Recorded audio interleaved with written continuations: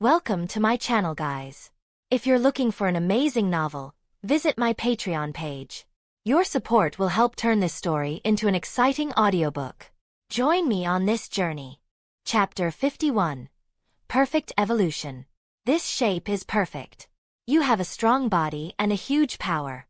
Alex looked at Hank, who was more than 2 meters away, and couldn't help nodding his head. It was pretty good. No. Alex. No. I want a human form. I don't want to become a blue-haired beast. Hank roared, depressed wildly. Just change it back. Didn't you realize that your ability can be turned on or off by itself? Alex waved his hand impatiently and said faintly, experience it for yourself. Can it be changed back? Great. Hank was surprised and delighted, sinking his heart, feeling his own strength, and then retracted the transformation of the blue-haired beast and transformed into a human form again. A healthy and strong young man with fair skin and bulging muscles. His feet are already normal, not like palms anymore. Wow! That's great! Alex, you are amazing! Hank yelled in excitement, and couldn't help but dance on the spot. Don't you feel cold? Get some clothes, man. Alex looked at Hank, who was left with only the last piece of fabric, and Hank realized that when he became a blue-haired beast, his clothes had burst. At this moment, he was transformed into a human form again, with only a few rags left on his body, and the underpants that had been stretched a lot, still hanging on his body. Fuck! Hank fled in embarrassment. Darwin, this is yours. Alex threw a bottle of colorful potions at Darwin.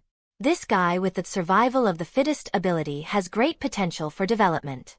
It's a shame that Sebastian killed him in the original book. Alex absorbed and strengthened this ability of survival of the fittest. Basically, as long as he was not killed instantly, he could quickly adapt to the current environment and become the most suitable form for survival.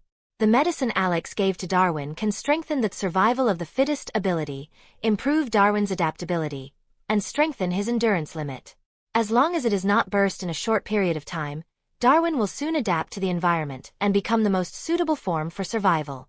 Compared to Alex, it was a lot worse. Alex, this is yours. Cyclops' elder brother, Alex. His laser power is uncontrollable. The potion should be able to directly strengthen his laser power in the palms of both hands. Raising a laser cannon, it's very exciting. Dragonfly, you use this. The wings of a dragonfly can be transformed into a tattoo and blended into the body, without special disguise. The gene strengthening of the system should strengthen the dragonfly's attack power and further strengthen her ability to breathe fire. Thank you, Alex. Dragonfly blew a kiss to Alex, which immediately aroused the hostility of the 3 women. On the contrary, Dragonfly didn't care at all. This is for Sonic. This gene strengthening agent can help Sonic completely control its own ability, and can even emit ultrasonic waves, infrasound waves, detection ability, and increase attack power. Others also received the strengthening potion developed by Alex, which made up for their ability defects and further their strength. Familiarize yourself with your own strength first. Note that you can only practice with a minimum strength, and you are never allowed to use your full strength. Otherwise, this house will be demolished by you, Alex warned, and dismissed the extremely excited and cheerful mutants. Honey, Raven whispered, pointing to the bedroom. Alex was very refreshed and looked at the time. At this point in time, Charles and Eric probably have already asked Sebastian's plan. Sebastian. He wants to start a nuclear war. After reading the memories of Hellfire Club members and seeing Sebastian's plan, Charles turned pale.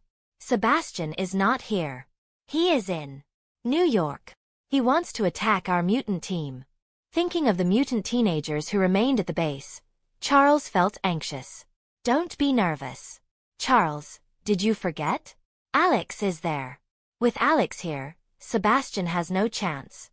Hearing this, Charles came back to his senses, smiled, and said, now let's go back. Maybe we can still see a good show. End of this chapter.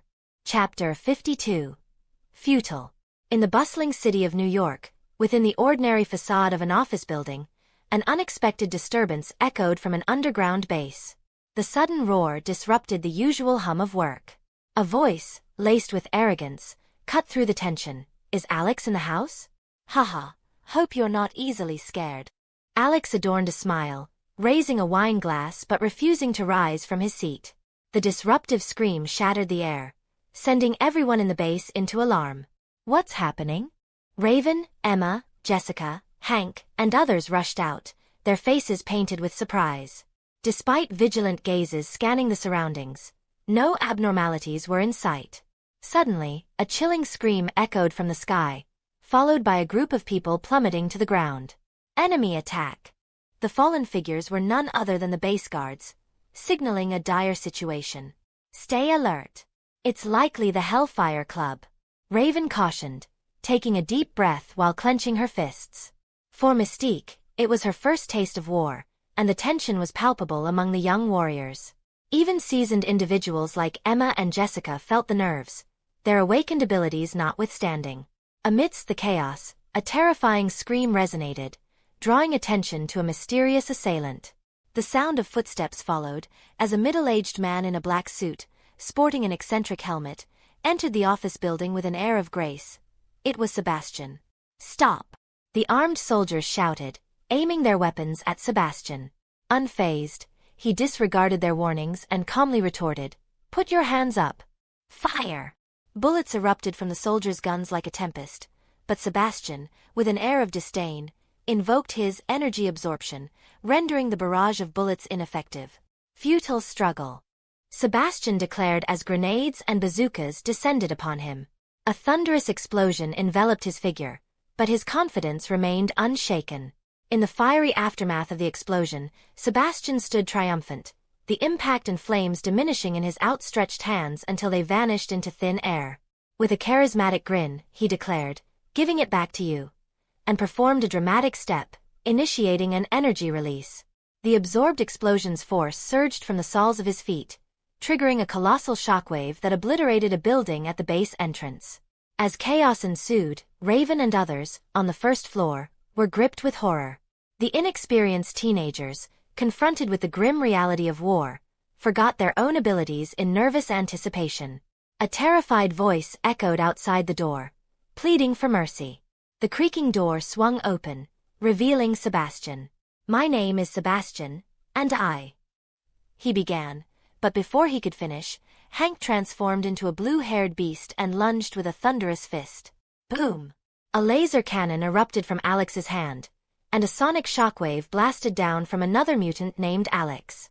However, Sebastian merely smiled, unaffected by the barrage of attacks. His ability to absorb kinetic energy rendered him impervious. In a swift and mesmerizing display, the Red Devil teleported, stunning mutants with the hilt of his knife. Despite their best efforts, the mutants found themselves outmaneuvered and defeated. Witnessing the chaos, Alex sighed, realizing that improving abilities alone wasn't sufficient. Combat experience and skills were equally crucial. Frustrated, he pondered whether he had adequately explained Sebastian's abilities and lamented the lack of teamwork.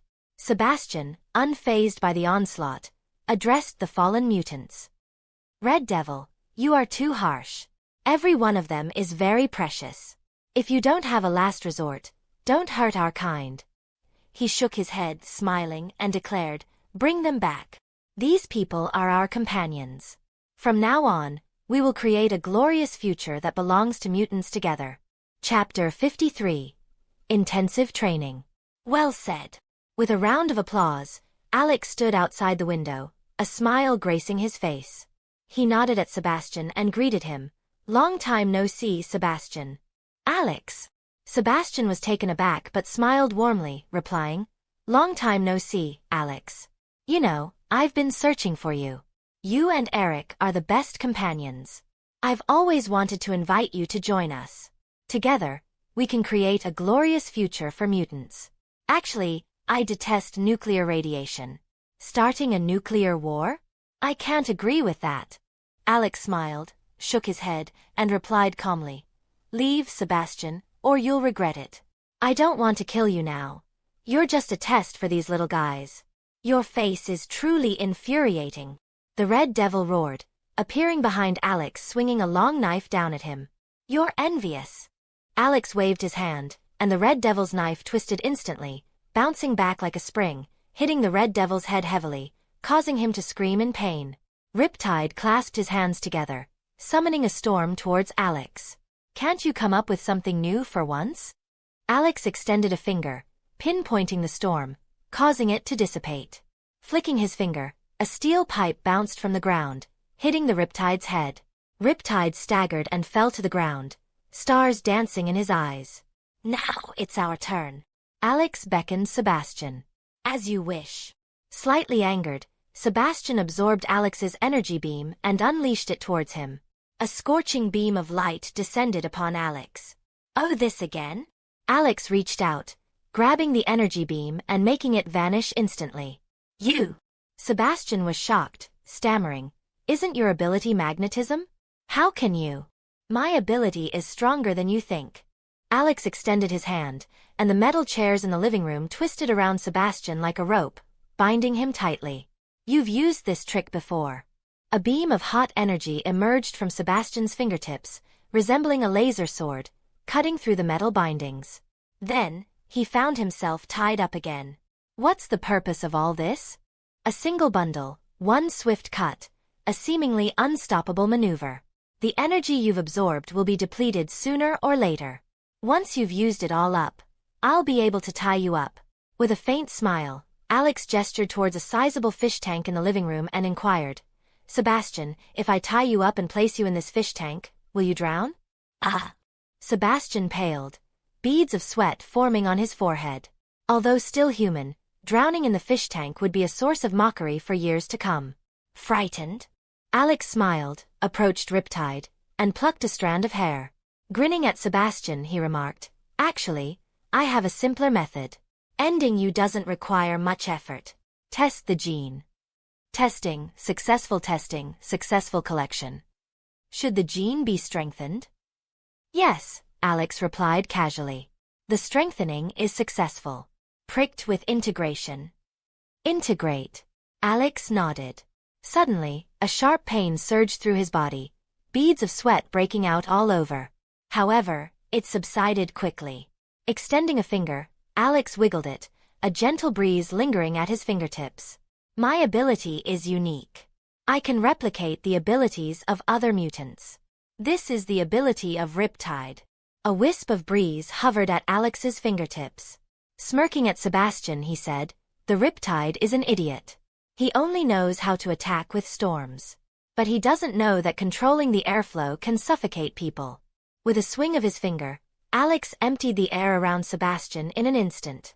Sebastian clutched his throat, desperately trying to escape the airless area. However, no matter where he ran, Alex evacuated the surrounding air.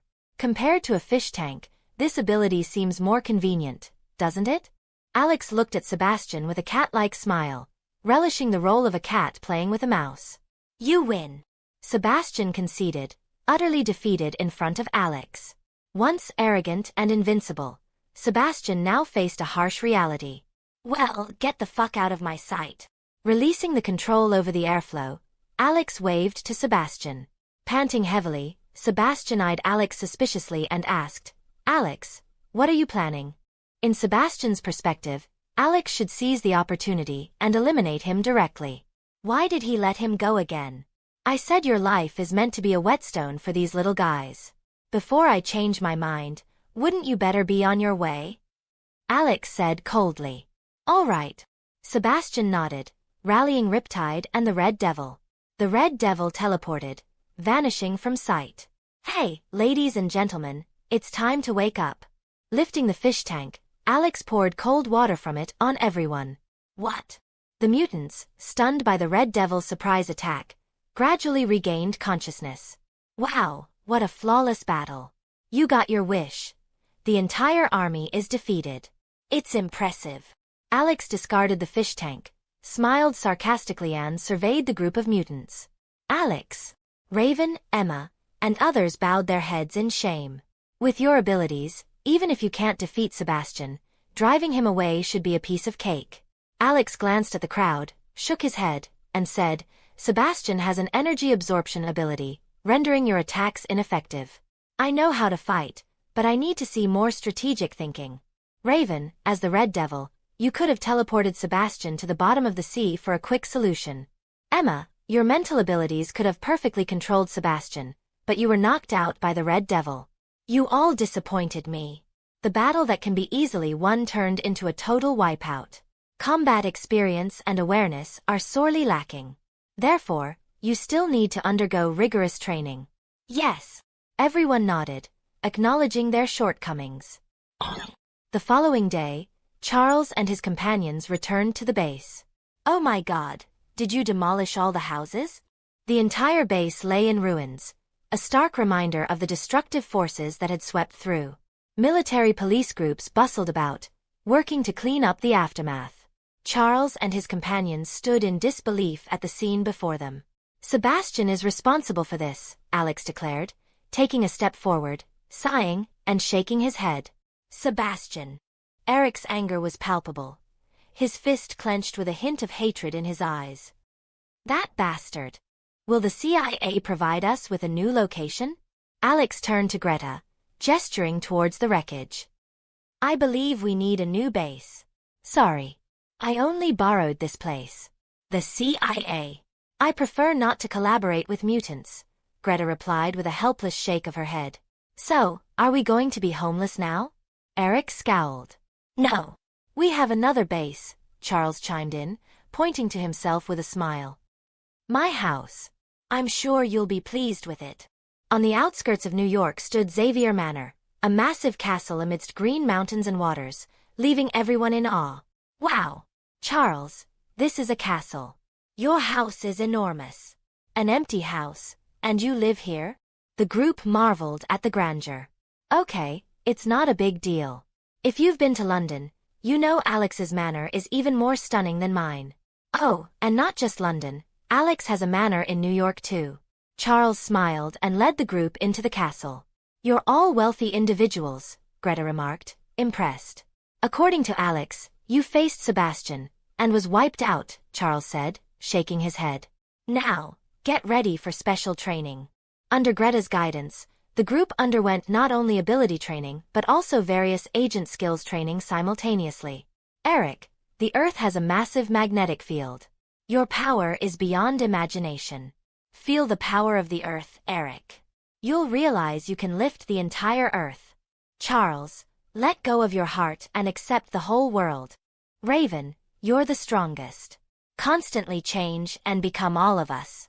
Familiarize yourself with the power of each. Your task is the heaviest. Emma, you have spiritual power, and so do you. Jessica, your ability is more than that. Create more and stronger energy balls. Practice more. The intensive training had officially begun. End of this chapter. Chapter 54. Save the world.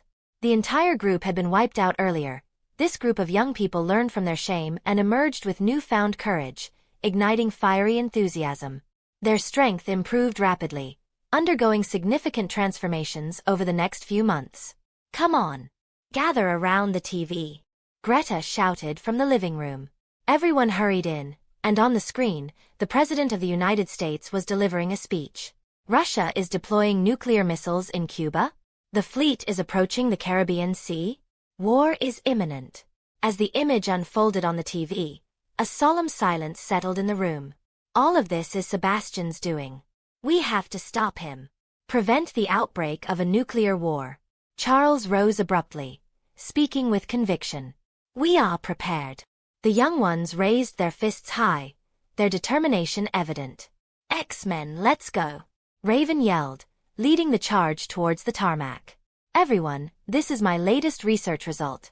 The supersonic fighter. Hank proudly stood next to a large plane. Not bad. At least it's a swift mode of transport. Charles nodded, boarding the plane with everyone. Head for the Caribbean. X-Men, let's save the world. Launch. The dark green painted plane cut through the air, soaring into the sky. Caribbean Sea. In the expansive waters, a freighter braved the wind and waves, sailing north towards Cuba. The cargo ship carried the nuclear missiles intended for deployment by Russia. Ahead on the sea, a massive fleet lined up in battle formation, countless barrels pointing at the freighter, awaiting verification. Behind the freighter, another fleet positioned itself. Thick barrels were directed towards the fleet ahead. Warning. Crossing the blockade is equivalent to declaring war. On the United States battleship, a cacophony of tweets filled the air as the crew directed their messages at the approaching freighter and the Russian fleet. Despite the uproar, the freighter showed no intention of halting its advance. Prepare for battle. The resounding battle alarm echoed through the ships as both fleets braced for combat, the imminent flames of war ready to engulf them. Commander. Just received orders from headquarters. Operation cancelled. Operation cancelled. A sudden turn of events halted the unfolding conflict as the Russian fleet received a crucial order. The operation, including the deployment of nuclear missiles in Cuba, was cancelled. Polaris. Cease action. Cease action. Halt your advance. Urgent messages were dispatched to the freighter, demanding it to stop, but the vessel remained undeterred, forging ahead. What's happening? Why isn't Polaris following orders? The Russian fleet commander, bewildered, quickly relayed the information to the United States fleet, emphasizing the loss of control over the Polaris. Hold your fire. Hold your fire. Humph. Save your tricks for the gullible. The United States fleet commander was unwavering, ordering, prepare for artillery fire. Once Polaris breaches the blockade, open fire immediately. Charles, what's the situation below? Roar's aircraft pierced through the clouds, and Greta, witnessing the tense situation, urgently sought information from Charles. The Red Devil. The Red Devil has taken control of Polaris.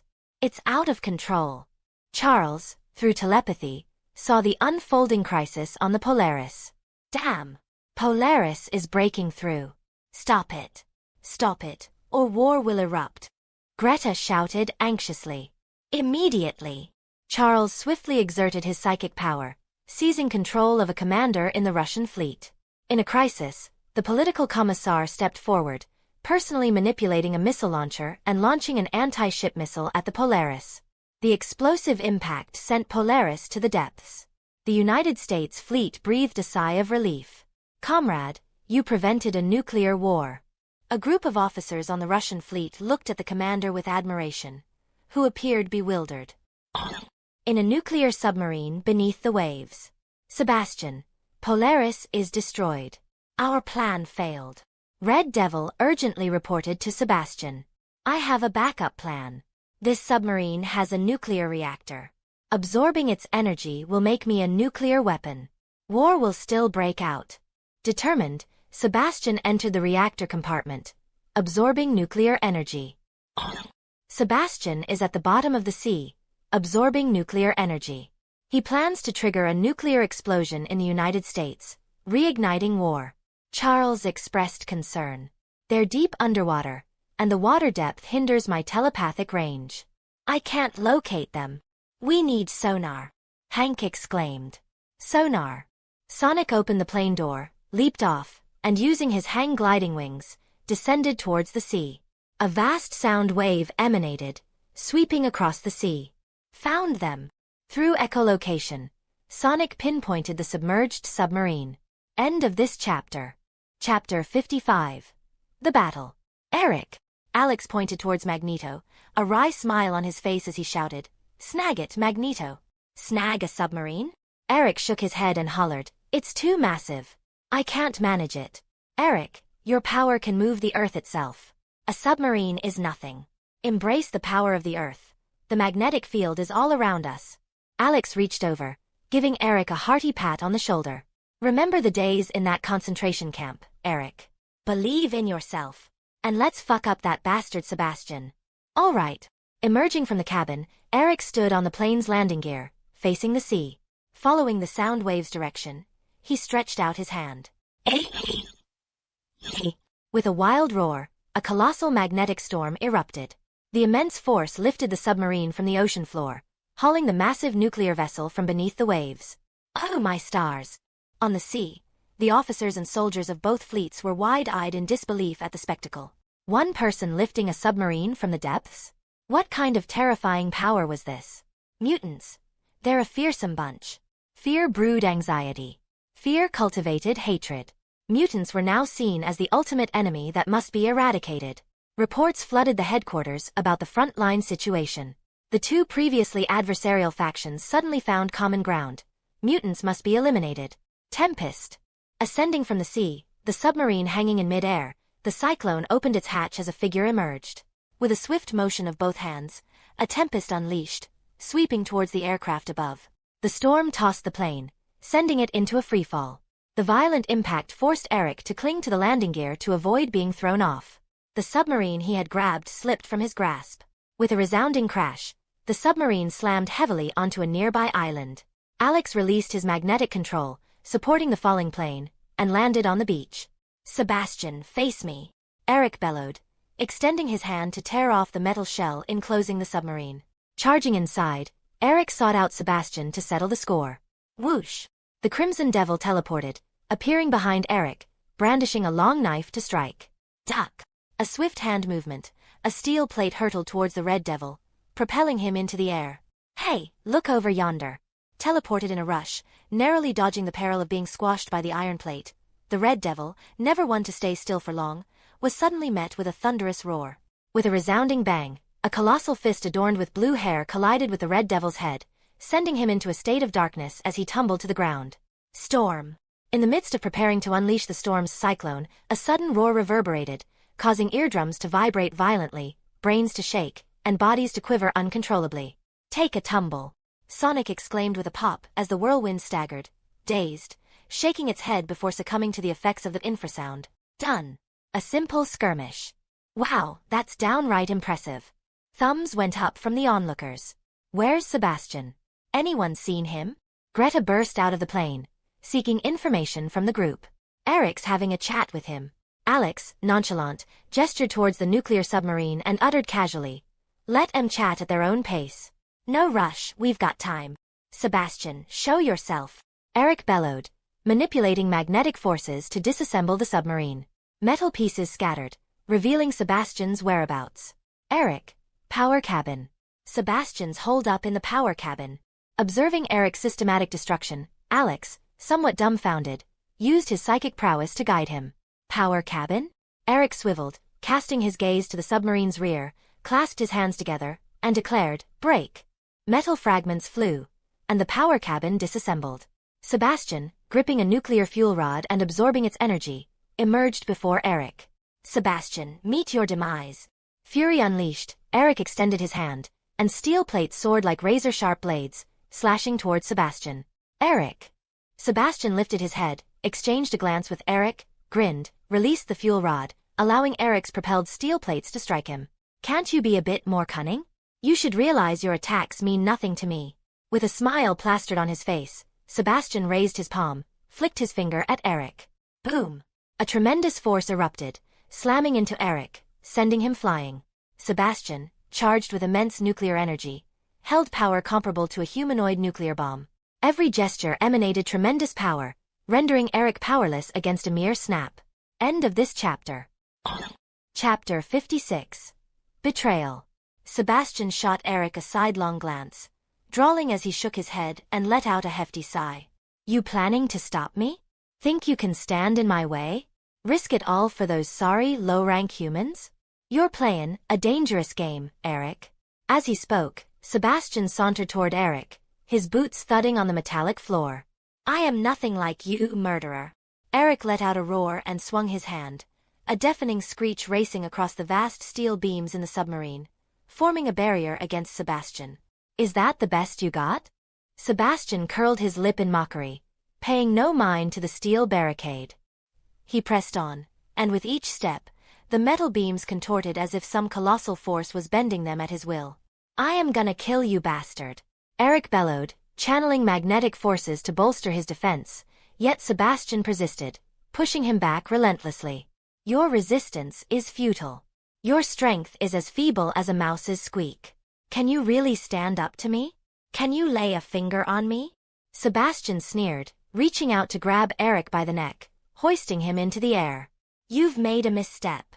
I don't need to harm you at all." Eric, suspended by Sebastian's grip, showed no sign of fear. Instead, a smirk graced his face. "All I need to do is snatch that fancy helmet of yours." Huh. Sebastian was caught off guard as a cable snaked behind him, yanking his helmet off in a swift motion, exposing his head. A torrent of psychic power flooded Sebastian's mind, rendering him under Charles's influence in an instant. Helpless, Sebastian hung mid-air, petrified by the mental stranglehold. Eric shot a triumphant look at Sebastian, his tone filled with anger. "Go to hell and answer for your sins." With a sweeping gesture, a steel pipe shot forth, puncturing Sebastian's skull. Sebastian, in the grip of psychic domination, couldn't muster the use of energy absorption. Eric swiftly put an end to him with a single decisive blow. Charles clutched his head, unleashing a tortured roar as pain coursed through him. Charles bore Sebastian's agony as if it were his own. "This initiative is yours to seize control of Sebastian." A sly grin played on Alex's lips as he concealed his delight. "You want control, yet you hesitate. Feeling the weight now, aren't you? Eric, don't succumb to the shadows of hatred." "Eric." Charles sensed an unsettling shift in Eric's actions and moved to intervene, only to discover that Eric's thoughts were now beyond his reach.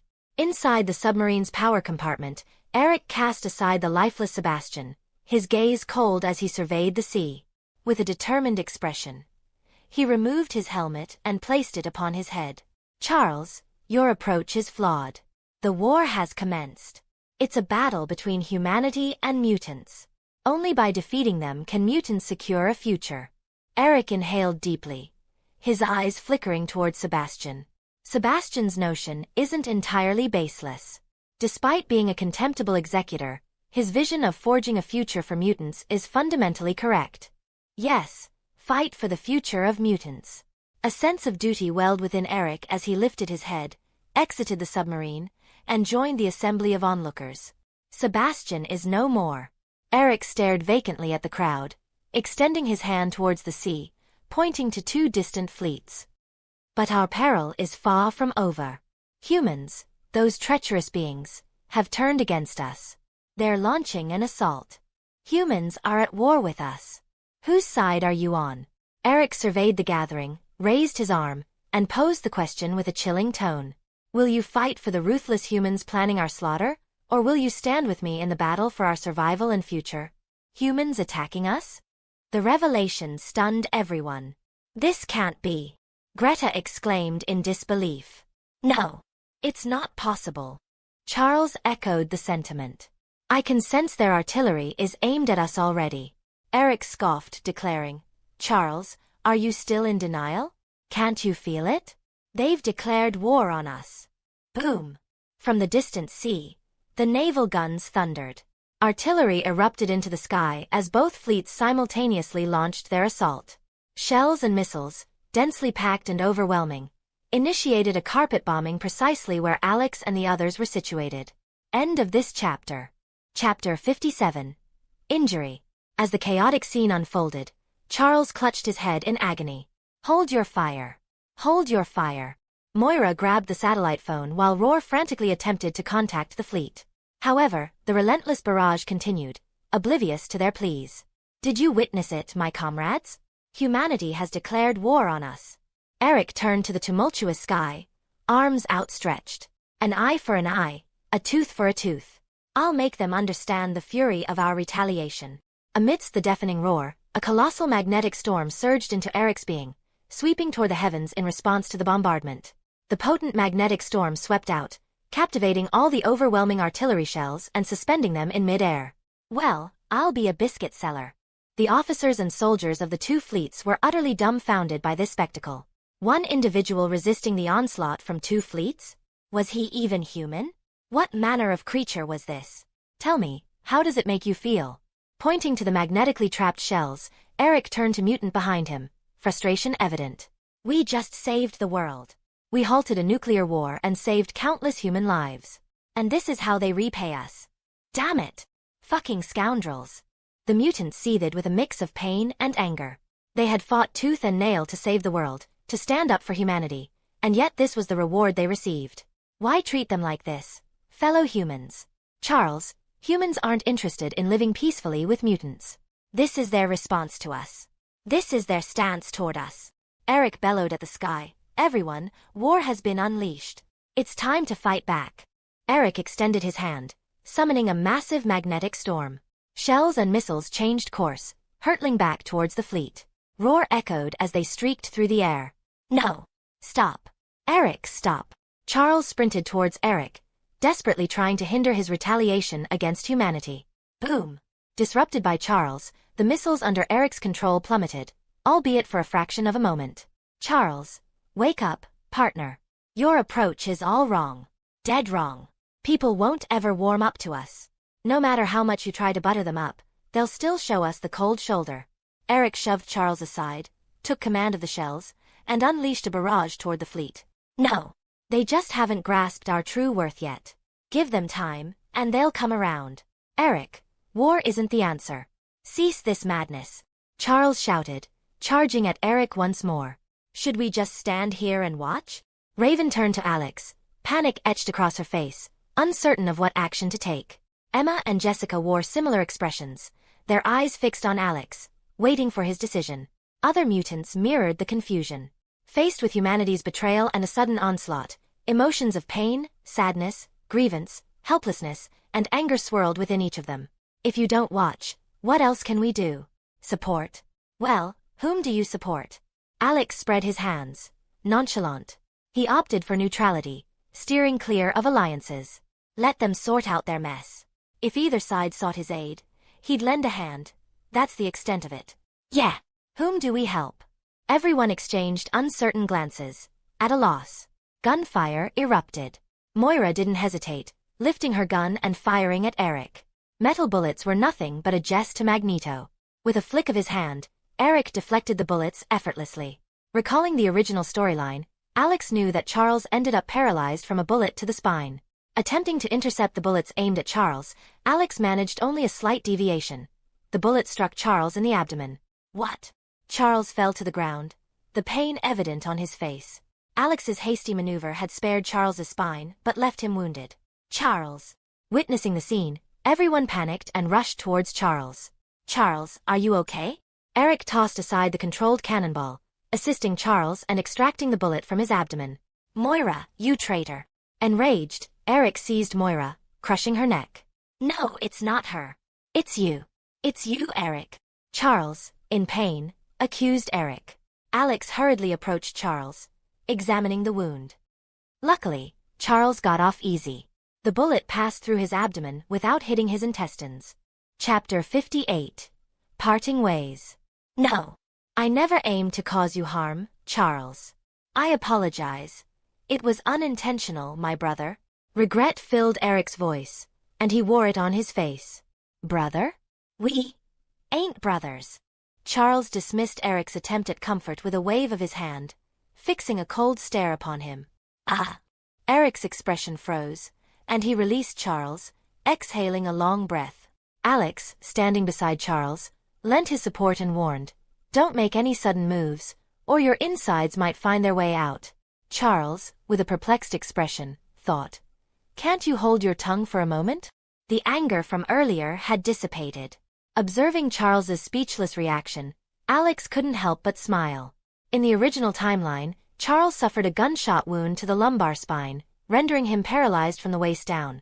An unfortunate turn of events that impacted not just his mobility but also his dignity, with involuntary loss of bodily functions.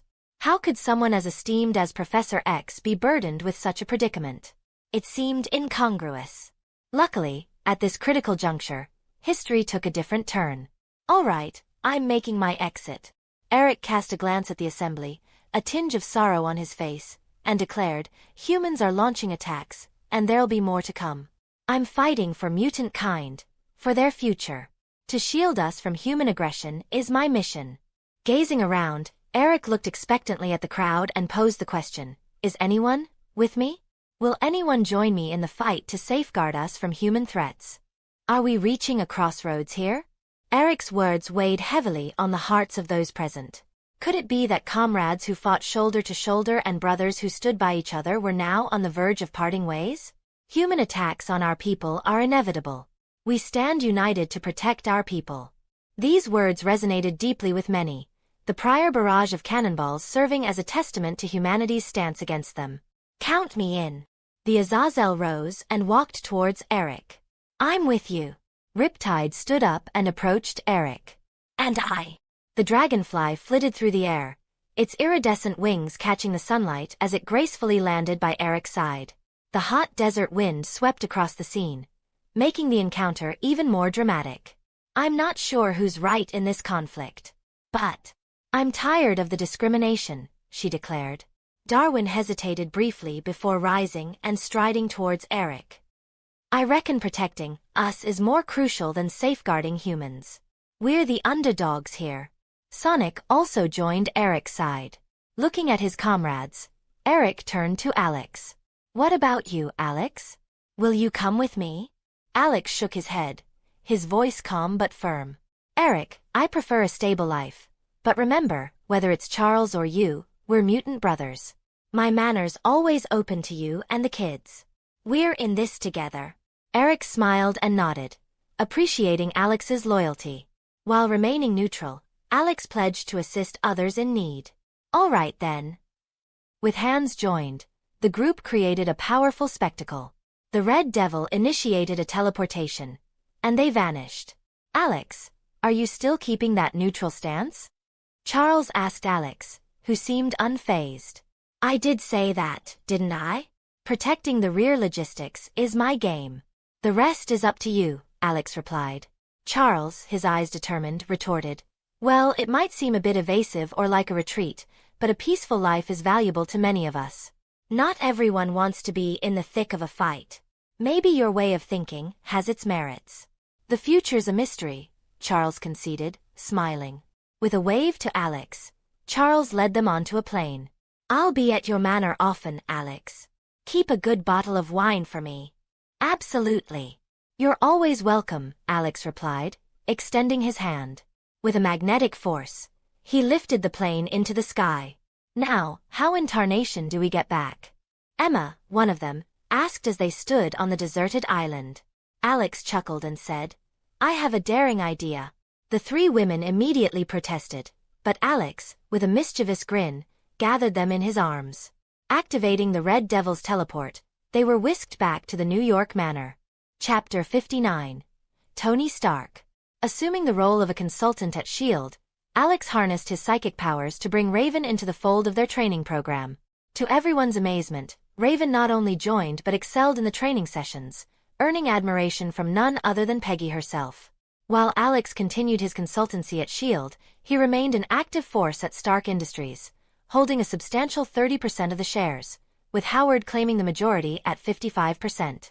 Alex's unique blend of a sharp mind and insights into future technologies, combined with memories from past lives, became the driving force behind the company's success.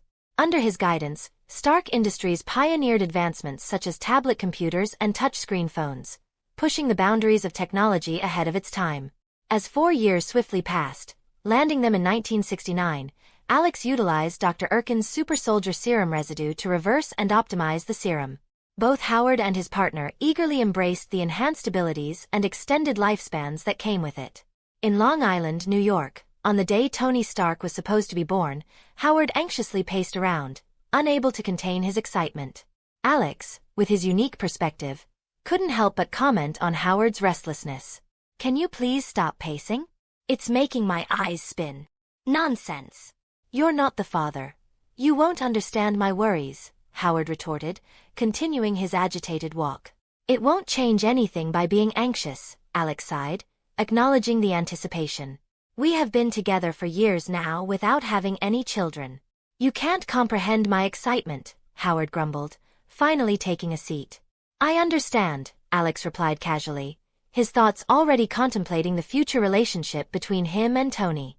Should Tony regard him as an elder brother or an uncle? Suddenly, the operating room lights dimmed, and a blonde nurse emerged, delivering the good news. It's a boy, Mr. Howard. Mother and child are safe. Ha ha ha. Fantastic. Howard rushed into the operating room with exhilaration. Alex followed, entering a realm of contemplation about the evolving dynamics between him and the newly born Tony Stark.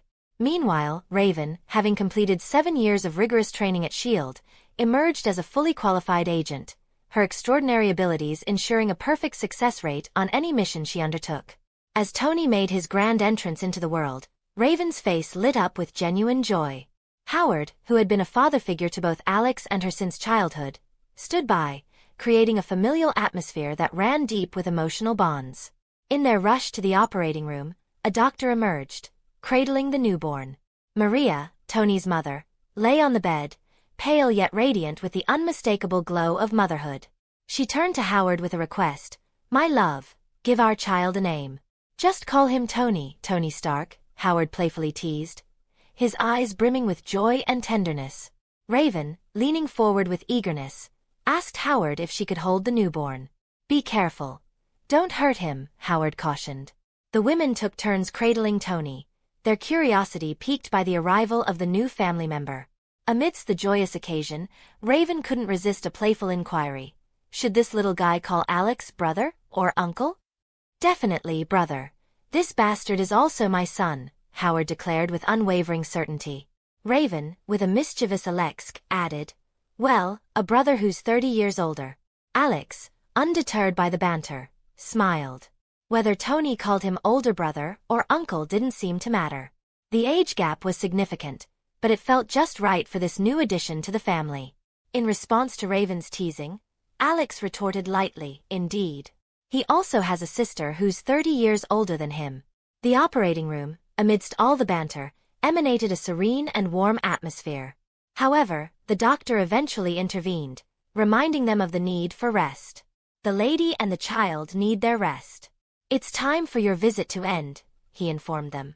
Reluctantly, the group walked out, realizing that the joyous visit had to come to an end, at least for now.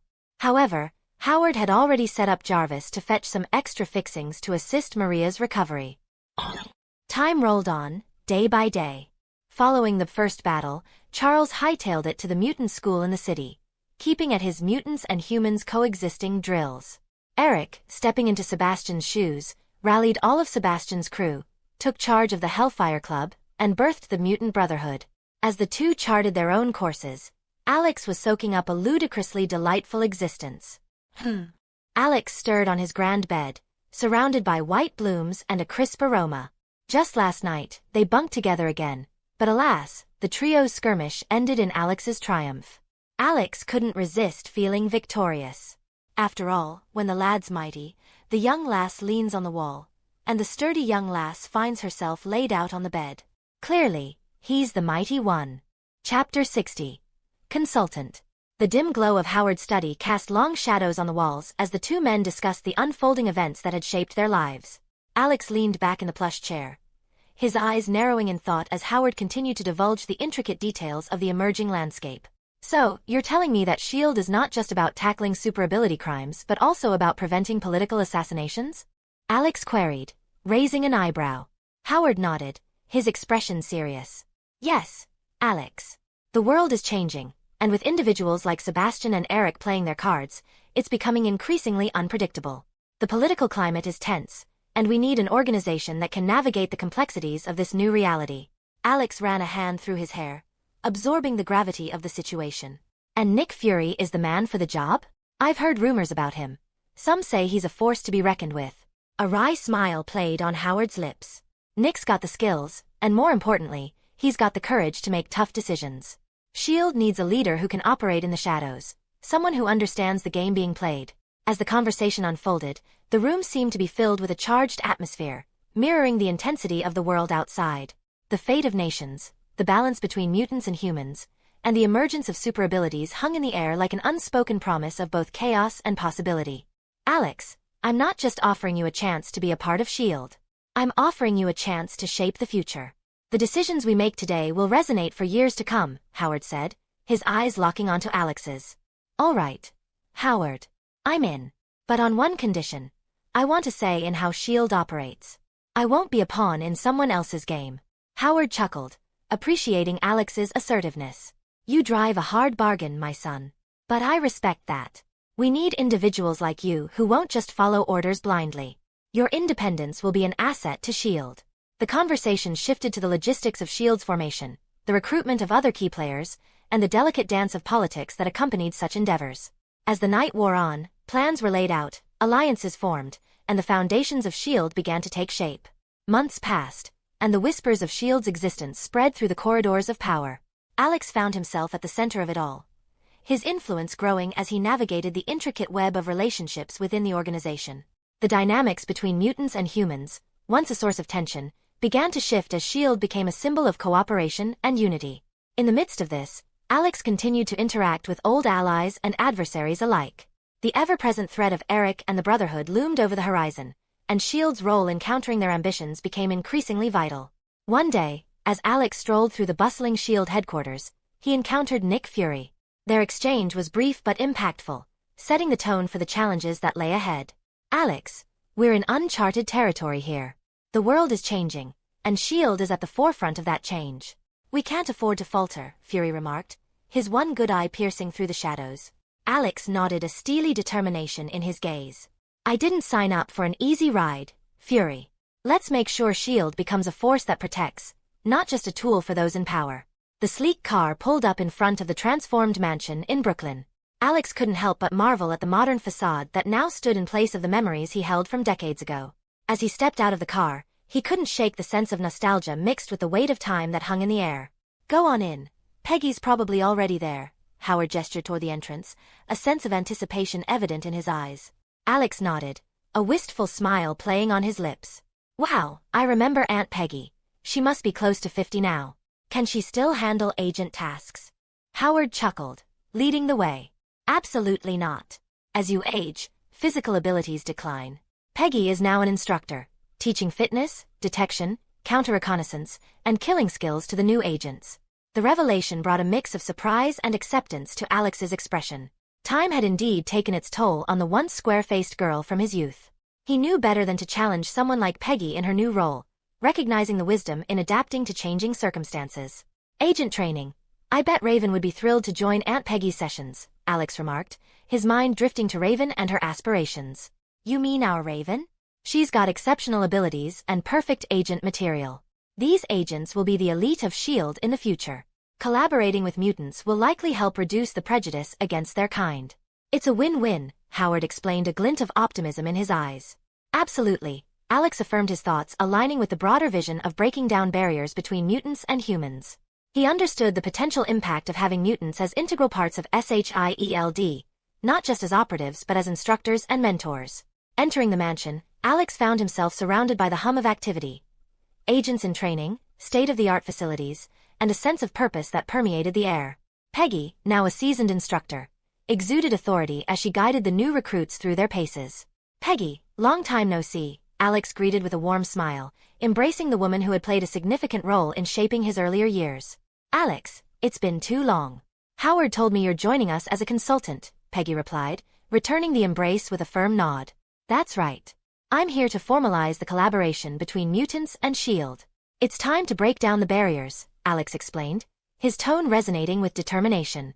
Peggy's eyes sparkled with approval. I always knew you'd be a force for change, Alex. Welcome to the team.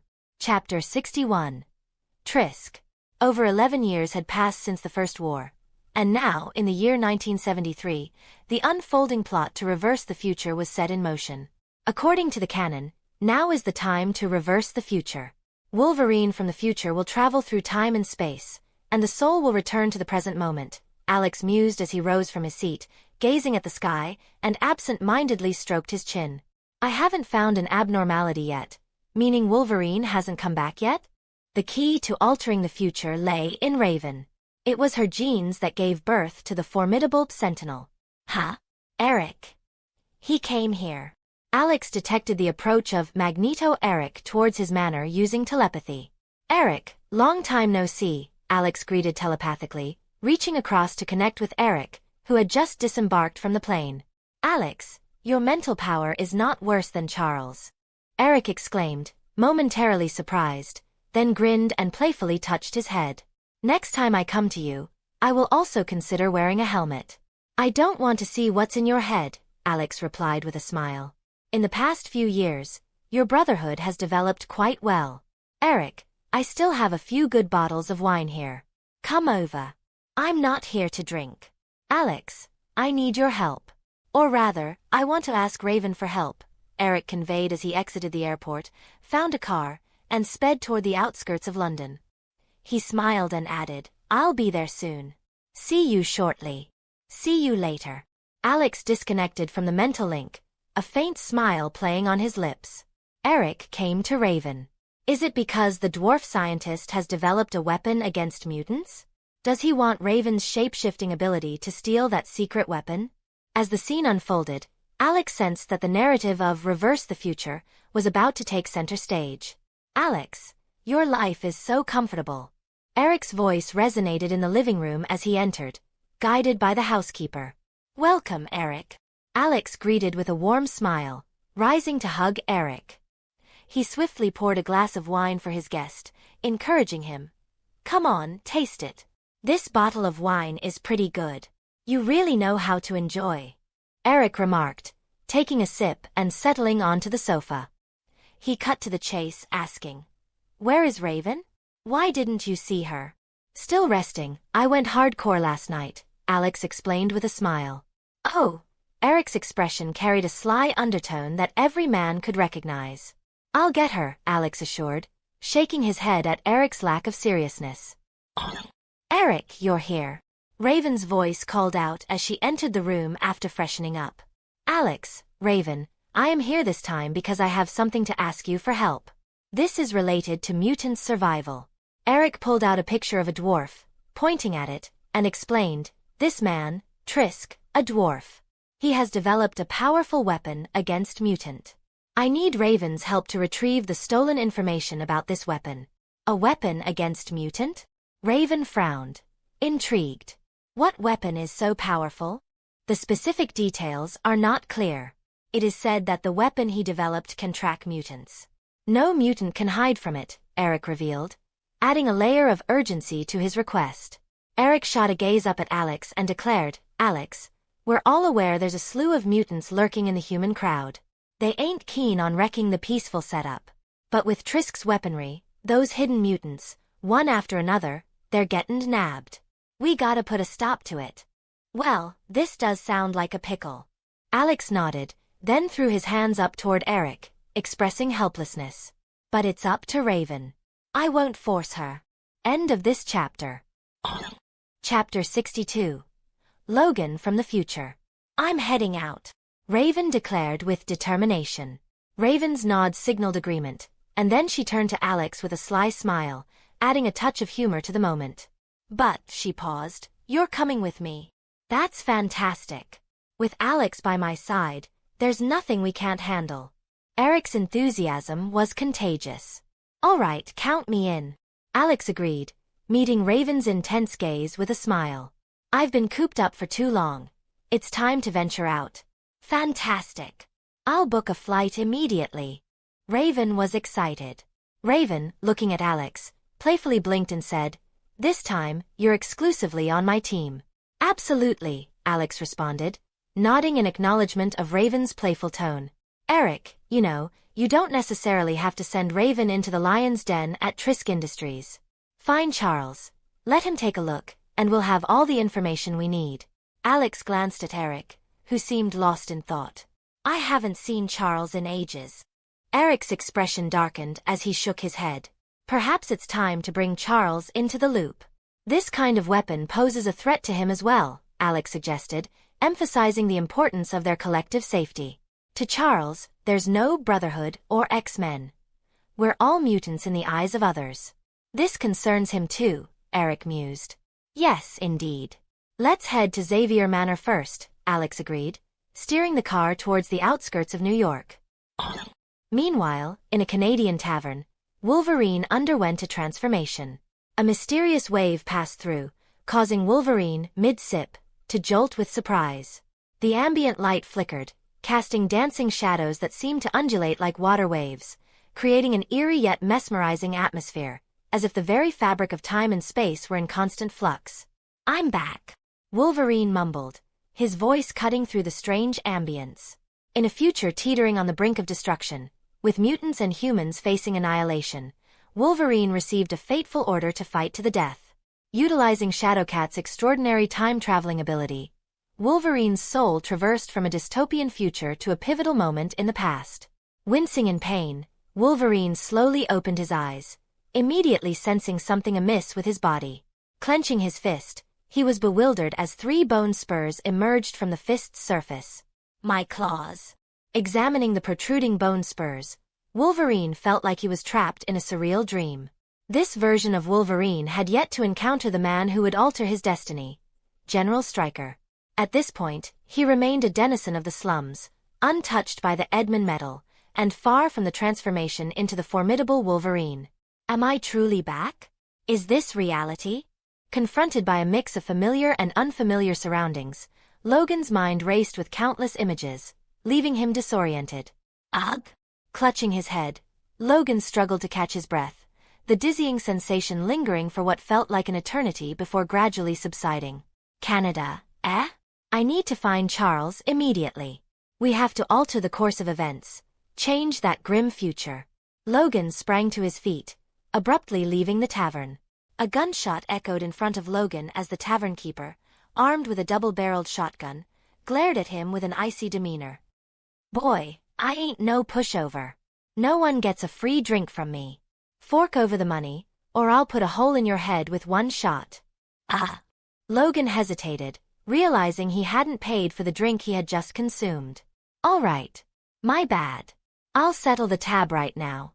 Reaching for his pocket, Logan's face fell as he discovered it was empty. Not a single copper coin in sight. Well, ain't this just my luck? In the harsh reality that befell the valiant fighter dedicated to salvaging the world and altering its course, a devastating blow was dealt. Hey, can't you put it on credit or something? Logan pleaded, casting a desperate look at the grizzled tavern keeper. No cash? Well then, strip down and scram. The tavern keeper's gruff demand echoed through the dimly lit establishment. Logan's worn leather jacket hardly held much monetary value, yet this was the harsh penalty imposed by the unforgiving fellow. Running out into the icy wilderness without any clothes would undoubtedly result in a bone-chilling experience. Apologies, but I'm on a mission to save the world. Logan managed a rueful smile before swiftly making a hasty exit. It was too embarrassing to embark on a quest to save the world while in the buff. A thunderous sound followed. The tavern keeper fired a shot into the air, the barrel aimed not at Logan but at the heavens above. I'll be back to settle the debt. Logan shouted as he fled, his departure marked by a resounding boom. You scoundrel. Next time I see you, I'll bash your skull in. The tavern keeper's angry tirade echoed after Logan as he disappeared into the distance. And so, the hero destined to alter the future began his journey, but the path was anything but smooth. End of this chapter. Chapter 63. The Sentinels. As Logan made his daring escape, Alex's trio found themselves at Xavier Manor on the outskirts of New York. Charles, did you really open a school? Alex inquired, surprised by the lively scene unfolding before them. Upon arriving at Xavier Manor, they were greeted by the sight of children joyfully running around the estate, their laughter filling the air. With his alterations to the plot, Alex ensured that Charles did not face the challenges of hemiplegia, did not descend into despair, and did not abandon himself. Welcome back, my friend. What brings you to my manor today? Charles emerged from the building with a warm smile, standing at the gate and extending a friendly wave. Long time no see, Charles. Alex greeted him warmly, exchanging a friendly gesture with Charles. Alex admired the school. Your school is impressive. It's a pleasure to see you all, Charles responded, delighted by the unexpected visit. I still have some wine in my manor. You haven't graced us with your presence in years. I'm usually the one visiting you, Alex teased, his tone light. Apologies, my friend. It's quite a task looking after these children. It requires a considerable effort, Charles explained, gesturing toward the playing kids. Glancing at Eric, Charles sighed faintly. It's good to meet again, old friend. Yeah, we finally reunite, but unfortunately, the news we bring isn't pleasant, Eric conveyed, shaking his head. Charles, war is on the horizon. Humans have developed weapons specifically targeting us. They're gearing up to attack us. Weapons against us? Charles summoned Hank and Sunmers as they moved to the living room. As Eric shared the unsettling news, the atmosphere grew tense, and the expressions on everyone's faces turned grim. Trisk Industries? Mutant detectors? Sentinel's defense plan. Charles's face mirrored the concern, matching the gravity of the situation. This is the information Alex uncovered using his psychic abilities. Eric pointed to the materials on the table, his expression serious.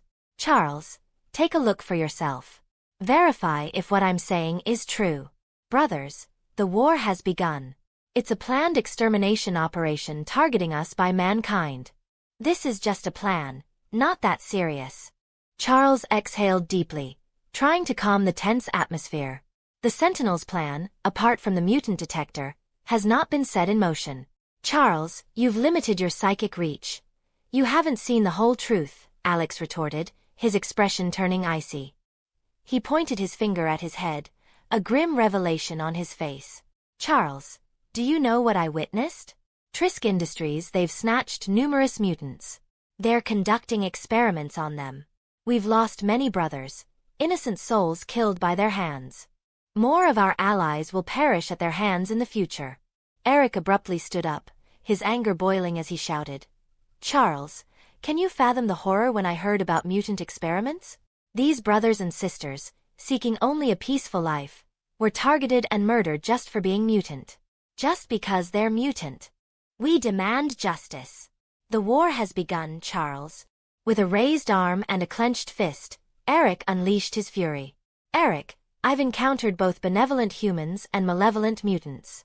Trisk only represents himself, not the entirety of humanity. Charles countered, shaking his head.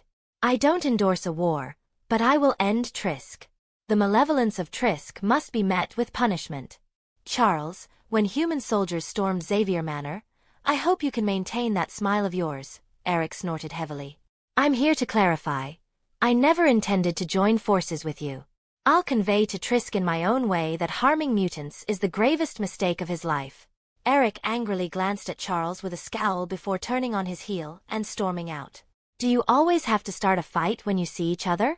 Raven sighed, shaking her head in exasperation. Charles, advocating for peaceful coexistence with humans is one thing, but can you make them see things your way? I will, Charles asserted, his expression unwavering. I will make humans embrace mutants. Humph! Raven snorted, reclining on the sofa, her discontent evident. Charles turned to Alex, seeking his opinion. Alex, what's your take on this? In the eyes of the neutral, if you leave me be, I'll do the same. But cross me, and I'll make sure you regret it, Alex replied nonchalantly. Whether Trisk represents an individual or the entire human race, using us as experiments and causing their deaths is unacceptable. I'll make them understand the consequences. I aim to provide us with a stable home, Charles concluded, setting the tone for his mission. End of this chapter. Chapter 64. The Tragic Future. We share the same goal of holding Trisk accountable. However, I'm reluctant to drag innocent people into this war. Many civilians are blameless, and we must not harm them, Charles sighed deeply. Yes, civilians are innocent. Unfortunately, this world has seldom been led by civilians. Alex shook his head. Charles, civilians often don't have a choice. The government could easily blame us for everything, turning those innocent civilians into a mob attacking mutants out of rage. What will you do then? Alex illustrated his point by picking up a pencil from the desk, standing it upright, and continued, Charles, consider this. Since World War II, what has ensured global peace? Nothing but the nuclear bomb. Adequate deterrence is necessary to maintain peace. We must demonstrate our strength and make them aware that any attack on mutants will result in the detonation of a nuclear bomb. It's a guarantee for mutant safety. Alex proposed. Charles fell into silence. Eric will be that nuclear bomb. As long as he doesn't actually detonate, he can secure a period of peace for us. Meanwhile, I, with the support of SHIELD and Stark Industries, will work on integrating mutants into society. Perhaps as legislators or governors, to change people's perceptions about mutants. Alex revealed his plan. Perhaps you're right, Charles conceded, a sense of inevitability settling between them. Magneto and Charles, each playing a different role. One advocating confrontation, the other diplomacy. Was this the future pattern? Professor. Someone is looking for you. A student called Roar from outside the living room. Soon after, a formidable figure pushed open the door and entered the room. Ah, you. As the burly man entered and laid eyes on Alex sitting on the sofa, a visible shock spread across his face. Turning pale, he instinctively considered making a hasty retreat. Logan. Charles, surprised by Logan's sudden appearance, turned to Alex with questioning eyes. Is this what you meant? Did you anticipate he'd show up sooner or later? In the first battle, Charles and Eric approached Logan, only to be summarily dismissed with a curt "fuck you" before they could finish their sentence. Subsequently, Alex sought out Logan and subjected him to a severe beating. Are you scared of me? Alex taunted, a smile playing on his lips as he gazed at Logan.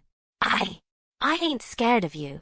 Logan mumbled, visibly shrinking at the memory of the brutal thrashing he endured. Logan, you've come to me for... what exactly?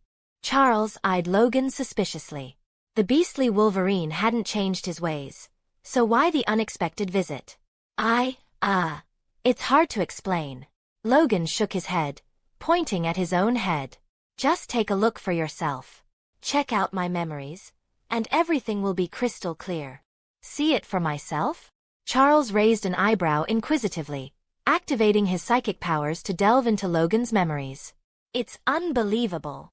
Witnessing Logan's memories, the glimpse of a tragic future, a world on the brink of extinction where both humans and mutants faced annihilation, Charles jumped in astonishment.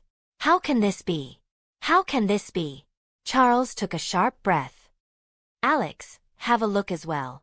Raven, get Eric back immediately. We're in deep trouble. Trouble? Raven observed Charles in a state of panic, an unfamiliar sight, prompting her to hastily leave the room in search of Eric, who strode away in anger. Returning from the future to the present? How dire is the future? Alex questioned, his brow furrowed upon witnessing the bleak images within Wolverine's memories. Swiftly employing his psychic abilities, Alex reached out to Emma and Jessica. This must be halted. It must be stopped. Charles, visibly distressed, trembled as the gravity of the situation weighed on him, causing concern for those he cared about. Hold on, you're saying Raven is the linchpin in all of this? Alex, deep in thought, touched his chin and directed his gaze at Wolverine. In your future, Trisk obtained Raven's genes, ultimately creating the true Sentinel. Now, how did Trisk manage to acquire Raven's genes? Raven trailed alongside Alex, skeptical of Trisk's abilities. Despite Trisk's advancements, Eric alone could seemingly counteract his mutant detector and initial robot. There's no guarantee that Raven won't get hurt. And there are various ways to obtain her genes, hair, or even during her monthly cycle, Logan interjected, turning his head with a cold resolve. So, cutting off this possibility at the source is the key. The source? Alex shot Wolverine a stern look, his expression cold. Logan, you better not entertain such thoughts, or you'll your end, even with your regenerative healing factor. No one dared to lay a hand on Alex's woman. End of this chapter. Chapter 65. Logan vs. Raven. Do you know what I think? Logan snorted. His expression darkened. I heard you talking about me? As Raven brought Eric into the room, Logan's frustration erupted. This is my idea, he roared, lunging towards Raven. 3 claws sprang from his fist, aiming to strike Raven with lethal force. Oh, you're quite brave. Alex shook his head, anticipating the impending clash and Wolverine's likely fate. Do you want to dance? Raven, undeterred, raised her arm. Her white, delicate fingers transformed, glowing a fiery red, resembling a blazing inferno. A powerful beam of light shot from Raven's hand like a laser cannon, colliding forcefully with Wolverine. What? Logan screamed as he was propelled backward by the impact. Had Raven not restrained her power, a significant hole would have marred Logan's chest. Raven's ability was not limited to shape-shifting alone. Over the years, her ability had evolved. Raven could now not only mimic others but also possess their abilities simultaneously. The recent enhancement allowed her to combine partial shape-shifting with other abilities. The laser cannon move Raven just executed was borrowed from Summer's abilities. How can you be this powerful? Are you still Mystique? How is this possible? I never knew Mystique had such power. Wolverine, lying on the ground, stared at Raven in shock, grappling with the realization that the world was evolving faster than he could comprehend. Wasn't Mystique only capable of changing appearances? Where did this newfound ability to unleash laser cannons come from? Why was it so different from the Mystique he thought he knew? The answers eluded him, leaving Wolverine bewildered in a world that seemed to be rewriting its rules. What's he planning? To fight with me? Darling, is there something off in this guy's brain? Raven seated herself beside Alex, her lips curling in a derisive Alex aimed at Wolverine. Absolutely. He's got a screw loose, and he's seriously unwell. From Logan's recent thoughts, Alex detected his intention to eliminate Raven outright, viewing it as a solution to the impending doomsday crisis. Sacrificing Raven for a potentially better future seemed worthwhile to Logan, considering the multitude of sacrifices foreseen in the future. If it were the previous Mystique, she might not have been up to the challenge. However, the current Raven had no problem taking on Wolverine. Hey, did you summon me back just to watch a brawl? Eric, perched on a chair, raised an eyebrow as he surveyed the scene. Oh, definitely not. Charles shook his head. Eric, I glimpsed a horrifying future in Wolverine's memories. Take a look. With a mere thought, Charles transmitted the visions he saw in Logan's mind to Eric. The future? The end? It's really like this. Eric leapt to his feet in astonishment, his excitement evident. I knew it. I knew it. These despicable humans are truly detestable. In Eric's perspective, the future's demise was solely due to human animosity towards mutants, resulting in the creation of menacing sentinels that ultimately obliterated the world. We must put an end to this. Charles regarded Eric with a solemn expression. The sentinel must never come into existence. It's simple. Eric sneered, tilting his head upward. Just kill Trisk. No. Wolverine scrambled to his feet and hastily intervened. In the future I've witnessed, Trisk has been killed. Yet, sentinels still emerge. Killing Trisk will only fuel human hatred towards mutants. They'll relentlessly research various weapons. The future remains grim. Huh? Your perspective sounds a lot like Charles's. A pacifist? A peaceful Wolverine? How intriguing. Eric's lip curled in a disdainful sneer. No matter how you want to prevent that future, Trisk must be the key. Everyone, Trisk is in Paris. Let's head there first. Simultaneously, Alex's psychic powers extended outward, sensing something. He lifted his head and addressed the group. Paris? Yes. The Vietnam War has ended, and the Paris peace talks are underway. Trisk intends to present his sentry plan at the Paris Peace Conference. Charles swiftly deduced the motive, urging, Go, let's head to Paris. The group wasted no time, boarding the plane crafted by Hank, hurtling toward Paris. Wait a moment, I'll bring Emma and Jessica. Their abilities have significantly improved. I believe they can be of great assistance to us. As Charles and the others settled onto the plane, Alex shouted. In an instant, his form vanished, and upon reappearing, Emma and Jessica stood before the aircraft. All right, our mission is to get Trisk. Let's go together. End of this chapter. Chapter 66. Charles' Resolve. How's the situation now? What are your plans? Alex inquired. Trisk intends to present the Sentinel's plan at the Paris Peace Conference, Eric explained as he took a seat. Clearly, it's an anti-mutant initiative. I believe we need to hit back hard and make a strong statement. We should crack down on this anti-mutant sentiment, deter them, and make sure they think twice before taking any further actions against mutants. That approach will only make things worse. Charles objected immediately. Based on the information Logan brought, the perceived threat from mutants is pushing humanity to invest more in developing weapons against us. This path leads to a grim future. I'm afraid I have to disagree with Eric's approach. Peace is the only viable solution. Kill them all. Anyone involved in studying or dealing with mutant weapons should be eliminated. Mutants should rule the world. There's no other way for our future. Eric persisted in advocating for an armed struggle. I see, Alex sighed, touching his chin. So, our main challenge isn't how to stop Trisk, but how to stop you two from tearing each other apart? Yes, Charles and Eric exchanged helpless glances. In reality, both Charles and Eric possessed the capability to eliminate Trisk and halt the Sentinels project effortlessly. The crux of the matter lies in their differing ideologies on how to achieve this goal. Eric insists on armed struggle, while Charles remains steadfast in his belief that peace is the only way out. With no room for compromise, a deadlock ensues. "Well, let me ask one question," Alex interjected, extending a finger. "Charles, currently, how many humans harbor hostility towards mutants?" "Not many. Most ordinary people are unaware of the existence of mutants. Those who are aware often hold a mild rejection.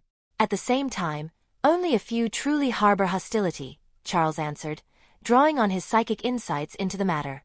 "I've got an idea, Charles. Since only a handful are hostile to mutants, we can change their minds. Your telepathy, my mind power, it's a breeze." Alex had always been perplexed by Charles's approach. Now that they knew some individuals were vehemently anti-mutant, why not directly modify their memories with psychic abilities? Why not change the situation outright? It's not a sustainable solution. Charles shook his head. If hostility toward mutants grows in the future, are we going to keep altering memories? Why not? It's better than a full-blown war between humans and mutants, right? While not an ideal solution, it seemed a lesser evil. Why not take this route? "Alex, your thoughts are dangerous. Every soul is free. We're not gods, and we can't manipulate others' souls." Charles was visibly angered by Alex's suggestion. "God?" Alex's eyes narrowed as he replied. "Charles, sometimes it's the only way to solve things. True, none of us is a god, but you've also witnessed the persecution of mutants. This is for the good of both humanity and mutants." Charles sighed, then shook his head. "Regardless, I won't agree to this. If you go ahead, Alex, I'll have to stop you." "Oh, interesting." Alex shrugged. As Charles and Eric continued their heated debate, Alex stared out the window. He pondered an incredibly straightforward way to gain access to Trisk Industries. Interrupting the ongoing program might halt the countries that witnessed mutant powers, but not those unaware. "Alex, what's your take on this?" Eric grabbed Alex's shoulder, demanding his attention. "Hey, what's going on?" Still dazed from a moment ago, Alex hadn't caught the details of Eric and Charles's conversation. "I mean, arguing won't get us anywhere, and no one can convince anyone. So, let's each handle this in our own way," Eric declared, rising to his feet. "I'll handle it my way. I don't want to waste time on pointless debates." "So, are we settling this between us through a brawl?" Charles sighed, glancing helplessly at Eric. "Eric, I'll stand in your way. Violence isn't the solution. But violence can be the answer to our problems," Eric retorted, turning away and exiting. Once again, the long-standing rivalry between the two ended in dissatisfaction. Shaking his head, Alex lamented the recurring conflicts between the former comrades. They used to be close friends. An idea struck him. Sighing softly, Alex found himself inclined to Eric's approach. Showing humans the power of mutants could be akin to nuclear deterrence, making them think twice. End of this chapter. Chapter 67. Trisk's Mutation. "Charles may believe in the freedom, but I beg to differ. While you two were debating, I've already sorted out the issues. No one is truly free, especially the weak," Alex remarked, gazing out of the window at the passing scenery. In Alex's perspective, the feeble are shackled by their lack of power. Faced with the oppression of authority, they have no meaningful choices. Strength, in Alex's eyes, is the key to genuine freedom. "Charles, Eric, are you still caught up in arguments about averting doomsday? I've just settled it for you." With a mere thought, Alex's psychic power swiftly located Trisk. The Crown Hotel in Paris. The backdrop for the Paris Peace Conference. At this moment, diplomats from around the globe congregated, witnessing the signing of a peace agreement between the United States and Vietnam, marking the end of the Vietnam War. Following the signing, an additional agenda unfolded. Trisk presented the Sentry Project to the assembled representatives. "Ladies and gentlemen, we gather here to witness the advent of peace. We celebrate the roar for peace, yearning for it and embracing love for peace. However, true peace remains elusive." Trisk, standing on the podium, delivered an impassioned address to the representatives of various countries. "Ladies and gentlemen, A new adversary has emerged. They wield extraordinary power far beyond our imagination. Their existence poses an immense threat to all of us. Trisk raised his arm, his excitement palpable. This enemy has just undergone a transformation. However, as a tremendous psychic force inundated Trisk's mind, he was abruptly silenced, unable to continue speaking. Are you trying to say that mutants are the ultimate enemy? Alex's voice echoed, cutting through the unfolding scene at the Paris Peace Conference. Alex's ethereal form materialized in Trisk's mind, wearing a faint smile as he gazed at Trisk. Who are you? Trisk stared in horror at the sudden apparition in his mind, a sense of dread coursing through him. Having dealt with mutants countless times, Trisk recognized that he was face to face with a powerful mutant. Who I am is inconsequential. Just know that you're a scientist who's passionate about mutation, studying the X gene with the goal of transforming yourself into a mutant, Alex stated casually, standing within the recesses of Trisk's mind. I want to become a mutant. I study mutants because I want to become one. Trisk's thoughts were manipulated by Alex. Scouring through his extensive collection of mutant genes, Alex found a suitable match, the mole's gene. It's just as simple as that. I believe a scientist resistant to mutants has now embraced mutation. TSK.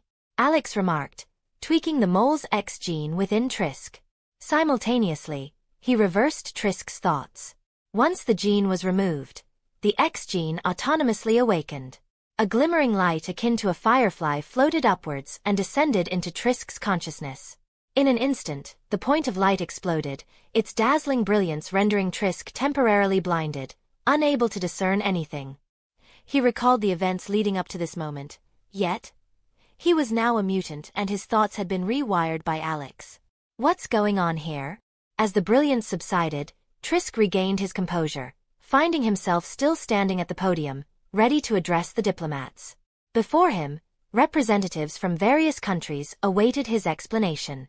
Dr. Trisk, the adversary you were talking about, what on earth is it?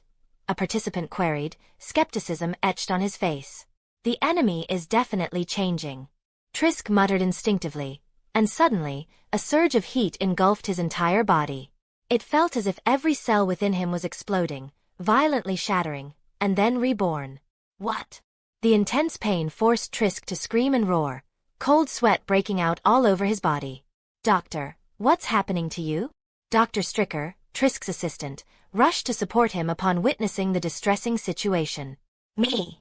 The severe pain came swiftly and departed just as quickly. After a moment, Trisk had recovered. Strength. Immense strength. At this moment, Trisk realized that his body had undergone substantial changes. Muscles throughout his body bulged like steel, height remaining the same, but the muscles now possessed extraordinary power. Trisk felt as though he could effortlessly smash through a wall with a single fist. Such power. Trisk stared at his hands, feeling the ground beneath him. With a light grip, he could break the very earth. Chapter 68. Stryker's Misery. Doctor, do you want to take a break? Stryker asked with concern as he looked at Trisk. No. I'm fine. Trisk dismissed Stryker's worry with a casual push, but the force behind it was unexpectedly powerful. Stryker, a physically robust individual, staggered back and collided with the wall. Doctor, you? Stryker was visibly shocked. Is this still Dr. Trisk? How could he possess such strength? Since you're okay, then continue telling us. What is this new enemy we're about to face? A representative from the conference inquired. Trisk hesitated. Now a mutant himself, should he persist in promoting the mutant threat theory and risk endangering himself? No, he thought. It can't be like this. The smarter the brain, the more one fears death. Trisk quickly weighed the consequences of pushing the mutant threat theory. What's the enemy? Delegates leaned in with curiosity. The new enemy is... Trisk paused, then swiftly concocted an alternative narrative. It's a mutated virus. Yes, a mutated virus. We know that viruses develop resistance to drugs. The more antibiotics we use, the more the virus mutates. If we continue this abuse of antibiotics, we'll face countless mutated viruses in the future. With a quick shift of his thoughts, Trisk found a reason for diversion. Cut. Mutated virus? Are you suggesting we should completely ban the newly invented penicillin? Dr. Trisk, if wounded soldiers on the Vietnam War battlefield hear your words, they'd tear you apart. Ha ha ha ha. Doctor, your sense of humor is truly something. The delegates laughed, dismissing the topic. They folded their documents, rose from their seats, and exited the conference hall, paying little attention to Dr. Trisk. Doctor, didn't we come here to promote the Sentry Project? We're an arms company. What does a virus have to do with us? Stryker, puzzled, looked at Dr. Trisk, unsure of the direction he was taking. Let go of the Sentry Project. It's a flawed idea, Trisk waved dismissively. The grand mutation is our future research direction. Mutated? A mutated virus? Doctor, are you thinking of a career change? Planning to dive into the pharmaceutical industry? We are a defense contractor. Arms are our research focus. Stryker appeared dumbfounded. Trust me, Stryker, mutation is the future. As Trisk felt the immense power surging through his body, he smiled inwardly, realizing that being a mutant might just be a good thing after all. At that moment, the conference hall's doors burst open. Trisk, your reckoning day has come. An enraged Magneto roared into the room, a powerful magnetic storm enveloping Eric's body. All metal objects in the hall shuddered violently. Stop. Eric, stop. Charles, accompanied by Hank and Logan, snarled as they pursued. Charles, you can't halt me. Trisk must meet his end today. The formidable magnetic storm roared, and numerous metal objects in the conference hall levitated, transforming into razor-sharp blades thrusting toward Trisk. Trisk swiftly plunged both hands into the ground, almost instantly vanishing beneath the surface. The blades Eric manipulated all stabbed into the ground, failing to harm Trisk, who had safely retreated below. Wait, you've got it all wrong. Trisk emerged from the ground and hastily shouted. What's going on here? Seeing how effortlessly Trisk dug a substantial hole, Eric stood there, utterly astonished. Trisk is a mutant? Trisk. Unexpectedly. Actually, a mutant. Asshole. Trisk. You asshole. Eric's anger erupted as he pointed accusatorily at Trisk. Trisk, you're obviously a mutant too. Why kill our own? Why? Trisk is a mutant? How is that possible? Wolverine couldn't comprehend it. The Trisk he knew wasn't a mutant. What is happening? Is this still the past he knows? Or has he ended up in the wrong place? The Mystique he knew, Charles without a wheelchair, and mutant Dr. Dwarf Trisk. None of these elements existed in the future he remembers. Shadowcat, where did you send me? This isn't where I'm supposed to be. You sent me to the wrong place. Wolverine lamented internally. What's happening? Doctor, what's the situation? Weren't we supposed to fight against mutants together to protect humans? You're such a great leader. Unexpectedly you too are a... Stryker was dumbfounded. His idol had crumbled, his life beliefs shattered, leaving him soulless and uncertain about the future. End of this chapter. Chapter 69. The dramatic ending. No. This can't be true. Stryker erupted in wild roars, resembling a headless fly as he rushed out of the room. In his frenzied state, the ever-resilient Stryker collided with Logan.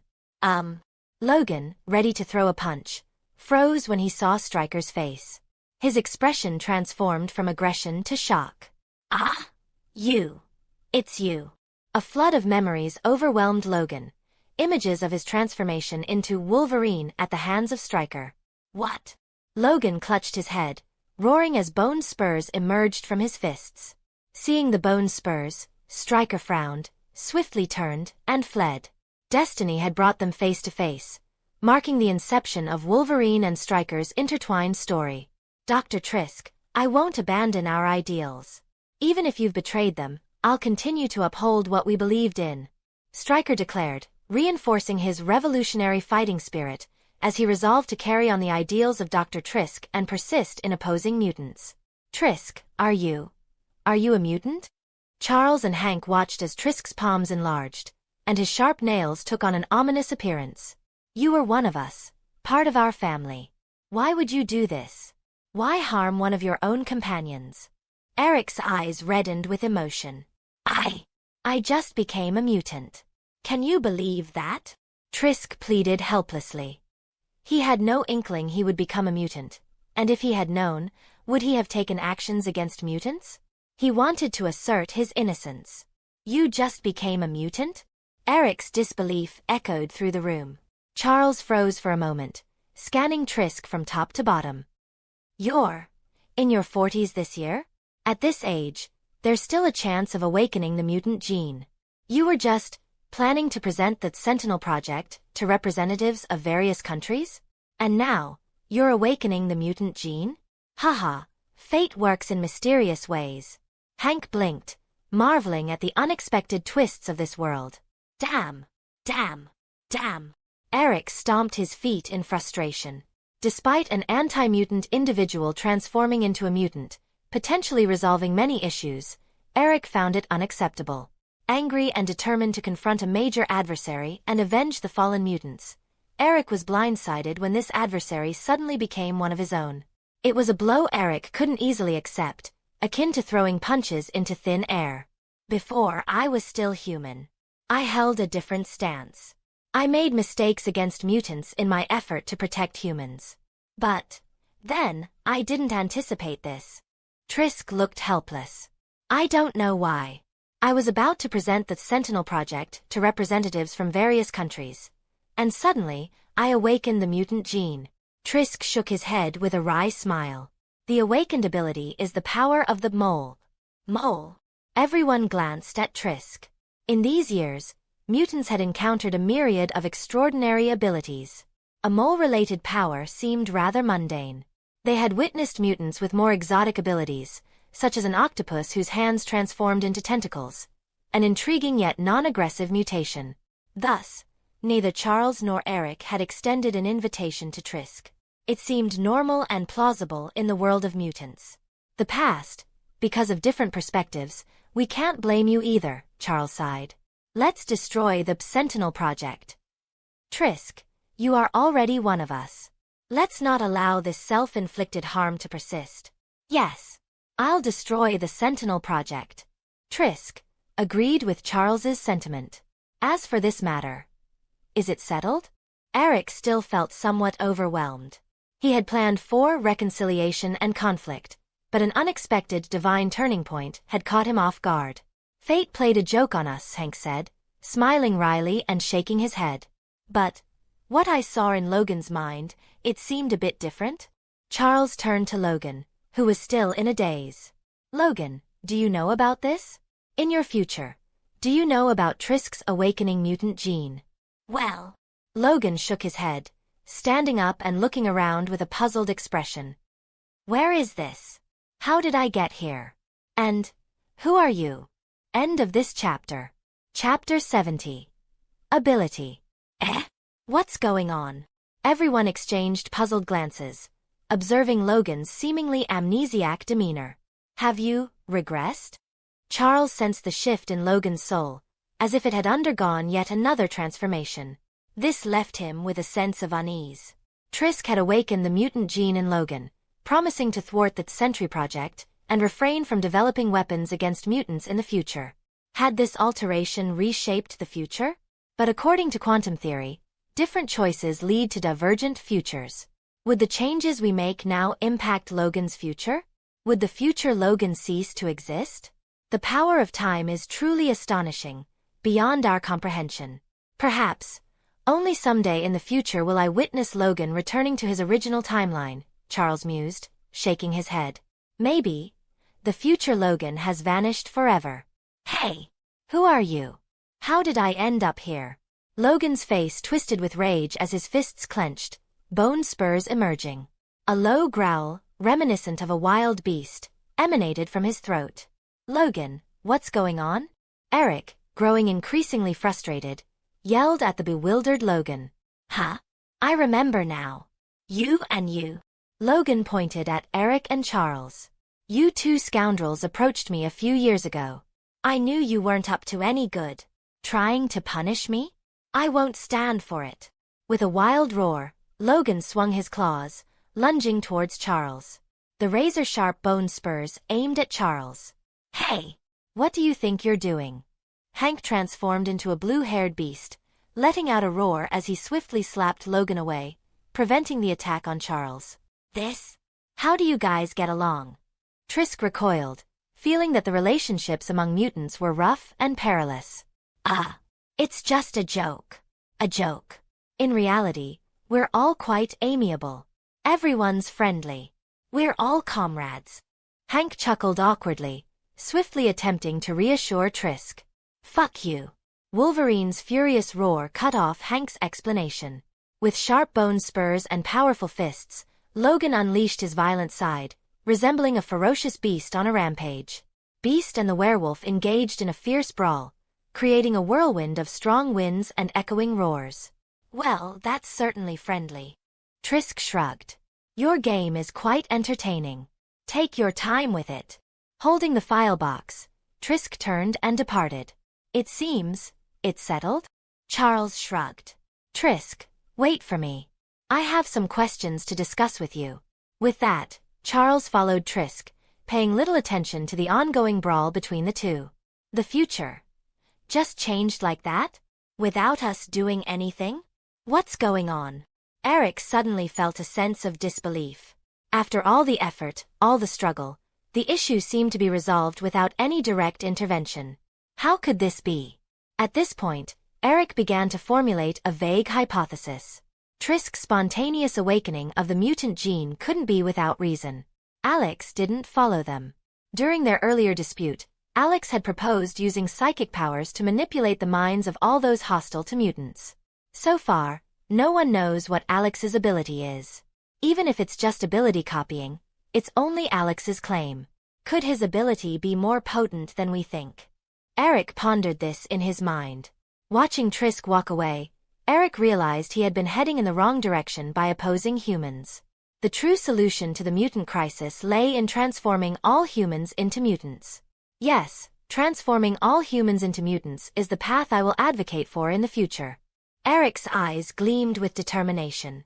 Alex hadn't anticipated that his intervention would sow suspicion between Charles and Eric and redirect Eric toward the events of X-Men 1. On the other side, Trisk, what are your plans for the future? Charles caught up with Trisk, posing the question.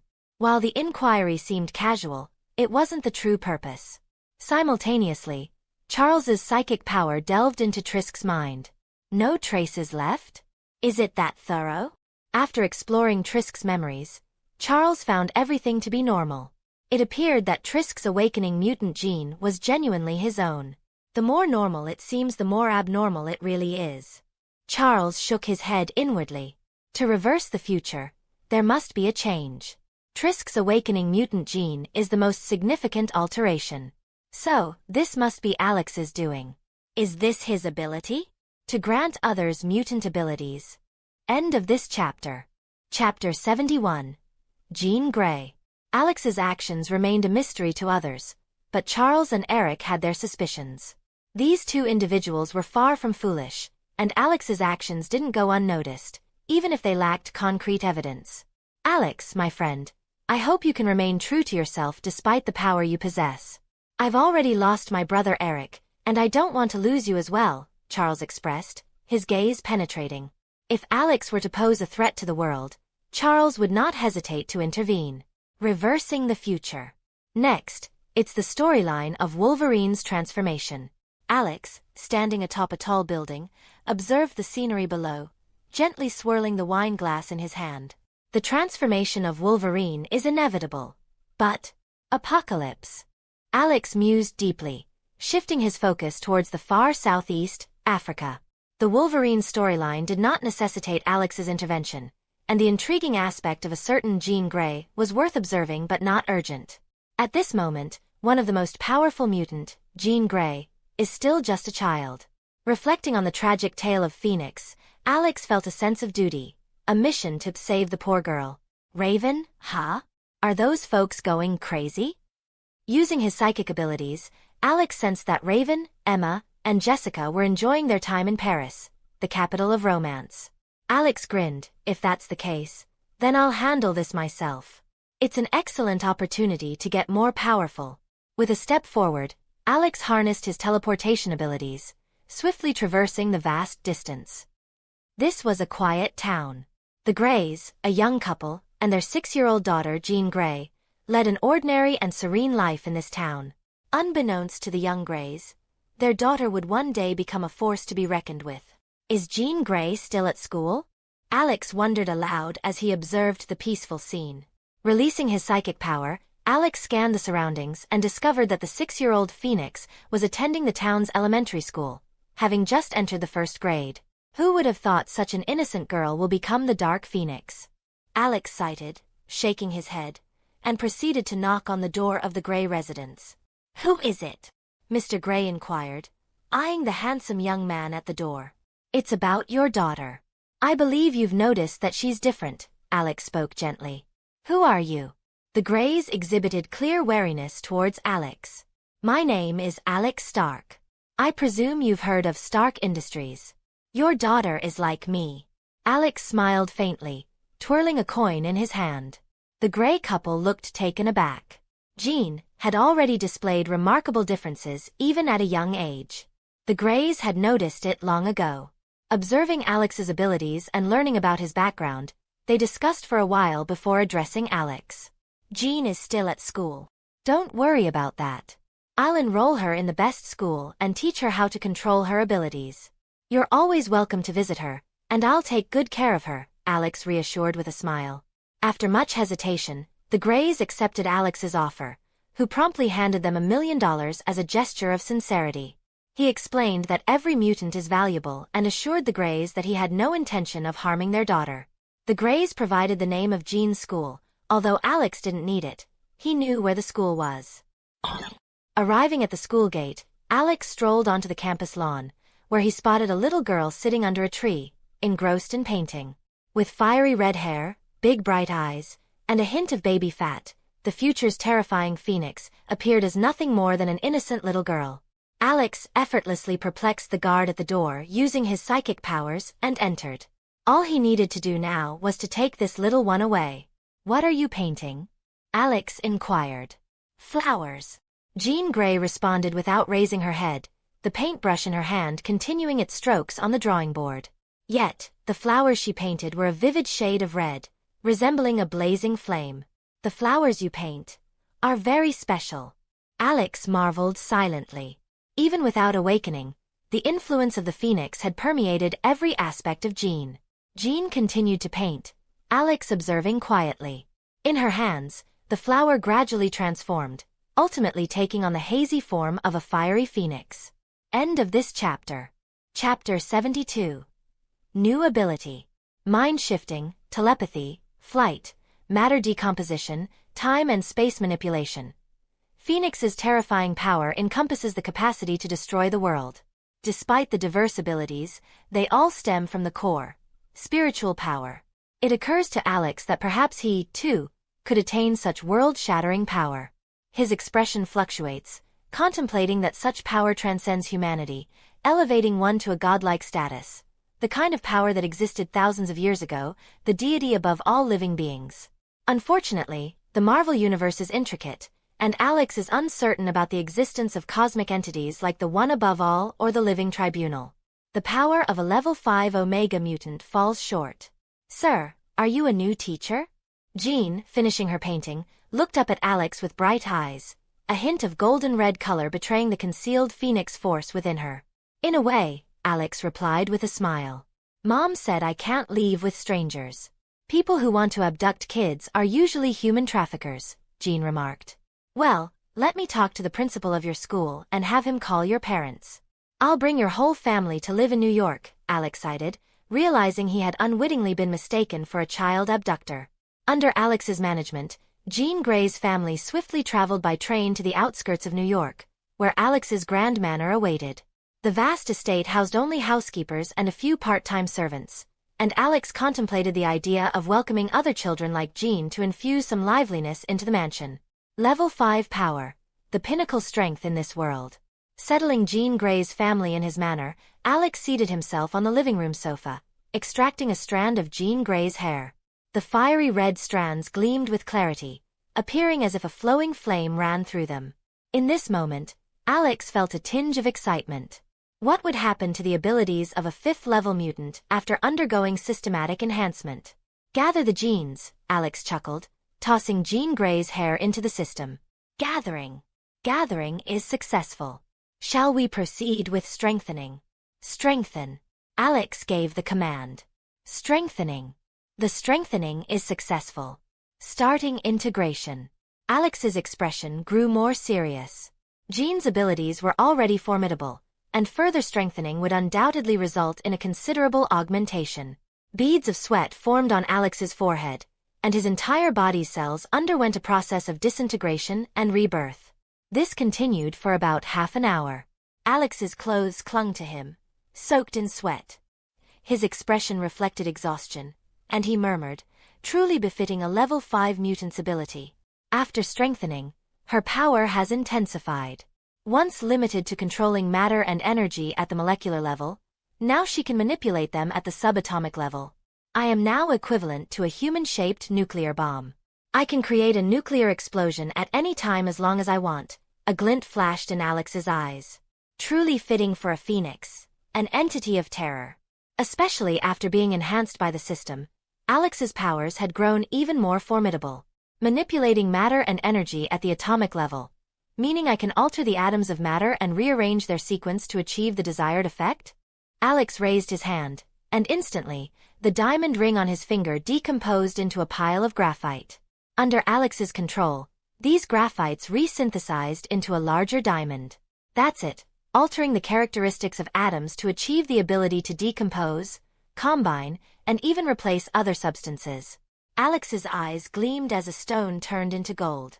This was the underlying principle. This had already reached the creator-level ability.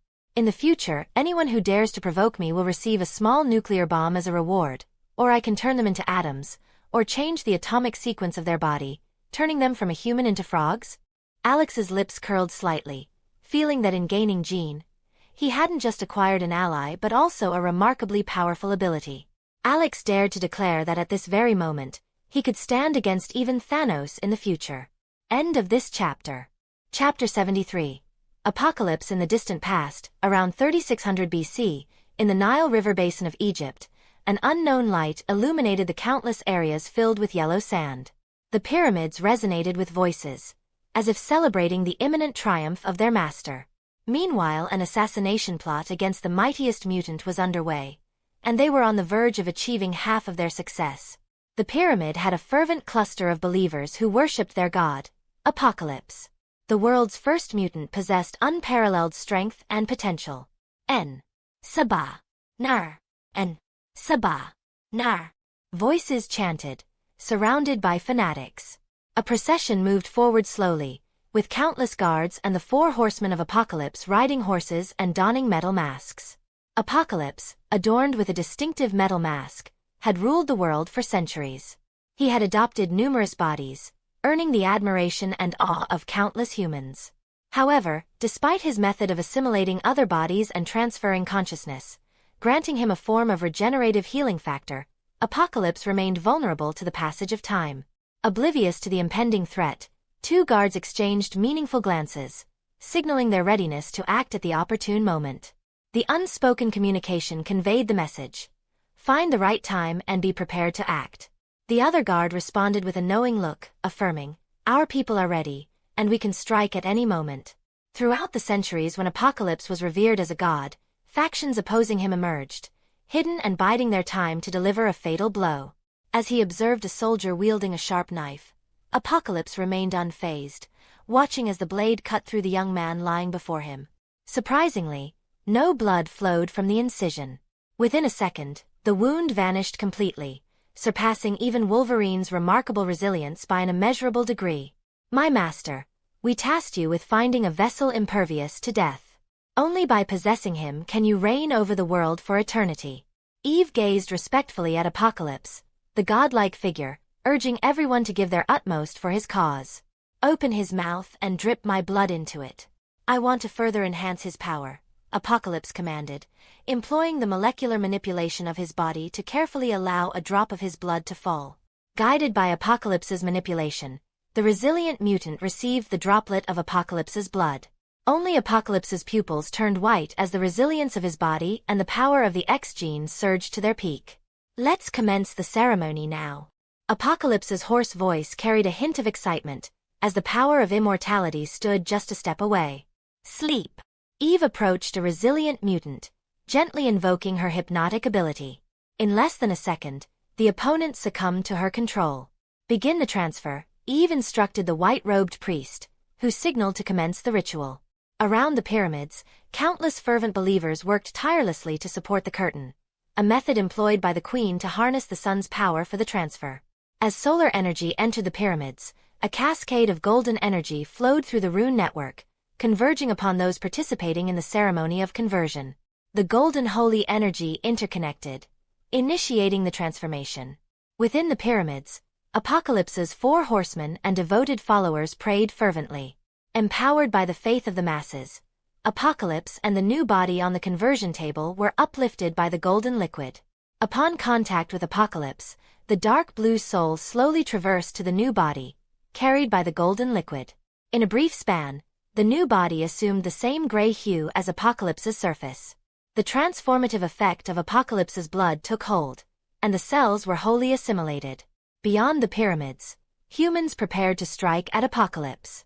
Sensing the opportune moment, they strategically placed a 2.5-ton stone to exploit the pyramid's vulnerability, aiming to disrupt the proceedings. "Go to your death. Let's go." A false god. One of the soldiers interrupted the support holding the stone, causing a massive boulder to plummet down the river. The tremendous impact obliterated all obstacles in its path. "Take action, take action. Kill the minions of the false gods and their believers. We cannot let the ceremony be completed." The soldier beside him roared. Within the pyramids, as if responding to a signal, the 2 soldiers at the door closed the stone gate. Eve sensed an unprecedented crisis, not just from the reverberating vibrations, but also from those taking advantage of the chaos to carry out attacks during Apocalypse's ritual. "Protect the master and eliminate those traitors," Eve calmly ordered. As the first knight of Apocalypse, he possessed composure and proficiency in all aspects. Betrayers. A knight who controlled sound waves unleashed a deadly sonic attack, instantly killing the 2 traitorous soldiers. False gods die. Amid the crisis in the pyramids, 5 soldiers who had betrayed Apocalypse raised their spears and thrust them towards Apocalypse. "Go see our god, Apocalypse. Stand by its side." Another mutant, manipulating flames, sneered as he instantly incinerated the attackers. "At all costs, protect the master from resurrection. This world can exist without us, but it cannot exist without the master, who can provide refuge for our people." Eve's resolute gaze issued orders to the other knights, and the collapsing pyramids triggered a chain reaction. While the destruction of ordinary buildings might not pose a significant threat to mutants, the lethality of heavy stones and variations on people should not be underestimated. Amid the crumbling pyramids, Eve and his loyal followers prayed fervently. In the shadows, a soldier who had betrayed Apocalypse lurked quietly. Seeing that Apocalypse had not fully resurrected, he leaped up and raised a dagger, intent on striking the still reviving Apocalypse. "It's bad," Eve exclaimed as she observed the assailant who had stabbed Apocalypse. She, too, was a mutant with energy, reaching the pinnacle of strength after Apocalypse's empowerment. Eve utilized the energy under her control to crush the attacker directly, hurling them against the wall. However, resolving the immediate threat didn't conclude the matter.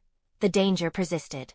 The chain reaction of the pyramid's destruction swiftly took hold, and numerous boulders began to crumble. The 4 horsemen and sacrificial followers of Apocalypse, intent on resurrecting their god through prayers, found their hopes shattered. Even if they could solve all the issues hindering Apocalypse's resurrection, the collapse of pyramids extinguished any chance they had. Countless boulders grew denser, limiting their movement. In the final moments, only one of Apocalypse's 4 knights remained. Eve exerted herself to the utmost to ensure Apocalypse had a chance to survive. As pyramids crumbled entirely, Apocalypse and Eve descended as if weightless. As Eve fell, she refused to abandon her protective duty over Apocalypse. An invisible energy shield enveloped him, deflecting the rock intended to harm him. "This is the last time I'll protect you, Master," Eve declared, hurling herself onto the stone. The sound of breaking bones and internal organs bleeding echoed as she sacrificed herself for Apocalypse. With a resounding impact, the large rock struck Eve, who had no strength left to shield Apocalypse. The entire pyramids collapsed. Chapter 74. 1,000 years. In the blink of an eye, 1,000 years passed. They present time. Alex, with a casual intervention, disrupted the carefully orchestrated narrative of reversing the future. Time marched forward, transitioning from the 70s to the 80s. Charles remained devoted to managing his variant human school, while Eric continued his globetrotting activities with the Mutant Brotherhood. Alex dedicated himself to developing the of Stark Industries in Africa, closely monitoring the mutant situation in the region. During his endeavors, he encountered Storm, among others. Amidst the routine, Alex found amusement in teasing the 3 women who teased him daily. Additionally, he took the time to guide Jean in harnessing her strength, controlling her heart, and fostering her abilities. In Cairo, Egypt, a woman draped in a black robe, revealing only her eyes, navigated the city's streets. After a 10-minute walk, she entered the backyard of a fast food restaurant. "Who are you?" a middle-aged man with sunglasses in the restaurant's backyard demanded. "How did you get in? This is private property. Strangers aren't welcome." "Sir, your wool blanket is exquisite. Would you be willing to sell it to me?" the black-robed woman asked, advancing toward the man with sunglasses. The middle-aged man, wearing sunglasses with an impatient expression, stepped forward, urging, "Not sell it, leave quickly. This place is..." Before he could finish his sentence, the black-robed woman raised her hand and delivered a decisive blow to the man's neck. The forceful strike left the sunglasses-wearing man's legs weak. He didn't have a chance to utter a word before rolling his eyes and collapsing to the ground. Ignoring the stunned man in sunglasses, the woman in the black robe took a couple of quick steps and grabbed the woolen blanket lying on the ground. Lifting the woolen blanket revealed a hole in the ground that descended abruptly into darkness, exposed to the sunlight. The black-robed woman pulled off her veil, revealing herself as Greta, the professor's former lover. She looked at the cave below, took a deep breath, and walked in. Shortly after, a loud crack echoed. The earth began to shake violently, with the hole at its center. Countless chunks of soil rolled up, and chaos ensued.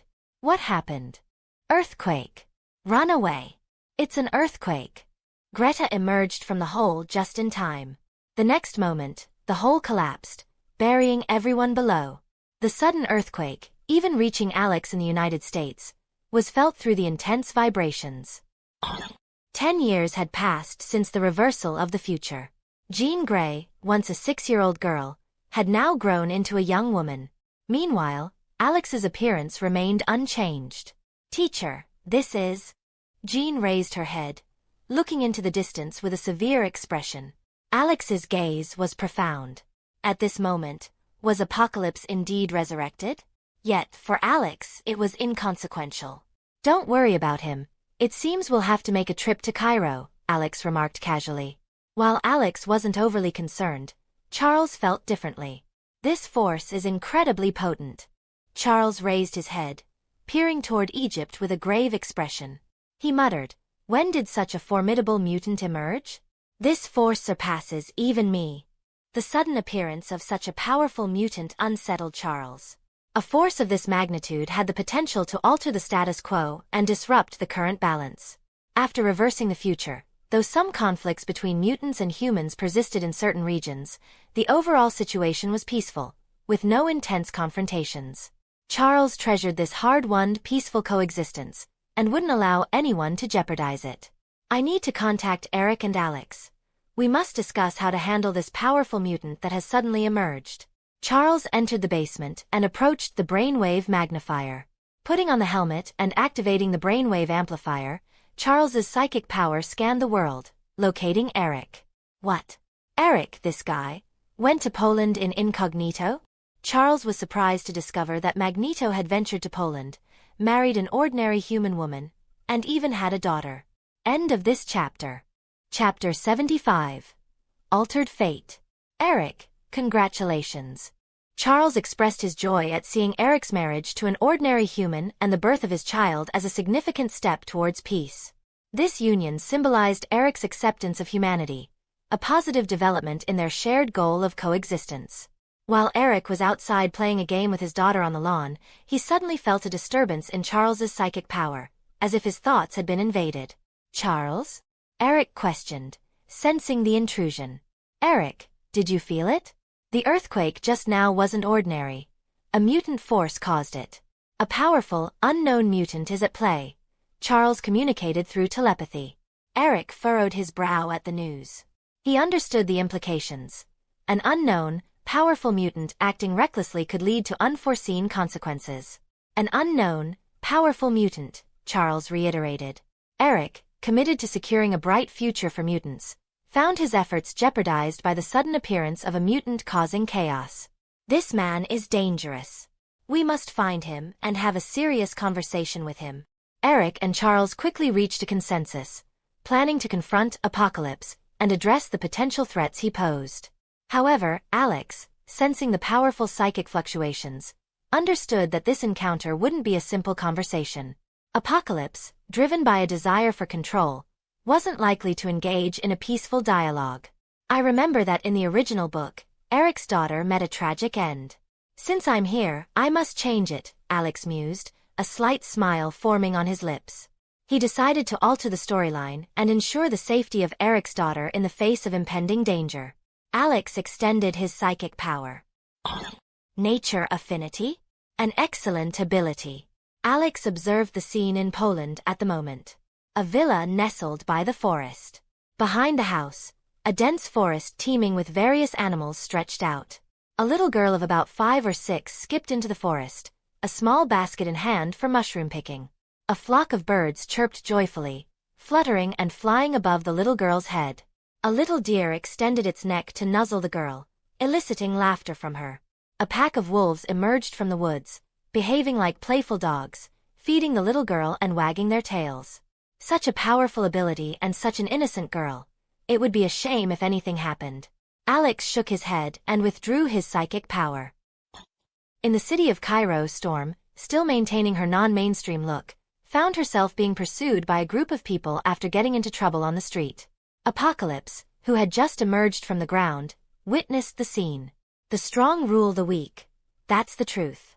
You possess formidable power, so why are you still being pursued by these ants?" Apocalypse waved his hand, utilizing his ability to embed the people chasing Storm Aurora into the wall. "Sorry, I don't understand what you're saying." Storm responded to Apocalypse in her native ancient Egyptian language, expressing her lack of understanding. Despite the language barrier, Storm, recognizing a fellow mutant, decided to bring Apocalypse back home. Leaving this potentially dangerous mutant outside could lead to more trouble. Who is ruling this world now? Accompanying Storm to her house, Apocalypse learned some modern languages along the way and awkwardly inquired about the current state of affairs. "Ruler? There are many." Storm shrugged, her tone calm. "Every 10 years, there's a change of rulers. Too many to bother remembering their names." "Why do you ask?" "Too many?" Apocalypse frowned, struggling to comprehend the world as it is now. "Shouldn't there be only one supreme ruler?" In silence, Apocalypse lifted his gaze, scanning Storm's house. His eyes caught the television. Apocalypse possessed the ability to soul transfer, or possess others' bodies. When occupying a mutant's body, he could wield the abilities inherent to that mutant. Stretching out his hand and pointing towards the TV, Apocalypse, following the radio waves emitted by it, unleashed his spiritual wave ability, extending its influence throughout the world. End of this chapter. Chapter 76. The Four Horsemen of Apocalypse. A harsh electric current noise emanated from the TV, catching Storm's attention.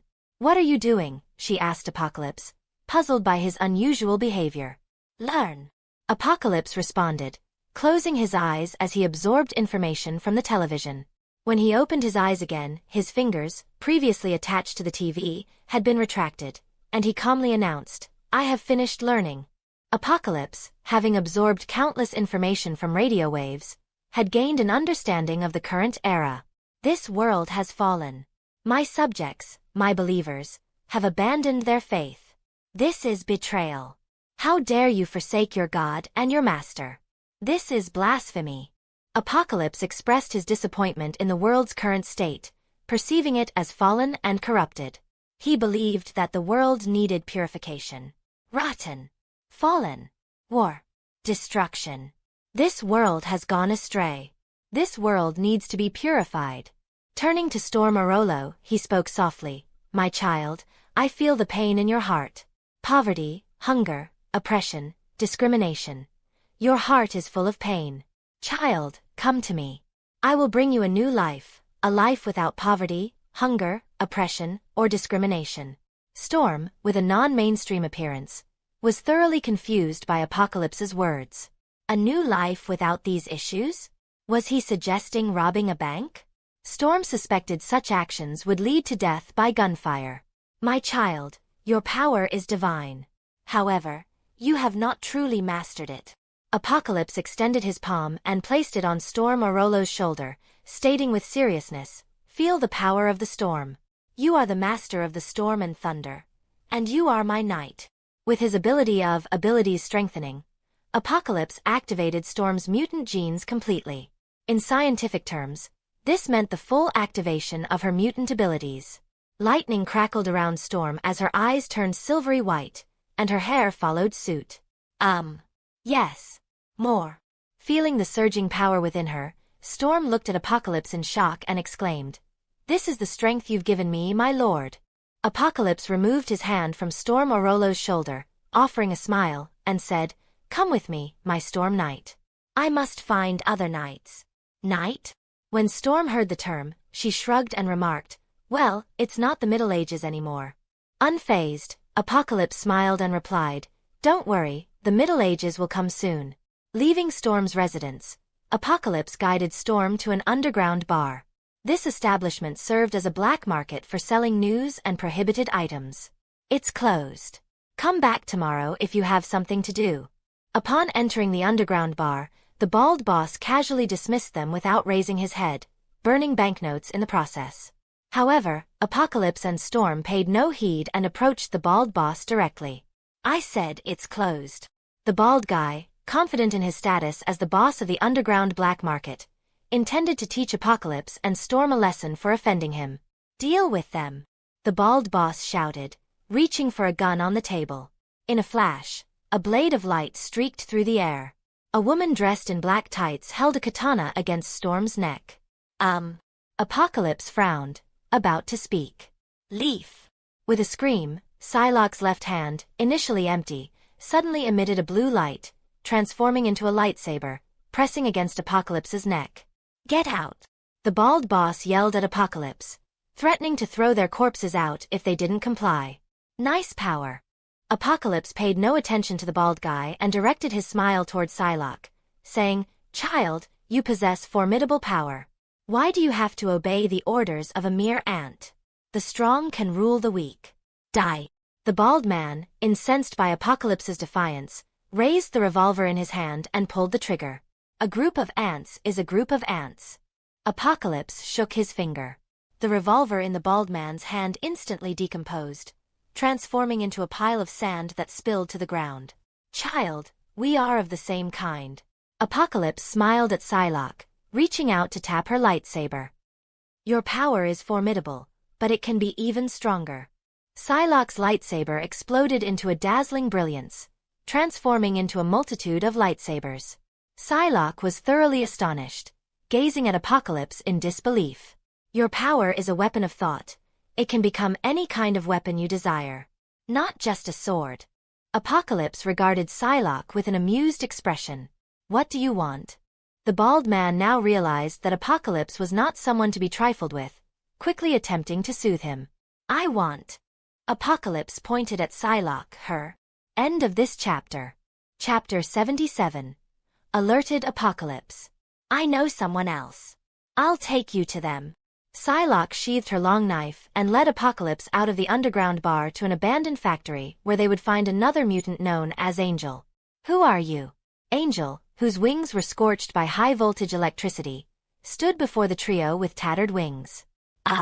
I'm sorry, I didn't know he was in this state. Psylocke apologized to Apocalypse and suggested finding another person. No. It's fine. Apocalypse shook his head, refusing to give up on Angel. He pointed at him and declared, "Child, I will give you great power." A surge of energy enveloped Angel, transforming his tattered wings into a metallic form. The once damaged wings now gleamed with a cold light, shaped like sharp swords. With 3 knights already acquired, Apocalypse realized that only one more remained to complete his ensemble. It's still the last one. As Apocalypse prepared to let Psylocke lead him to find the Nightcrawler, he suddenly sensed a powerful force. Huh? This force? Apocalypse, in horror, looked into the distance and towards the United States, realizing the presence of a perfect psychic power. Found him. At the same time, in the mutant school, Charles was using a brainwave magnifier to search for Apocalypse. Unbeknownst to him, Apocalypse had detected Charles's presence. "So, you've come to me. Are you planning to have a good talk with this mutant?" Alex lounged on the sofa in the Manor, observing Charles and Eric, who had matured over the years. "That's right, if this guy is allowed to act recklessly, the peace that was finally won will be torn again," Charles nodded. Alex's gaze subtly intensified. In the realm of Marvel villains, 2 primary archetypes exist. One type is those who revel in evil without any discernible purpose, born to spread chaos and destruction. The other type is purposeful evil, driven by its own ideals and values, pursuing a twisted sense of purpose. Regrettably, Apocalypse falls into the second category and is at the extreme end of it. Apocalypse staunchly adheres to the survival of the fittest doctrine, firmly believing that mutants should dominate others. As the first mutant to emerge in the world, he sees all mutants as his progeny. In the movies, unless there's a direct conflict of interest with Apocalypse, he refrains from killing mutants. His attitude is both cordial and ominous, presenting an odd mix of a seemingly caring parent who, despite intending to destroy the world, does so to create a haven for mutants. It's an evil philosophy with a peculiar charm. "Apocalypse, I know this guy. He was the first mutant in ancient Egypt 3,000 years ago, revered as a god. In his eyes, all mutants are his children.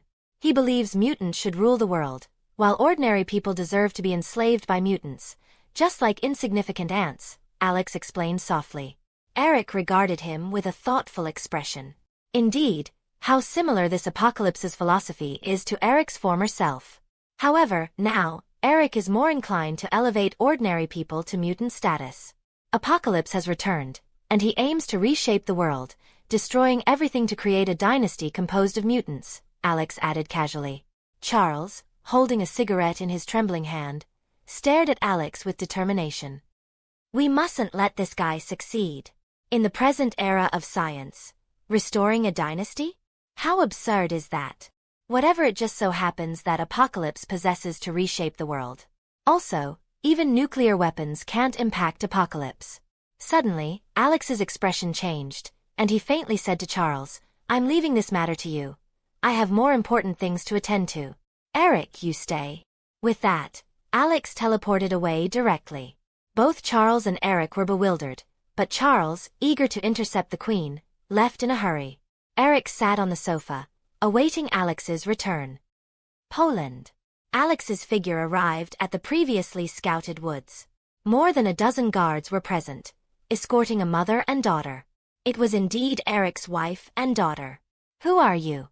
The lead guard raised his bow and arrow, eyeing Alex with suspicion. With a wave of his hand, Alex effortlessly lifted the guards, reducing them to ashes. Approaching the mother and daughter, he spoke gently, "Don't be afraid. Eric is my brother, and I'll take you to see him now." Extending his hand and grasping the shoulders of the mother and daughter, he teleported directly to his manor. "Alex, what are you?" Eric looked at Alex with confusion, wondering why he brought his wife and daughter here. "I placed a heart mark on your daughter. If anyone threatens this little girl, it will automatically alert me. Just now, I sensed a potential attack on your wife and daughter, so I brought them here." End of this chapter. Chapter 78. Awesome news. Chapter 79. Nuclear chaos. "Charles, what did Alex say?" Hank, standing beside Charles, inquired about the conversation with Alex. "He didn't say anything. I'll try to communicate with Apocalypse first to understand the situation. If that fails, we'll take action." Charles sighed and connected to the brainwave amplifier. Apocalypse, Hank and Havoc were visibly shocked. Hey, hello, this is Charles. New companion, you're causing quite a commotion. Charles established a connection with Apocalypse through the brainwave amplifier. You dare to connect to my heart? Ha ha ha ha. Apocalypse was surprised to discover that Charles had linked to his mind, and he laughed with delight. Thank you. Your power is very useful. You've been a great help. Charles felt a resounding noise in his mind. An immense and overwhelming spiritual force flooded his consciousness like a tidal wave. Through your power, I can control the whole world. This world has gone astray. Nuclear bombs. Giving the humble ant the courage to challenge the gods. This world must be purified. Apocalypse extended his arms in a grand gesture, channeling an immense force into Charles's mind. This surge of power enabled Charles to wield his abilities, creating a global envelopment that spanned the entire world. The vast spiritual energy surged through Charles over to the minds of individuals worldwide. With unprecedented control, the power of Charles's mind swept across the entire globe, seizing command of every nation possessing nuclear capabilities. Every person with the authority to launch nuclear weapons found themselves ensnared by Apocalypse's influence. In the hidden depths of the ocean and concealed underground bunkers, nuclear missiles emerged and ascended into the skies simultaneously.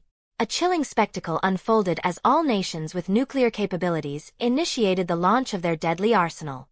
The abrupt wailing of sirens echoed across landscapes, and the leaders of nations, stricken with horror, witnessed their worst fears manifesting. Profuse sweating and pale complexions marked their faces as panic and confusion permeated the headquarters of nations worldwide. Questions reverberated through the air as people grappled with the unfolding catastrophe. What's happening? Who ordered the launch of nuclear bombs? Why are our nuclear weapons being launched? The world teetered on the brink of an unimaginable disaster as the sky became adorned with soaring nuclear bombs. As the populace stared in disbelief, the grim realization of a world on the verge of destruction gripped hearts across the globe. Charles. Charles. What's happening to you? Within the mutant school's brainwave magnifier, Hank was startled as he observed the turbulent mental storm surrounding Charles, who had his black eyes wide open. Havoc. Destroy it. Destroy the brainwave amplifier. Summoning all his will, Charles urgently instructed Havoc and Hank. Havoc acted decisively, emitting a laser from his palm that obliterated all the equipment, dismantling the brainwave amplifier. Sparks flew, and Charles screamed. He removed the helmet from his head, sweat covering his body as he staggered and fell to the ground. Charles. Hank and Havoc rushed to support Charles, panic evident in his voice. What's happening, Charles? What's wrong with you? Struggling to speak, Charles managed, Apocalypse. All he brings is destruction. Stop him. Find Alex and have him put a halt to the apocalypse.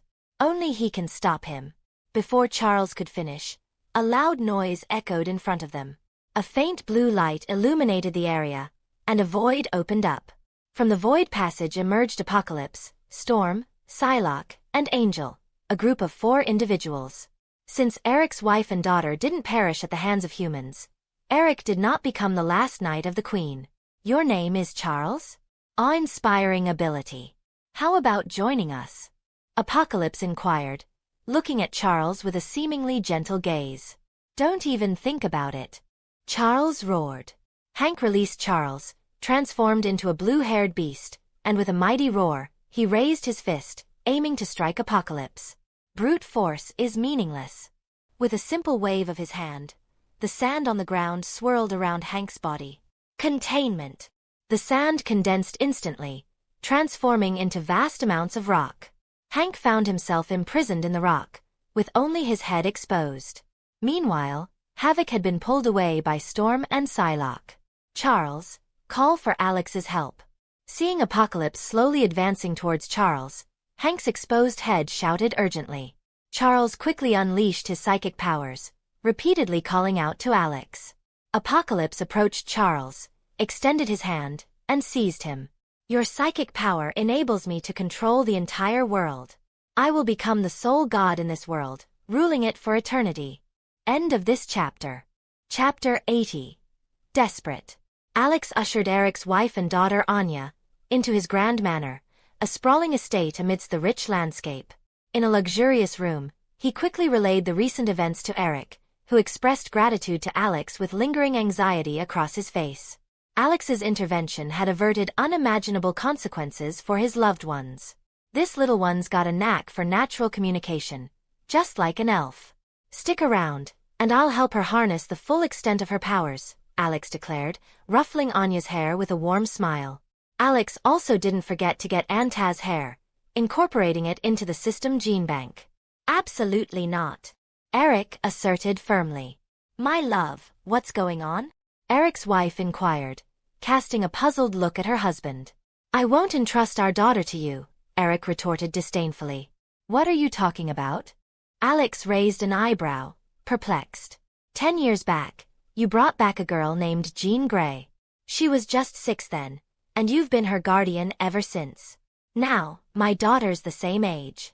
Forget it, Eric explained, cradling Anya protectively. The wariness in his eyes mirrored that of his wife. Man, Jean's situation is unique. A natural 5th-level mutant, her unguided power could obliterate the Earth. If not for my mark, your daughter would have fallen into the wrong hands, Alex clarified. Eric fell into contemplative silence. The truth loomed large. He could not safeguard his family.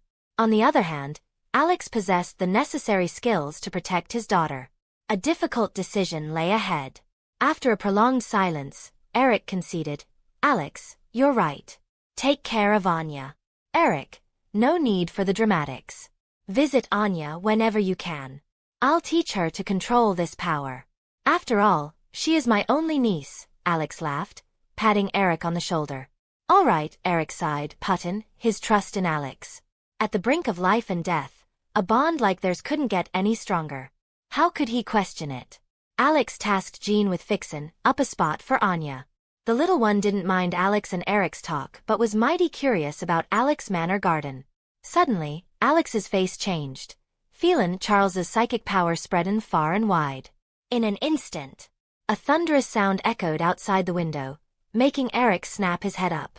Rockets galore, shootin' up into the outer space. What in tarnation? Eric asked, a serious look on his face. Nuclear weapons, Alex squinted. Are these bastards out of their minds? Launching nukes. Fucking nukes.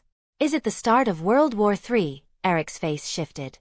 He and Alex had lived through the horrors of World War II's Nazi concentration camps. They despised war. Ain't them? It's Charles. Apocalypse's got a grip on him through psychic power, Alex sighed, sharing the grim truth. Apocalypse? Ain't he supposed to be in Cairo?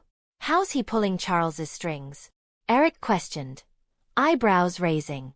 Charles linked up with Apocalypse's mind and got counter-controlled by that invading power. Alex shook his head, muttering. Suddenly, a mighty psychic power spread across the globe. Either bow down and worship me or die. Apocalypse's declaration echoed in everyone's minds. Alex's mind swirled with the echoes of Apocalypse's laughter. Amidst this, a cry for help pierced the mental landscape. Charles's desperate plea echoed in Alex's mind. The urgency in Charles's voice resonated like the howling winds on the frontier. Alex, help. Charles' Manor. Apocalypse approached Charles with a menacing aura. Charles, is it? Your power is quite useful, Apocalypse remarked as he extended his hand, forcefully seizing Charles. With an eerie grin, Apocalypse reveled in the newfound control granted by Charles's psychic abilities. Your spiritual prowess gives me dominion over the entire world. I shall be the sole god, reigning over this realm for all eternity. Apocalypse declared triumphantly, lifting Charles into the air. Charles retorted, Apocalypse, you won't succeed. Someone will stand against you. Stop me? I am the god of this world. I will rule indefinitely.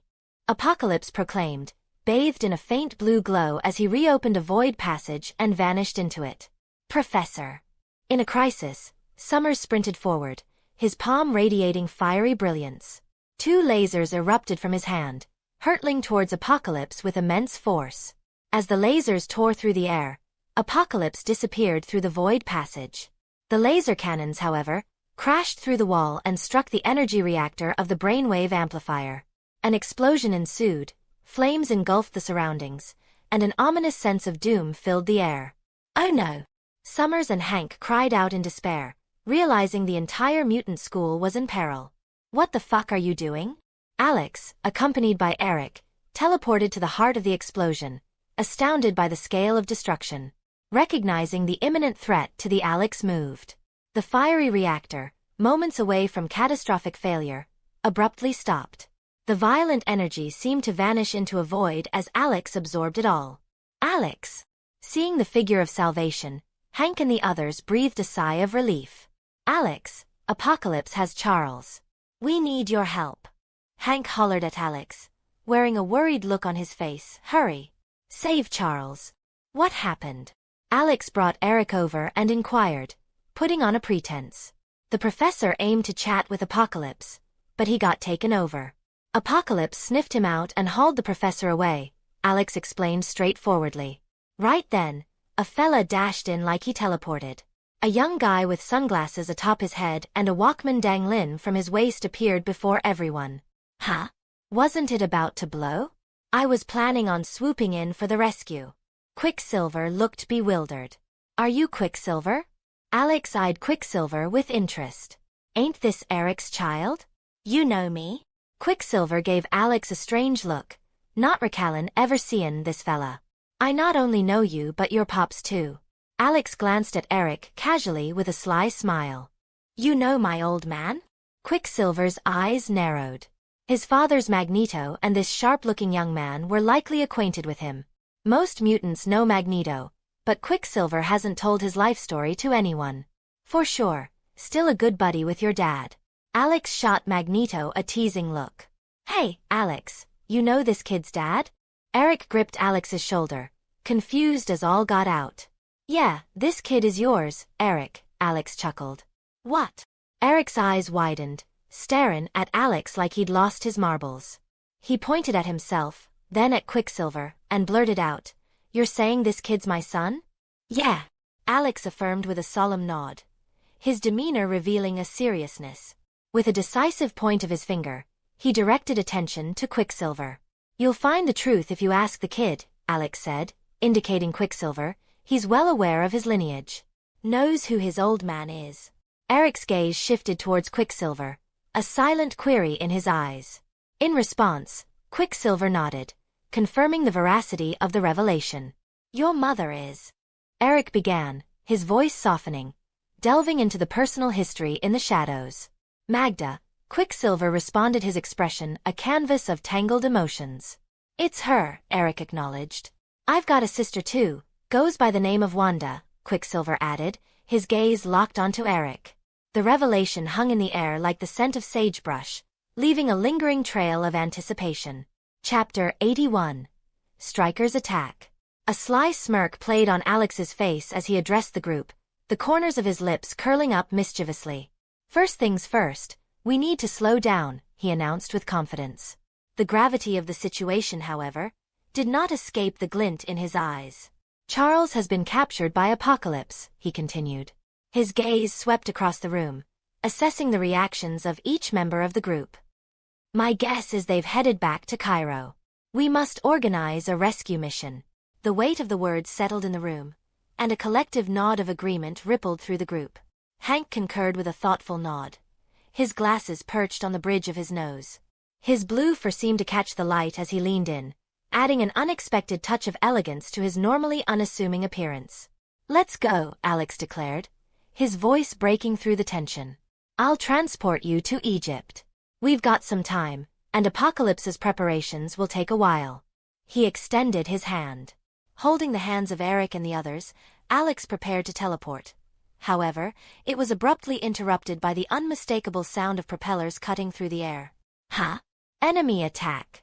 Alex swiftly activated energy absorption with a fluid motion, a protective barrier shimmering with rippling energy, and enveloped Eric and the others like a shield against the unforeseen threat. A deafening explosion shattered the relative calm, the shockwave sweeping through the vicinity like an unforeseen tempest. Eric's expression darkened, his jaw clenching as he processed the unexpected turn of events. Are humans gearing up for war against mutants again?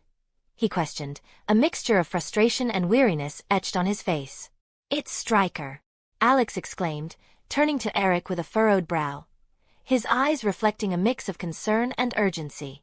He's brought people to attack the mutant school. They've got a brainwave jamming device interfering with my psychic power. My helmet? That's Sebastian's helmet, Eric hastily clarified, wearing an uneasy expression. His eyes, usually stern and determined, now betrayed a hint of vulnerability. The manufacturing tech is from the Russians. They must have leaked it.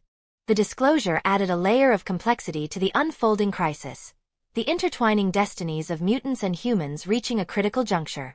Not a big deal, Alex remarked. Stryker's likely after these youngsters. I will handle the situation here while you can start the rescue mission. Alex swiftly transported the group to Cairo and came back. The sudden shift left them all astonished, their surroundings transforming in the blink of an eye. Wow, that was quick. Quicksilver's voice cut through the astonishment. His eyebrows arched in playful curiosity. So, his name's Alex? Next time, I want to see who's fastest. Enough. Let's focus on the task at hand, Eric snapped at Quicksilver, his stern gaze cutting through the banter. You're still just a kid, and I ain't sure how powerful Alex's ability is. I'm not a kid anymore. My power's stronger than you think. Quicksilver retorted, the determination in his voice echoing through the streets of Cairo. Eric's words, meant as a father's caution, had unintentionally set Quicksilver off. The desire to prove himself, especially in the eyes of his father, fueled the fiery rebellion within him. Eric, as a father, you should be encouraging your children, Hank interjected, attempting to diffuse the building tension. I do encourage him, but he ought to set a more sensible goal. This is just. Even I can't beat Alex, Eric expressed his frustration. But Quicksilver, far from giving up, only grew more determined. The rebellious spirit inherent to his age clashed with the expectations placed upon him. With Magneto, his father, having not paid him much mind for years, a lingering resentment fueled the fire within the speedster. Back at Charles's Xavier Manor, a place that once stood as a beacon of hope for mutants, now lay in disarray. The air was thick with tension, and the once serene atmosphere now echoed with the chaotic aftermath of violence. Search. Round 'em up. Colonel Stryker's authoritative voice pierced through the wreckage as he donned a brain-wave-isolating tactical helmet. With calculated precision, he directed a troop of soldiers to carry out his orders, a grim mission to capture all the mutants in the school. The soldiers moved with a sense of urgency, their footsteps resonating like a dark symphony in the eerie silence that followed the assault. This guy never quits, does he? Alex remarked with a shake of his head, his eyes scanning the devastation around him. The weight of responsibility bore down on him. If not for Alex's intervention, sentinels would have likely descended upon the mutant school by now. Adamantium sounds good, but... Alex's thoughts wandered as he pondered the intricate details of the situation. Memories danced in his mind, the mental gears turning, recalling Captain America's legendary vibranium shield. Adamantium and vibranium, he mused. The raw adamantium was stashed in Stryker's base, and the precious vibranium was hoarded in Wakanda. I've got to lay my hands on these valuable metals, a spark ignited in Alex's eyes. Alex leaned back casually, observing with calculated nonchalance. His eyes followed Stryker's every move as the colonel prepared a plane to transport a group of mutants back to the base. Alex plotted his infiltration into Stryker's stronghold.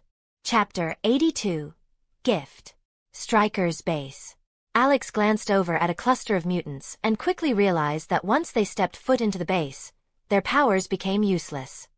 He shook his head in dismay, noting, Stryker's no stranger to capturing mutants, and he's well prepared. He's got an electromagnetic force field that knocks out their abilities. Looking out at the distant Cairo skyline in Egypt, Alex remained calm. Apocalypse has a lot of prep work to do before he can take over Charles's body. Meanwhile, let's have a little fun with Stryker. Is Stryker just getting started with his experiments? Alex wondered as he trailed behind Stryker, using his telepathic abilities to get a grasp of the situation inside the base. After a while, he located the warehouse housing adamantium. Inside, he found a vat of molten adamantium, still blazing hot. Adamantium. Indestructible. Alex thought about the unique properties of the metal.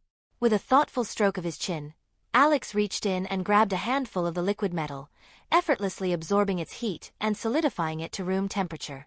It felt like water but denser. Alex's fingers delicately cradled a handful of the now solid metal.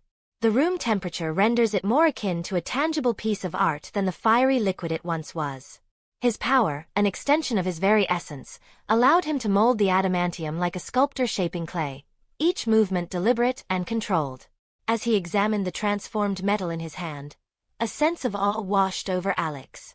The secrets of adamantium, unraveling in the palm of his hand, bestowed upon him a newfound ability. He could now weave the essence of this indestructible material into any substance. Mission accomplished. Time to get the kids out of here. But first, Alex couldn't help but frown at the sight of Logan locked up in a sturdy metal cage, sedated and frozen. He freed Logan. Logan recovered quickly with Alex's help. In a section of the base, Alex noticed several mutant students who had been taken from Mutant College.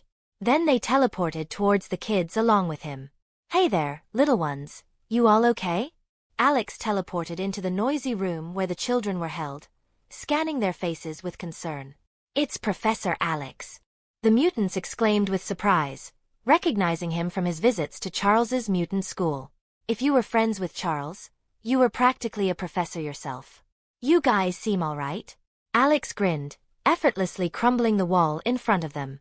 Scott and the others approached cautiously after the wall fell, but Alex just smirked at Scott, confident in his abilities. "All right, kiddos, gather round. Let's get out of here," Alex instructed the children, casting a glance at the Blue Devil and Scott. "You two too," he added, his tone carrying a sense of inclusion. Placing a reassuring hand on a young mutant's shoulder, Alex teleported them, along with Logan, back to Charles's manor. "You're safe now, little ones," Alex reassured them with a warm smile. After that, Alex went back to give Stryker a parting gift, a symbol of retribution for the atrocities committed within the confines of the base. The night sky bore witness to a final act of retribution as Alex, his gaze unwavering, conjured a powerful energy ball. At that moment, the air crackled with palpable energy, and with precision, he unleashed the fiery sphere upon Stryker's fortress. The impact was thunderous, a symphony of destruction that resonated through the once imposing structure. Walls crumbled, and the echo of chaos reverberated as if the very foundations of injustice were crumbling under the weight of their sins. The base succumbed to the relentless force of Alex's fury. The flames danced with an ethereal beauty, consuming the remnants of Stryker's ambitions. The acrid scent of burning steel and the roar of the inferno became a requiem for the darkness that had pervaded those corridors. The once formidable fortress now lay in ruins. Amidst the remnants of Stryker's base, Alex stood, his gaze fixed on the fading embers of the inferno he had unleashed. The flickering flames painted a canvas of redemption, each ember a symbol of liberation for those who had endured the shackles of Stryker's malevolent grip. "Consider it a parting gift," Alex mused, his voice carrying a resonance that matched the fading echoes of destruction. The fiery remnants of Stryker's ambitions were now scattered like ashes, carried away by the night breeze. Now, Stryker can do his experiments from the comfort of hell. Chapter 83. Annihilation. Meanwhile, "I am back. Your God, your faith, your master has returned. After losing my guidance, you have lost your direction for thousands of years, and you have abandoned your faith. Rotten. Fallen. Dirty. This world is filthy. I'm back. I will purify this filthy world, and I will redeem your fallen souls. I will open a new chapter for this world.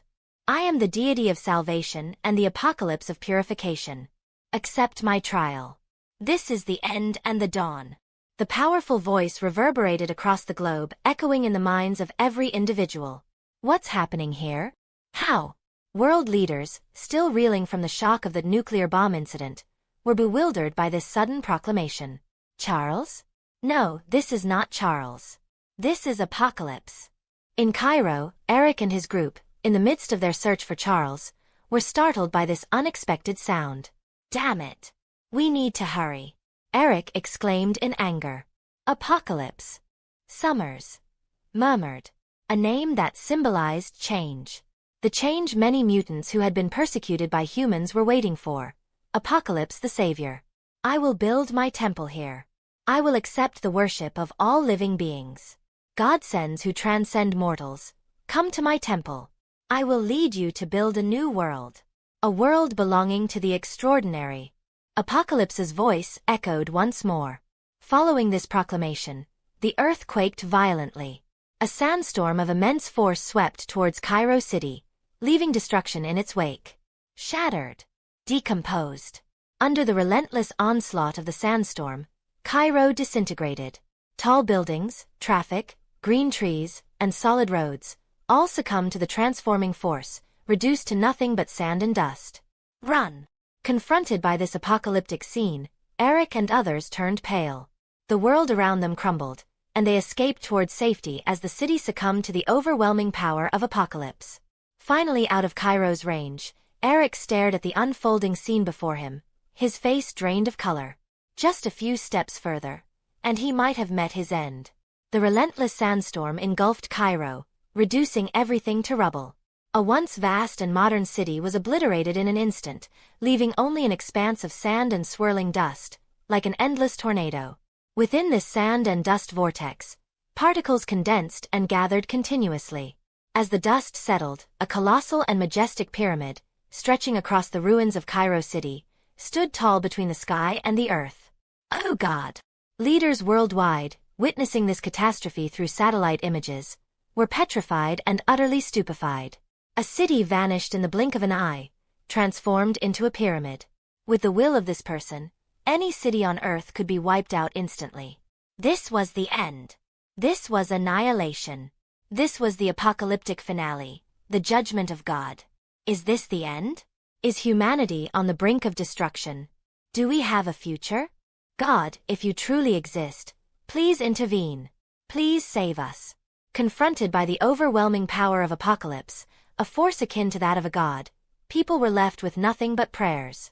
In the blink of an eye, the bustling city vanished, replaced by a vast expanse of towering pyramids that stretched as far as the eye could see. Alex transported into Cairo amidst this surreal transformation. He hovered in the air overlooking the ruins of a once splendid city. Jean was also with him. Is this the might of a fifth-level mutant? Jean gazed upon the scene, horror reflected in her eyes. He ain't no fifth-level mutant, just a fourth-level pinnacle. If you unleash your Phoenix Force, and you can stand a chance against him, Alex remarked nonchalantly, shaking his head. I'll show you what I mean, Alex added, placing a firm hand on Jean's shoulder. Suddenly, they teleported, appearing instantly at Eric's side. Alex, you're finally here. Apocalypse. He's beyond our league, Eric admitted, eyeing Alex with a hint of desperation. The horror of Apocalypse loomed large, with an array of formidable abilities that made him a force to be reckoned with.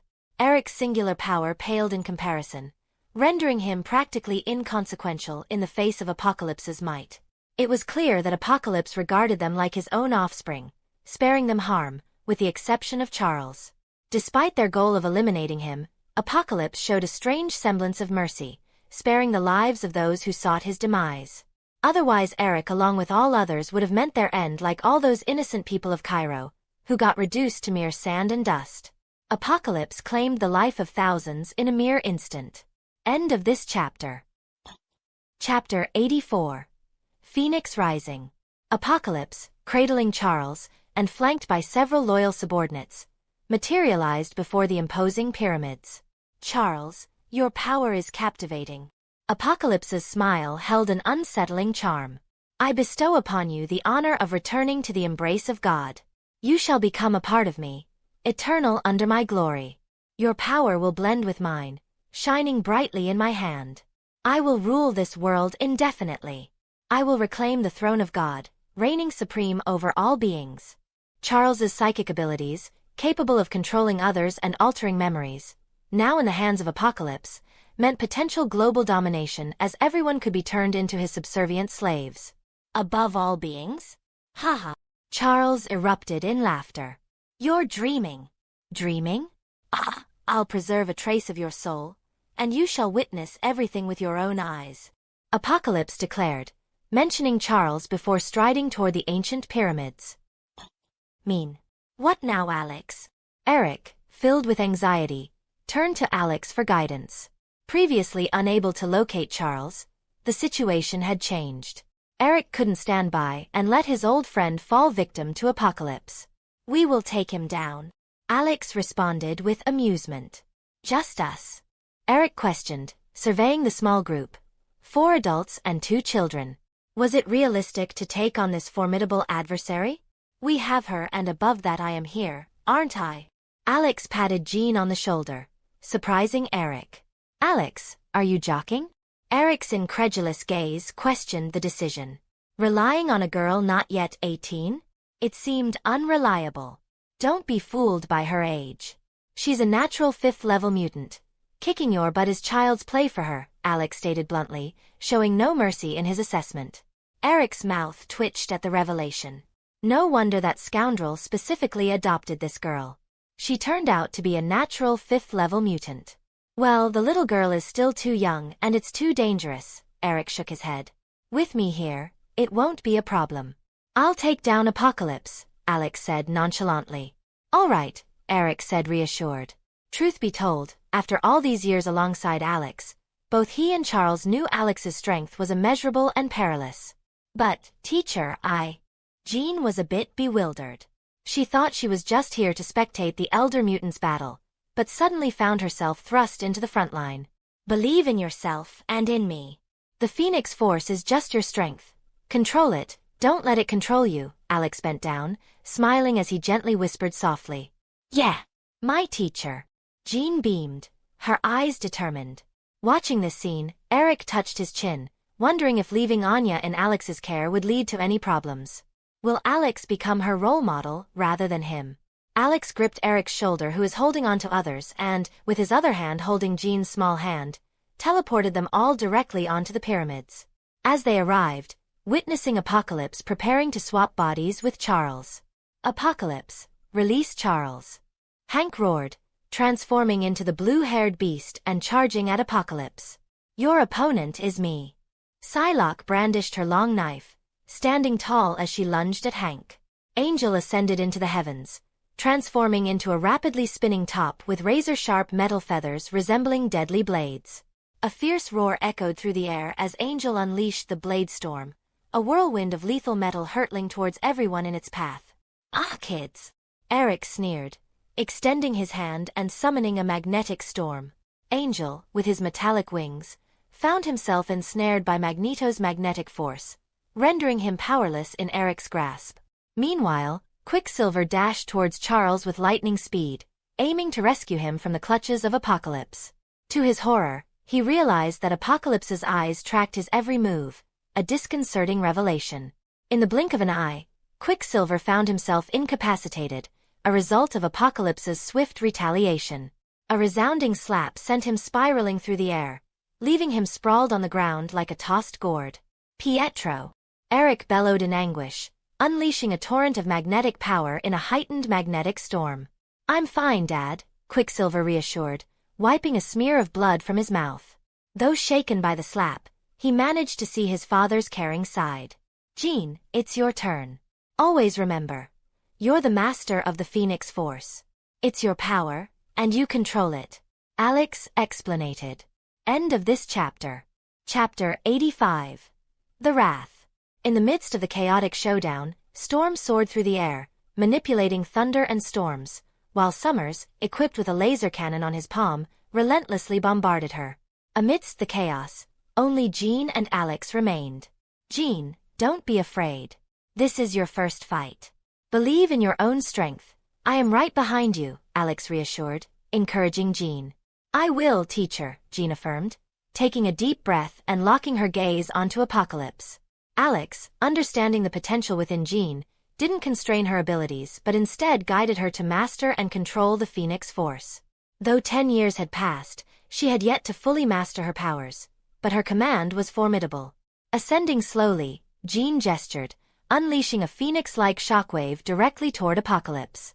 Apocalypse, astonished by Jean's capabilities, addressed her with fiery eyes. Very impressive ability. It can disintegrate substances. Child, your ability is powerful. How about letting me unleash it completely? You could become the queen reigning over life and death. Alex, annoyed by Apocalypse's audacious proposition, clenched his fists, prepared to intervene. Apocalypse's ideals might be commendable, but that didn't grant him the right to encroach upon Alex's students. Appreciating Apocalypse's vision for a better world didn't mean allowing him to snatch away the apprentice Alex had nurtured for a decade. No need. Jeans firmly rejected Apocalypse's offer. Jeans closed her eyes, and a formidable mental force surged into Apocalypse's mind. Spiritual power and telepathy were distinct abilities. Telepathy struck directly at the soul. Apocalypse's demeanor shifted as he sensed Jean's mental power. How dare you challenge me? With a thunderous roar, Apocalypse unleashed his mighty power, violently exploding into a deafening uproar. It was a mere shockwave, yet a group of mutants, including Eric, Hank, Summers, and Jean, were all battered by Apocalypse's overwhelming force. In that moment, Apocalypse seemed invincible. I am God. I am the master. My power is invincible. Apocalypse laughed maniacally. See that? Only I can control everything. Teacher, I'm sorry. I failed your expectations. Held in Alex's arms after the onslaught of Apocalypse's power, Jean was saved only by the use of psychokinesis. The gap in power was immense. Haha, not true. After all, Apocalypse is the first mutant. His control over abilities far surpasses yours. You've done well enough, now watch me, Alex chuckled lightly. Staring at Apocalypse, Alex scoffed. It's time to see whether you are the real deal. Oh, you dare to oppose me? Dare to defy my majesty? I'll show you how powerful I am. Apocalypse fixed his gaze on Alex, his voice cold. A disobedient child should be punished. After all, he's just a kid. How amusing. Alex shook his head. Truth be told, with control over Jean's abilities and strength, combined with all the absorbed powers, he could confidently declare his invincibility on Earth at this moment. Even though Apocalypse boasted being the first mutant with a multitude of abilities proved futile against him. Any energy-based attack can be absorbed effortlessly by Alex. He can commanding atoms to decompose, altering atomic sequences, and conjure creations seemingly out of thin air, a true master of creation. Alex cast a disdainful glance at Apocalypse, shaking his head in mild disappointment. I was too lazy to deal with you, but crossing the line by harming Charles and my students, and even trying to usurp my position? Now release Charles, and I'll grant you a dignified end. Do you wish for your demise? Apocalypse, who considered himself a god, had never encountered such mockery. Alex's words triggered an instant and furious rage within Apocalypse. Apocalypse, accustomed to being looked up to and rarely facing ridicule, seethed with rage at Alex's audacious words. The air crackled with tension as Apocalypse declared, I will crush you to ashes. The force of Apocalypse's power surged like a raging tide, capable of altering the molecular structure, changing density, and directly obliterating substances at a molecular level. It was a power that could annihilate everything, the epitome of his claim to godhood. Foolish child, behold the divine punishment of God. Apocalypse sneered as the destructive force bore down on Alex. In the face of this power, Alex remained composed, casually patting the dust from his body. Just a force at the molecular level? Alex shook his head dismissively, gazing at Apocalypse with indifference. My control of matter has reached the atomic level. Your ability is insufficient. If you're truly capable, surrender now, and I might spare you, Alex declared, advancing towards Apocalypse without a hint of fear. Apocalypse stretched out his hand, summoning a burst of golden red light from the scorching sun above. The radiant brilliance coalesced in Apocalypse's hands, and with a sweeping motion, he unleashed a scorching beam of fiery light, like a laser cannon, directed at Alex. The power's impressive, but it's no use. Keep going. The fiery flame struck Alex's chest, yet his energy absorption ability instantly absorbed all the energy contained in the flames. Apocalypse's sun divine flame vanished in an instant. Alex patted his wrinkled shirt and continued advancing toward Apocalypse. Apocalypse was a tad panicked. This was the first time he'd encountered such a terrifying opponent. Whether it was energy, physics, or his most potent weapon, molecular transformation, nothing seemed to affect Alex. However, he still possessed psychic power. An invisible wave spread out, covering Alex. Apocalypse prepared to manipulate Alex's memory. He needed Charles's psychic power to enslave everyone since his powers couldn't achieve that effect. Yet, this didn't mean his psychic abilities couldn't alter others' memories. Alex snorted coldly, and his psychic power also spread out, shattering Apocalypse's attempts at memory manipulation. Apocalypse covered his nose and mouth, silver blood flowing between his fingers. Alex reached out, collecting a drop of blood. Within it lay numerous abilities, and Alex was particularly intrigued by Apocalypse's ability to enhance the mutant gene. Stop him! Panic flashed in Apocalypse's eyes as he shouted at his knights. Thunder! A gust of wind swept through, electric lights roaring endlessly. Storm floated in the air, thunder condensed in her hand, and she fiercely slammed it down at Alex. Angel's sword wings spread out, and he rose into the sky. The entire person turned into a rapidly spinning top, sharp metal feathers whistling through the air like blades. Angel unleashed the formidable blade storm with his metallic wings, a cyclone of lethal metal cutting through the air. Psylocke underwent a rapid transformation, her psychokinesis weapon gleaming sharply as it aimed to pierce through Alex's flesh. What are my teammates doing? Weren't they supposed to take care of these guys? Well, anyways, it's been a while since I have stretched my muscles, Alex thought. Unfazed by the flashing lightning, he continued striding towards Apocalypse. As metal feathers flew in his direction, Alex casually extended his hand, sweeping them aside effortlessly. The metallic feathers obeyed his command, veering away in response. Even Psylocke's attack proved futile, unable to pierce Alex's clothes, let alone harm him. Your assaults have no effect on me. Now fuck off. Alex's hand sliced through the air with a swift motion, invoking the power of atomic manipulation. With a focused intensity, he shattered the very fabric of incoming attacks, reducing them to mere atoms dissolving into the ether. A palpable shockwave rippled outward from Alex's manifestation of his unleashed power. Its force was visible to the naked eye, a cascade of energy surging forth with unyielding might. Caught in its embrace, the three mutants found themselves powerless against the sheer force radiating from Alex's being. They were swept away. Chapter 86. Poor Apocalypse. Why is he strong? Apocalypse, faced with Alex's overwhelming power, felt an unprecedented sense of powerlessness. The towering deity, in front of Alex's invincibility, found himself grounded. Let's leave here first. After I integrate Charles's power, I will come back to settle the score. Panicking, Apocalypse decided on a strategic retreat. He waved his hand, initiating space teleportation with a blue light. Want to run? Not so easy, Alex sneered coldly, instantly teleporting to Apocalypse and delivering a direct punch to his face, sending Apocalypse sprawling. Meanwhile, Charles, who was released, landed on the ground with a grin. Storm continued casting lightning bolts at Alex.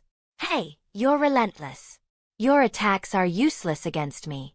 He was planning to abandon you and escape. Are you still attacking me? Alex shouted at Storm, who floated in the air. Storm felt helpless, having unwittingly joined the thief's enterprise, and it wasn't that easy to disengage. Don't be foolish. Come down. Alex beckoned to Storm. Come down and stop fooling around. You haven't made any serious mistakes. Cease it as soon as possible or else. It seems I have no choice but to surrender, Storm sighed, shaking her head. She deactivated her powers and descended to the ground. Storm had been against Apocalypse's plan and had wanted to abandon ship long ago. Now, hearing Alex's words, it seemed there wouldn't be a reckoning in the fall, so she surrendered smoothly. On the other side, Apocalypse's other two knights were also subdued, leaving Apocalypse as a disarmed commander. Damn! I am a god, the sole master of this world. Apocalypse stood up, shouting at Alex. Yeah. Don't you have anything else to say? Alex sneered. Shaking his head, Alex remarked.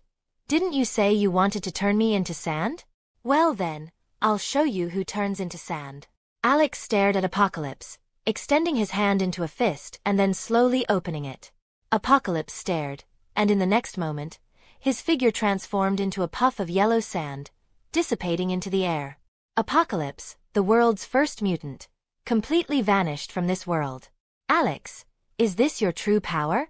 An unbeatable foe, Alex had not only defeated but obliterated him. This left Eric and the others horrified. They had speculated about Alex's strength, but there was no frame of reference. Today's battle laid bare the extent of Alex's power. No, they still hadn't seen the full extent of it. Even a formidable adversary like Apocalypse was utterly crushed. Having been with Alex for so many years, they knew he was strong, but no one had fathomed the true depth of his power. This level of strength, if wielded with malevolence, would be unstoppable even with their best efforts. Why are you all staring at me like that? Apocalypse is done for. Shall we not head back and celebrate? Alex chuckled, looking at the assembled mutants. I was planning to go back and celebrate, but Alex, if you're so thrilled to see me in misery, why bother saving me now? Charles shot Alex a dissatisfied glare, expressing his frustration. Alex couldn't help but chuckle at Charles's anger. Despite Alex's formidable abilities, their 40-plus years of friendship stood as an unbreakable bond. I saved you first, and you're fine now. But when it comes to rescuing those students in your school, things might get dicey. Besides, seeing you in a bit of a panic is quite entertaining, Alex remarked, shrugging casually. He then turned his attention to Charles, who looked both embarrassed and exasperated. You asshole, Charles chuckled, shaking his head. He couldn't help but inquire, you mentioned something about my students. What happened? This isn't the best place for a chat. Let's head to my place. I'll have the servants prepare dinner, and we can catch up, Alex suggested with a slight smile, keeping it brief. Join us, Alex added, glancing at the 3 knights of Apocalypse who stood nearby. But, we were enemies not long ago, Storm expressed disbelief. We are of the same kind, brothers and sisters. You haven't made any irredeemable mistakes. Even if it was all because of Apocalypse, come on. Alex smiled, extending a hand to Storm. Chapter 87, Alliances. Alex strolled into his grand manor, a demeanor of confidence accompanying him. His face bore a smug expression, a reflection of the power he held. Just when the world was plunging into chaos, Stryker made his move with a squad of mutants, raiding your school, Charles. The students, your prized possessions, were rounded up and taken to his accursed lab. It's been a while now, and I reckon your students have been turned into Stryker's lab rats, Alex disclosed. Stryker, that cursed man, Charles uttered, his anger palpable. I'll make sure he pays for this, Eric vowed with equal intensity. Care to take a wild guess who I spotted in Stryker's twisted laboratory? Alex inquired, shaking his head with a chuckle. Logan, isn't it? Charles pondered, his mind piecing together the puzzle. Jumping 50 years into the past, Charles delved into Logan's memories, discovering that his metal bones underwent a ruthless transformation at the hands of Stryker's experiments. Ah, the very same. Despite his memory loss, I think he might be persuaded to join the X-Men if you reach out to him, Alex suggested with a light laugh. Dad! Several voices interrupted the conversation, a 7-hour time difference spanning the continents. Anya, waking up in Egypt, greeted her father, who was in New York at 6 in the morning. Melissa, did we wake you? Eric's gentle smile adorned his face as he embraced Anya, his stubble playfully grazing her cheek. Ticklish.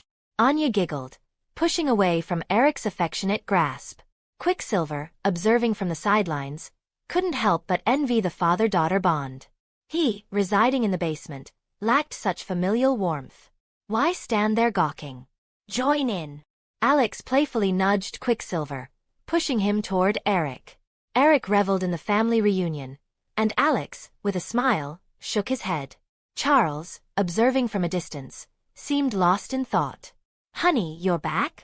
Raven, clad in pajamas, emerged from the room, well aware of the events in Cairo. Confidence in her partner's abilities shielded her from worry, trusting that he could handle any danger that came their way. It seems like it's bothering you, Alex chuckled. Are you Mystique? Storm noticed a shift after the Swiss incident. Some excitement crept into her demeanor as she reached out, holding Raven's hand. Well, yes, that's correct, Raven replied, slightly puzzled by Storm's excitement but nodding subconsciously. Fantastic. You're my idol, Storm exclaimed with excitement. Idol? Raven smiled. It turned out Storm was a small fan. She proudly glanced at Alex and left the scene with Storm. Alex laughed, shook his head, and turned to Angel and Psylocke, asking, "So, what's your business here? Are you joining our party? Or are you heading out?" Charles's mutant school aims for peace between inspirational people and mutants. Eric's mutant brotherhood seeks human recognition of mutant social status. Since you're also a mutant, you have choices. As for me, I'm just neutral and lives to live a peaceful life, but if someone messes with me then... Alex explained to Psylocke and Angel, gesturing towards Charles and Eric. Eric approached with Quicksilver and Anya. "All brothers and sisters, whether you desire a life of anonymity or not, we support your decision." "We won't force you," Eric interjected, breaking into the conversation. "Humans capture us, throw us in confined spaces surrounded by high-voltage fences, making us fight for our lives. I've had enough of humanity.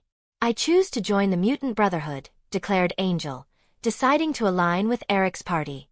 "Welcome, my brother," Eric said, reaching out to hug Angel, his face beaming with joy. Angel's strength was a significant addition to Mutant Brotherhood, boosting Eric's cause. "I used to work in the black market. The boss there treated me well. If one day we can achieve peaceful coexistence between mutants and humans, that would be truly great," Psylocke shared, recounting her experience before moving to Charles's side. "You're welcome to join my school. We have mutant children. Perhaps you could be a teacher to guide and educate them," Charles said with a welcoming smile. "Happy to be a part of it," Psylocke responded with a warm smile. "Hey Alex, shouldn't a situation like this call for breaking out some of your wine collection that you've been saving for years?" Eric asked, looking at Alex. "Come on, you two. Is my wine the only thing on your minds all day?" Alex retorted sharply, giving them a disgruntled stare, like two old troublemakers. "Haha, who else would appreciate your best red wine if not us? Don't pretend like you're not thinking about it, Charles," Eric laughed mischievously. Alex couldn't resist the banter and headed to the cellar, pulling out a bottle from his 1921 wine collection, a 60-year-old wine that promised a delightful taste. When it came to friends, Alex never held back. End of this chapter. Chapter 88. 50 years. After that, Eric slipped away with Angel, and Charles departed alongside Psylocke. Left to her own devices in the manor, Storm stood tall, her admiration for Raven evident in her demeanor. Storm, renowned for her unconventional hairstyle, refused to be bound by mainstream expectations. Unlike the original portrayal where she had smooth, long locks, her choice to embrace a unique style added depth to her character. In response to Storm's heartfelt plea, Alex generously funded the establishment of an orphanage for a group of children Storm had rescued. This gesture not only fulfilled Storm's wish, but also provided her with a peaceful sanctuary in the United States. Time had elapsed since the cataclysmic events in Cairo, ushering in a period of remarkable safety and stability. Apocalypse's disposal of nuclear weapons into space, coupled with the formidable strength of mutants, dissuaded humanity from antagonizing mutants. However, a sense of uncertainty lingered, with the looming question of where the next crisis might arise weighing on everyone's minds. "Anya, your potential exceeds what you've yet to uncover. Listen to the symphony of nature. It will unveil the answers you seek." Alex, situated within the manor, guided Anya in honing her ability to commune with nature. Every tree and plant became her conduit, granting her insight beyond sight. Anya closed her eyes, hands clasped together, attuning herself to the ambient sounds. The air around her seemed to crystallize as she discerned myriad whispers and glimpsed distant vistas. Anya's eyes snapped open, and she stumbled to the ground, a wave of dizziness washing over her. "I did it! I can hear the plants!" Anya exclaimed, her smile tinged with exhaustion from the strain of her newfound ability, momentarily overwhelming her. "Anya's put in quite the effort. Now it's time for some well-deserved rest," Alex said gently, guiding Anya into a nearby room. Feeling woozy, Anya quickly succumbed to sleep. "Seems like it's getting late," Raven teased, leaning against the doorframe. Alex reached out, drawing Raven close, his arms encircling her waist. "What mischief are you planning?" Raven eyed Alex with playful suspicion. "You'll see soon enough," Alex replied cryptically. After a few hours of hardcore activities, "What have Emma Frost and Jessica been up to lately?" Alex inquired, realizing he hadn't kept in touch with them. "You and Howard have been slacking off," Emma's been running Stark Industries, and Jessica's been hitting the gym, Raven replied with a mischievous grin. I see. Alex chuckled softly, pleased that his companions were pursuing their own interests. 7 or 8 years had passed since the last apocalypse crisis, bringing the timeline to 1990. Alex had spent 50 years navigating this world. I think I'll pay a visit to Charles's school. It always puts me at ease, Alex said, giving Raven a light kiss before teleporting directly to the entrance of Charles Xavier's manor. The place bustled with activity, filled with mutant children whom Charles had gathered over the years. As Alex strolled in, Charles greeted him warmly. What brings you here today? Why not? Can't I visit when I have some free time? I heard Storm and Jean are both teaching here, so I thought I'd drop by and see for myself, Alex replied with a grin. Professor, a black-haired boy approached. Is he new here? What's his mutation? Alex inquired, eyeing the unfamiliar face. He's Nightcrawler, Kurt. What you're seeing is due to this device, Charles explained, lifting Nightcrawler's wrist to reveal a watch-like contraption. But Alex, you've arrived at the perfect moment.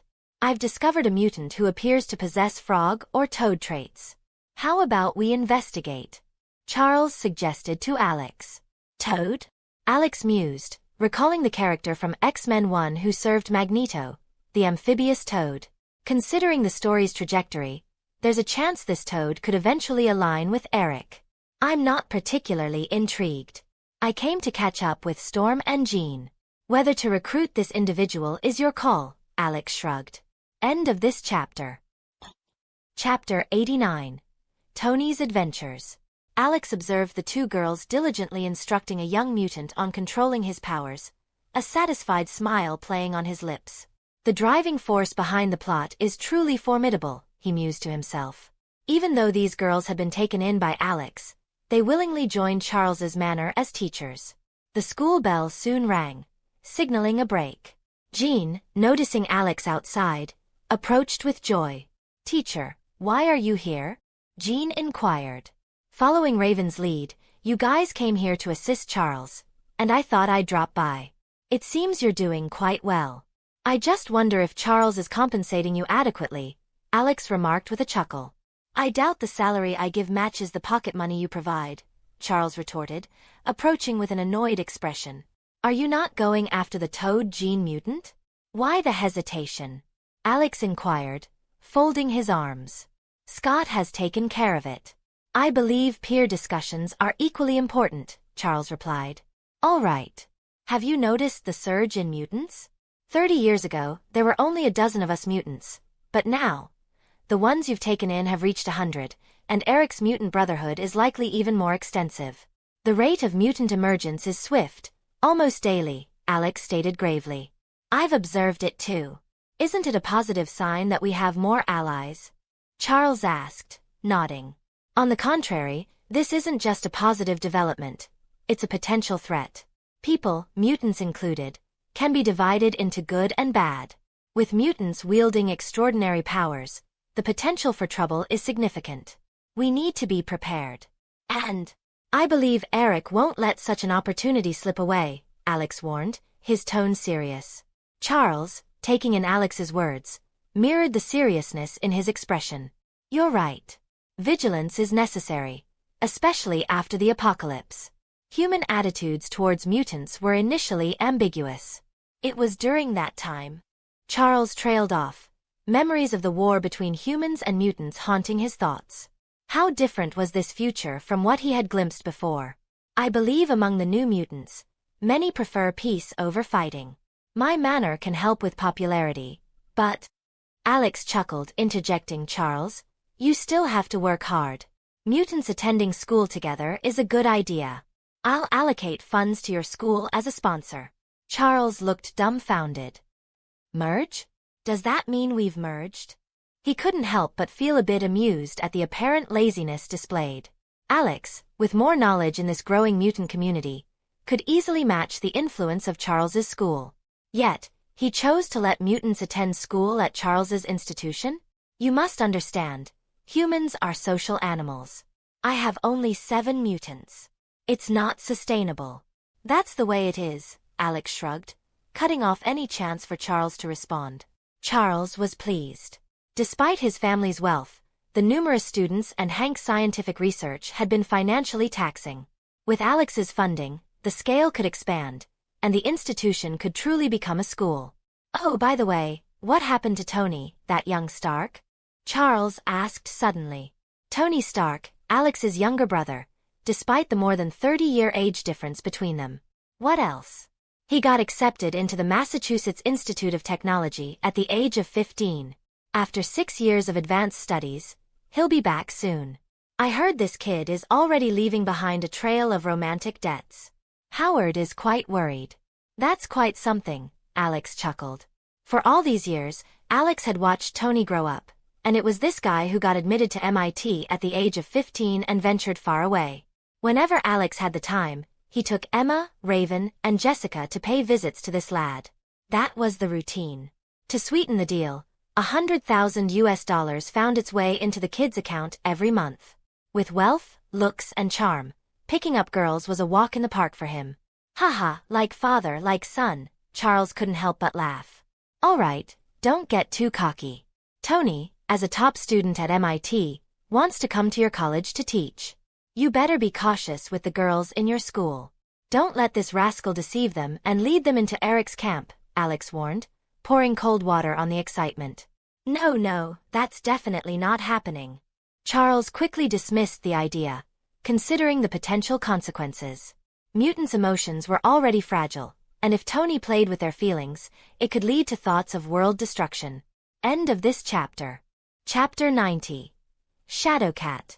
In the quiet town of Deerfield, an ordinary family resided. Kitty lay on the floor of the warehouse, abruptly awakening to her surroundings.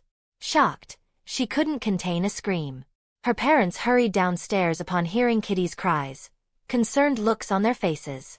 What happened? Are you sleepwalking? Her parents inquired. Shaking her head, Kitty clung to her mother, horror still evident in her voice. No, I fell. I went through the ceiling and fell. No, sweetheart, I think you just had a nightmare, Kitty's mother reassured her. Kitty's father, however, looked up and noticed the fallen sheet on the ceiling. I don't think so. A flash of lightning outside the window illuminated the warehouse, revealing the bedsheet swinging in the night wind. The bizarre sight left Kitty and her parents utterly astonished. What's happening to me? Kitty's voice wavered, a mix of confusion and helplessness. Alex, a new mutant has surfaced. This is the second time a mutant has appeared in Illinois. Charles promptly contacted Alex after detecting the newcomer. Really? I'll join you tomorrow, Alex affirmed before ending the call. Raven, awakened by the phone, inquired, What's going on, my dear? Nothing. Just a newly discovered mutant. Go back to sleep, Alex reassured Raven, patting her gently. Emma and Jessica, due to bearing the brunt of the night exercise, slept soundly. The following morning, Alex arrived at Charles's Xavier Manor, finding Charles already waiting. Let's take the Blackbird, Charles suggested. It's not that troublesome. Just teleport over, Alex replied, shaking his head. He pressed Charles's shoulders, and in an instant, they teleported to Illinois. Is this the place? Alex asked. Yes, it's in a small town called Deerfield, Charles nodded. Lead the way then. Alex grabbed Charles by the shoulder, teleporting them to the small town of Deerfield. Charles knew that Kitty Awakening had the X gene and that she lived there. He knocked on Kitty's door. Who are you? The Prides emerged, eyeing Charles and Alex with suspicion. We came to see Kitty, Charles said straightforwardly. What are you talking about? How do you know Kitty? Kitty's mother asked warily. Can we go in and talk? We'll answer all your questions, Charles proposed. Sorry, sir, let's talk here, Kitty's father refused. Well, I think you all know that Kitty is going through a significant transformation. We just want to help her through it. Nothing else. Can you tell us about what happened last night? Charles said, feeling helpless.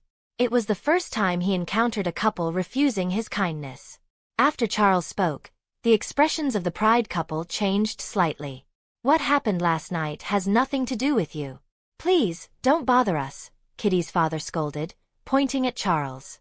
Charles's expression froze, and he sighed helplessly.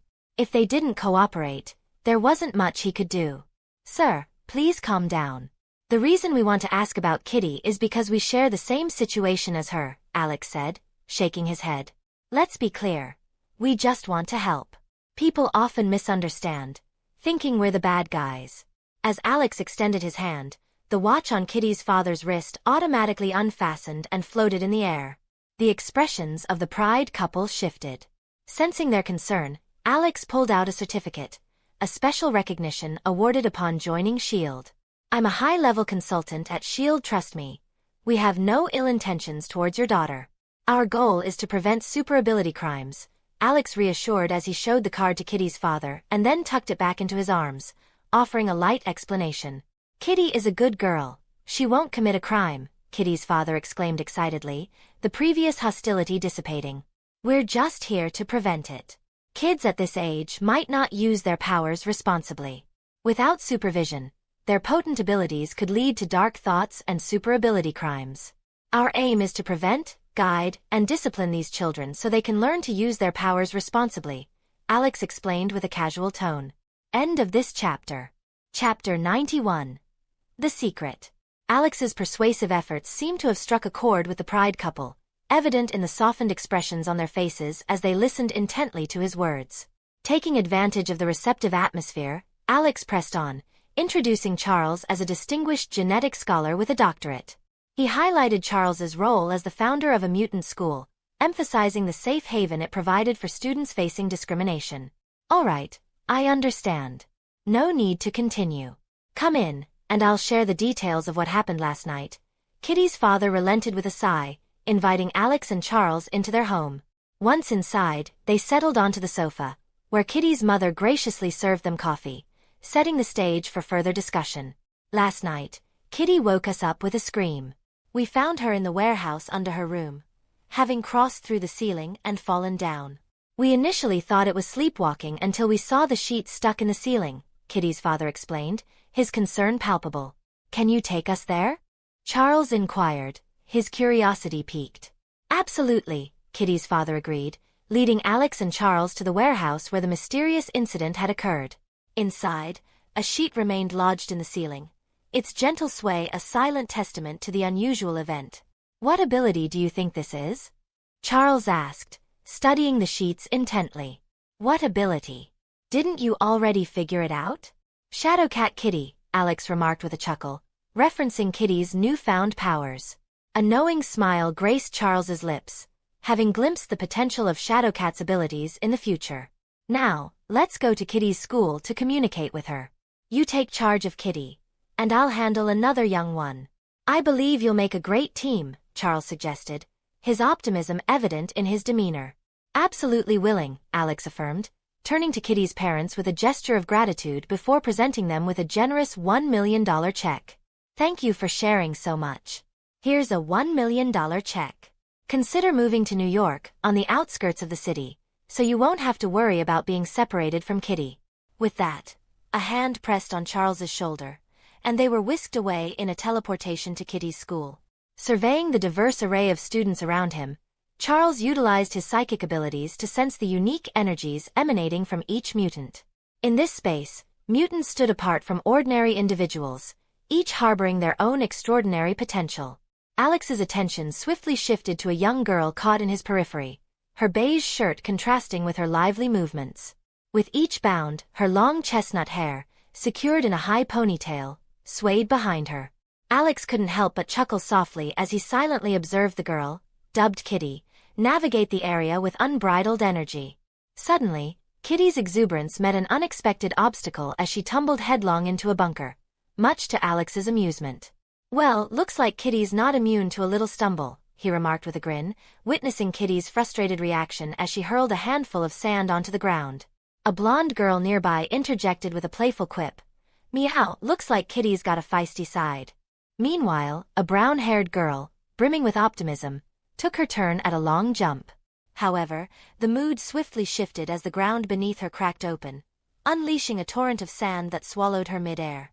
Observing these events unfold, Alex couldn't help but shake his head. It was evident that the boy upstairs was succumbing to the allure of his powers, his intentions turning darker by the moment. Conversely, Kitty seemed bewildered and fearful, her innocence contrasting starkly with the brewing chaos around her. Deciding to intervene, Alex followed Kitty into the hall, calling out her name gently. Startled, Kitty turned towards him with wide eyes. "Are you still upset about Reddy's outburst?" "I assure you, I had nothing to do with the bunker incident," Alex reassured her, sensing her relief at his explanation. Noticing Kitty's evident confusion and apprehension, Alex adopted a soothing demeanor, offering his assistance. "You seem a bit lost. Perhaps I can lend a hand," he suggested, his gentle smile aimed at calming her nerves. To Kitty's surprise, she found herself inexplicably comforted by Alex's presence. Despite her initial trepidation, the sight of his kind face had a calming effect on her frayed nerves. "Please, take a seat. Let's see if I can help clear things up for you," Alex offered warmly, gesturing towards the nearby table and chairs. With a nod, Kitty complied, her earlier agitation gradually dissipating in the presence of Alex's reassuring demeanor. "You seem perplexed right now. Are you troubled?" Alex's gentle smile conveyed empathy as he looked at Katie, understanding evident in his eyes. "I found out last night that I can walk through walls. It makes me feel different, like I'm some kind of monster," Katie explained, frustration lacing her words as she demonstrated by phasing her hand through the back of the chair. "No, it's not that you're a monster. Let me show you," Alex responded reassuringly, extending his hand. With a subtle gesture, a piece of iron levitated in the air, morphing into various shapes under his control. An intricate iron flower blossomed gracefully before Katie's eyes. "See, I have abilities too. Initially, you might feel like your powers make you a monster, and every time you think about it, it annoys you. You might wish your abilities would disappear, but things don't always go the way we want, and that fear of the unknown sets in. Your parents may not fully understand what happened to you in '08, but you're not alone. Both your parents and our kind care about you," Alex explained gently, his words carrying reassurance and understanding. As a tangible symbol of his words, Alex placed the delicate iron flower, a manifestation of the metal piece, into Katie's hand. End of this chapter. Chapter 92. A lesson. "It's completely normal to feel afraid when you're still getting the hang of your own power," Alex reassured Kitty, watching as the iron flower transformed into a perfect likeness of her beloved pet. Kitty held the iron model tightly, her distress evident. "But I don't understand any of this. I just want to be normal," she confided. Alex nodded understandingly. "Kitty, what you're experiencing is more common than you think. Many people don't realize they have extraordinary abilities until they're faced with extreme situations. It's all tied to something called the X gene." "The X gene?" Kitty echoed, her curiosity piqued. "Yes, it's like the key to unlocking our special powers. Some people have it lying dormant until something triggers it, like intense emotions," Alex explained gently. Kitty's mind buzzed with possibilities. "So, you're saying I could be a superhero?" Alex smiled, seeing the hope in her eyes. "Exactly. You don't have to let fear control you. You can use your abilities for good." This conversation echoed the essence of American heroism, where individuals rose to greatness in the face of adversity, much like the iconic figures of Marvel's Avengers and X-Men. Kitty's eyes lit up with excitement. "Really?" Alex hesitated for a moment, feeling a pang of guilt. Deceiving a 15-year-old wasn't exactly his favorite task. "Absolutely. Mastering your ability takes time and practice. It's all about getting it to move with your thoughts," Alex explained in a relaxed tone. Kitty nodded, feeling a mix of excitement and apprehension at the prospect of suddenly possessing superpowers as an ordinary teenager. "Take all the time you need. And remember, there's a whole community out there with abilities like yours. You're not alone," Alex reassured her, hoping she'd be receptive to the idea of a specialized school for individuals like them. As Kitty bid farewell with a smile, Alex couldn't help but wonder if she truly understood the magnitude of what lay ahead. However, before Alex could dwell on it further, he was interrupted by Reddy, who issued a stern warning. "Listen, kid, stay away from that girl. I'll be the one helping her control her abilities. So, keep your distance." Alex maintained his composure, brushing off Reddy's aggression. "Look, I may be older than your grandfather, but I don't want any trouble.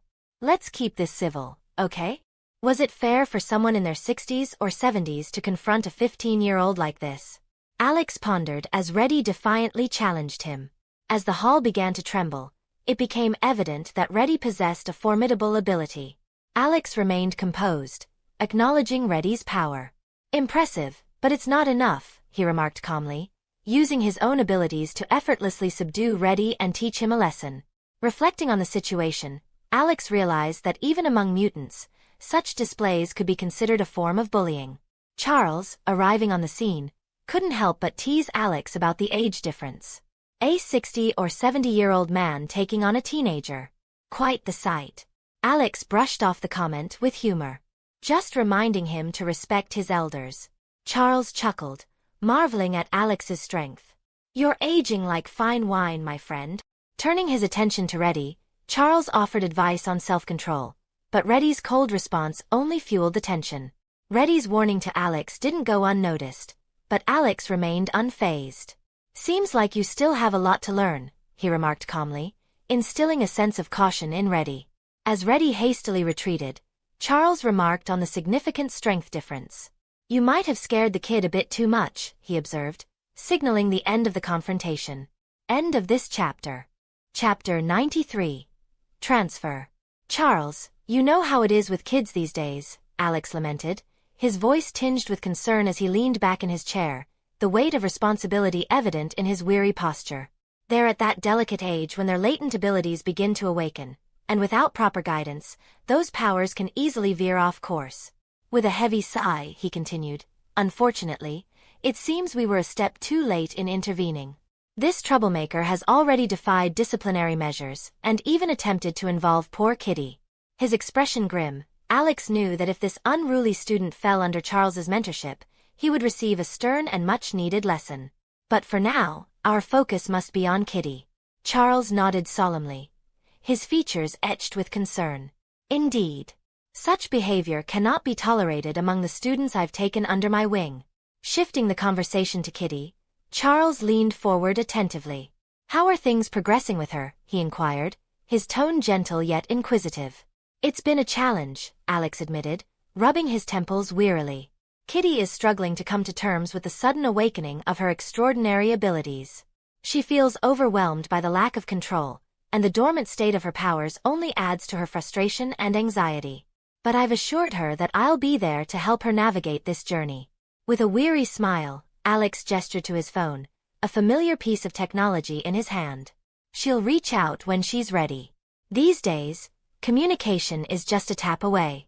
Charles returned the smile, his expression warm and encouraging. "It sounds like you're making progress," he added with a soft chuckle. In the bustling afternoon, when the school day had drawn to a close, Kitty emerged from the gate, her petite frame adorned with the statue Alex had bestowed upon her. Though diminutive in size, the statue exuded a lifelike quality, capturing every delicate contour and subtle expression with astonishing detail. Nestled beneath the statue's dainty feet lay a small business card, its surface embossed with Alex's contact information.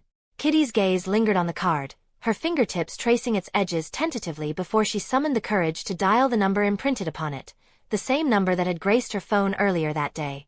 After the call, she stood by the gate, a whirlwind of emotions churning within her, her heart pounding with anticipation as she awaited Alex's arrival, her eyes scanning the bustling scene for any sign of his approach. "Well, well, well, look who it is," chimed a voice behind her, its tone dripping with sarcasm and thinly veiled mockery. It was the blonde girl from her class, her haughty demeanor unmistakable as she plucked the statue from Kitty's grasp with a mischievous glint in her eye. "It really does resemble you. Wonder who gave it to you? A secret admirer, perhaps?"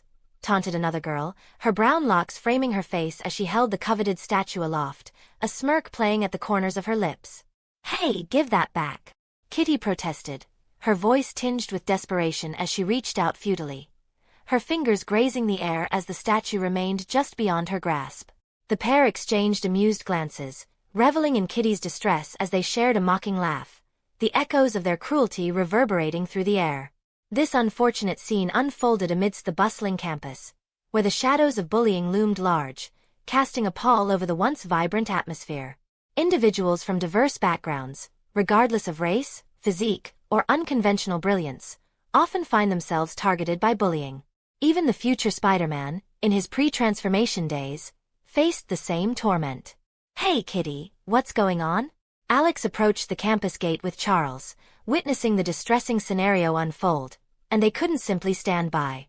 "They took the gift you gave me," Kitty explained, pointing to the statue now in the bully's hands, her voice filled with distress. "You guys are truly despicable." Alex gestured, and the metal statue held by the brown-haired girl detached itself and flew into Alex's hands. He then promptly returned it to Kitty. "The transfer procedures are done. You'll be heading to New York tomorrow for your studies. For sure. Your parents will be joining you. You won't be alone.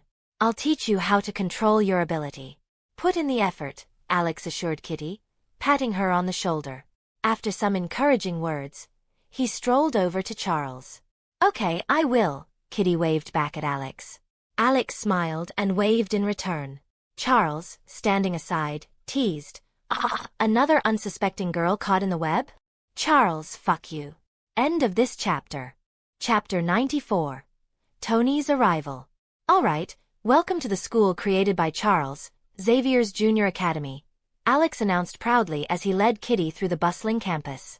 As they strolled, Kitty couldn't help but marvel at the diversity of mutants around them. "Are all these people like us too?" she asked, her curiosity piqued. "Absolutely. And there will be more in the future," Alex confirmed with a nod and a chuckle, his pride evident. "Good morning, Professor Charles and Alex." Greetings echoed from the students as they spotted the duo. "Hello," Charles smiled and nodded in acknowledgement. "Aren't you in a hurry? Classes are about to start. There are 3 minutes left."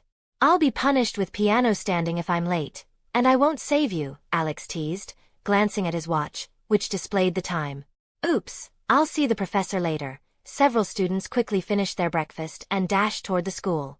"It seems you're quite popular," Kitty observed with a hint of surprise. "Definitely. These students are like family to me. I've taught them how to control and develop their abilities countless times. For those with significant mutations, I've helped improve their abilities to make them appear more harmonious. Just like regular people," Alex explained, his eyes sparkling with pride as he ruffled Kitty's hair affectionately. "Awesome. All right, go on in. Let Jean arrange a classroom for you. I'm sure you'll get along well with these children," Charles suggested, gesturing toward the school entrance. "Teacher." Jean, wearing a professional teacher's outfit, spotted Alex and hurried over. "Jean, this girl is under your care. Arrange a classroom for her and make sure she settles in well." Alex entrusted Kitty to Jean before joining Charles in the office. "How's Logan?" Alex inquired after taking a sip of tea. "Logan joined us because he lost his memory and subconsciously felt a connection to us, so he became part of the team," Charles explained. "I've delved into Logan's life." "Have a look," Charles said, passing a bundle of papers to Alex. Alex skimmed through the pages, his eyebrows shooting up in surprise. "Logan has a son?" "Indeed, but Logan remains oblivious to it," Charles affirmed. "And he was involved with the CIA? Collaborated with Nick Fury, Richard Parker, and Mary Parker." Alex rubbed his chin, finding Logan's backstory rather intriguing. Not only did he work alongside the future director of S.H.I.E.L.D., but he also had connections with little Spider-Man's parents. For various undisclosed reasons, Logan became a subject of the X-Weapon Project, undergoing a transformation into Wolverine and losing his previous memories in the process. Logan's journey had been a tumultuous one, marked by highs and lows. The women who loved him seemed destined for tragedy, fitting for someone embodying the spirit of a lone wolf. After all, wolves were creatures of solitude. "Doesn't this pique your curiosity about Logan?" Alex placed the file on the table. Logan's history remained somewhat shrouded, given his remarkably long lifespan. Some details were classified, making them difficult to uncover. Even with Charles's formidable abilities, only fragments of Logan's past were known, leaving Logan himself largely in the dark. It complicated matters further. Logan isn't one to seek answers readily. He prefers to uncover things on his own, Charles sighed. Well, in other news, Eric seems hell-bent on turning humans into mutants. After all this time, he's nearing success, Alex remarked, recalling the plot of X-Men 1. Magneto's machine was nearing completion, and the key to his plan lay in finding a suitable mutant to catalyze the transformation in people. In the original storyline, It seemed that the mutant ability of the rogue played a pivotal role in Magneto's scheme. However, there was no sign of the rogue at Charles's school presently. Will every human turn into a mutant? That doesn't sound right. Like you said, without proper guidance, the potential misuse of powers could lead to dangerous thoughts. Imagine New York turning into a haven for criminals, Charles asserted firmly, his concern evident. Alex raised an intrigued eyebrow. A paradise for criminals? He couldn't help but think that, in a few years, New York might genuinely become a haven for criminals, overrun by gangs, supercrimes, and more. It's just a hypothesis. I trust Eric isn't that ruthless, Alex replied casually. After all, he was a laid-back individual, not overly bothered by such matters. As they continued their conversation, a sudden roar of shock echoed from outside. Charles shot Alex a quizzical look. Did Tony really show up? I thought the kid was just bluffing. Came all the way from Massachusetts? Why didn't I receive any message? Alex scratched his head, a hint of bewilderment on his face. I'll go downstairs and check on your brother.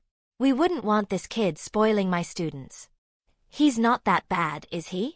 Do you believe that? Well, I don't believe it either. End of this chapter. Chapter 95. The Girls.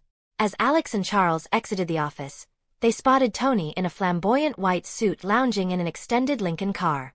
Your brother truly inherited the impeccable qualities of Uncle Howard, Charles remarked, observing Tony's flashy demeanor.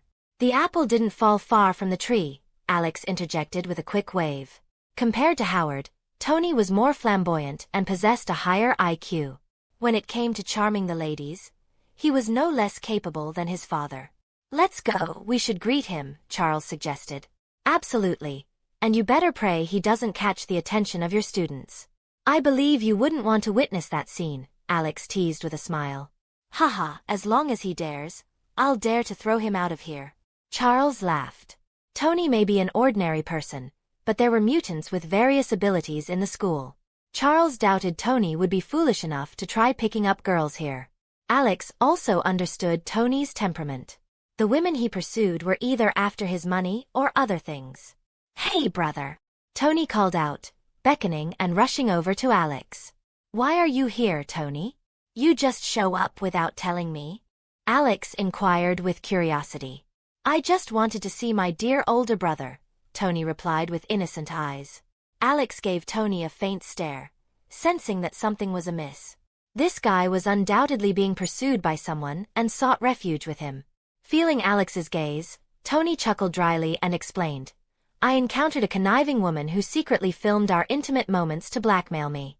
Then her father came, and now she's looking for me everywhere. Alex shook his head in exasperation. He glared at Tony and said, Enough of this here. If you still want to keep your little Tony, remember, the girls here have superpower. If you mess around, they will cut it. Absolutely, Tony nodded fervently, keenly aware of the repercussions. Dealing with his 3 superpowered sisters-in-law had been nothing short of a nightmare in his younger days. The episode of Tony's visit to Charles's academy passed swiftly. Despite Tony's nonchalant demeanor, Charles greeted him warmly, valuing his intellect and expertise. That night, in the United States, in a town a group of youngsters reveled in a night of partying. Only Anna lingered outside.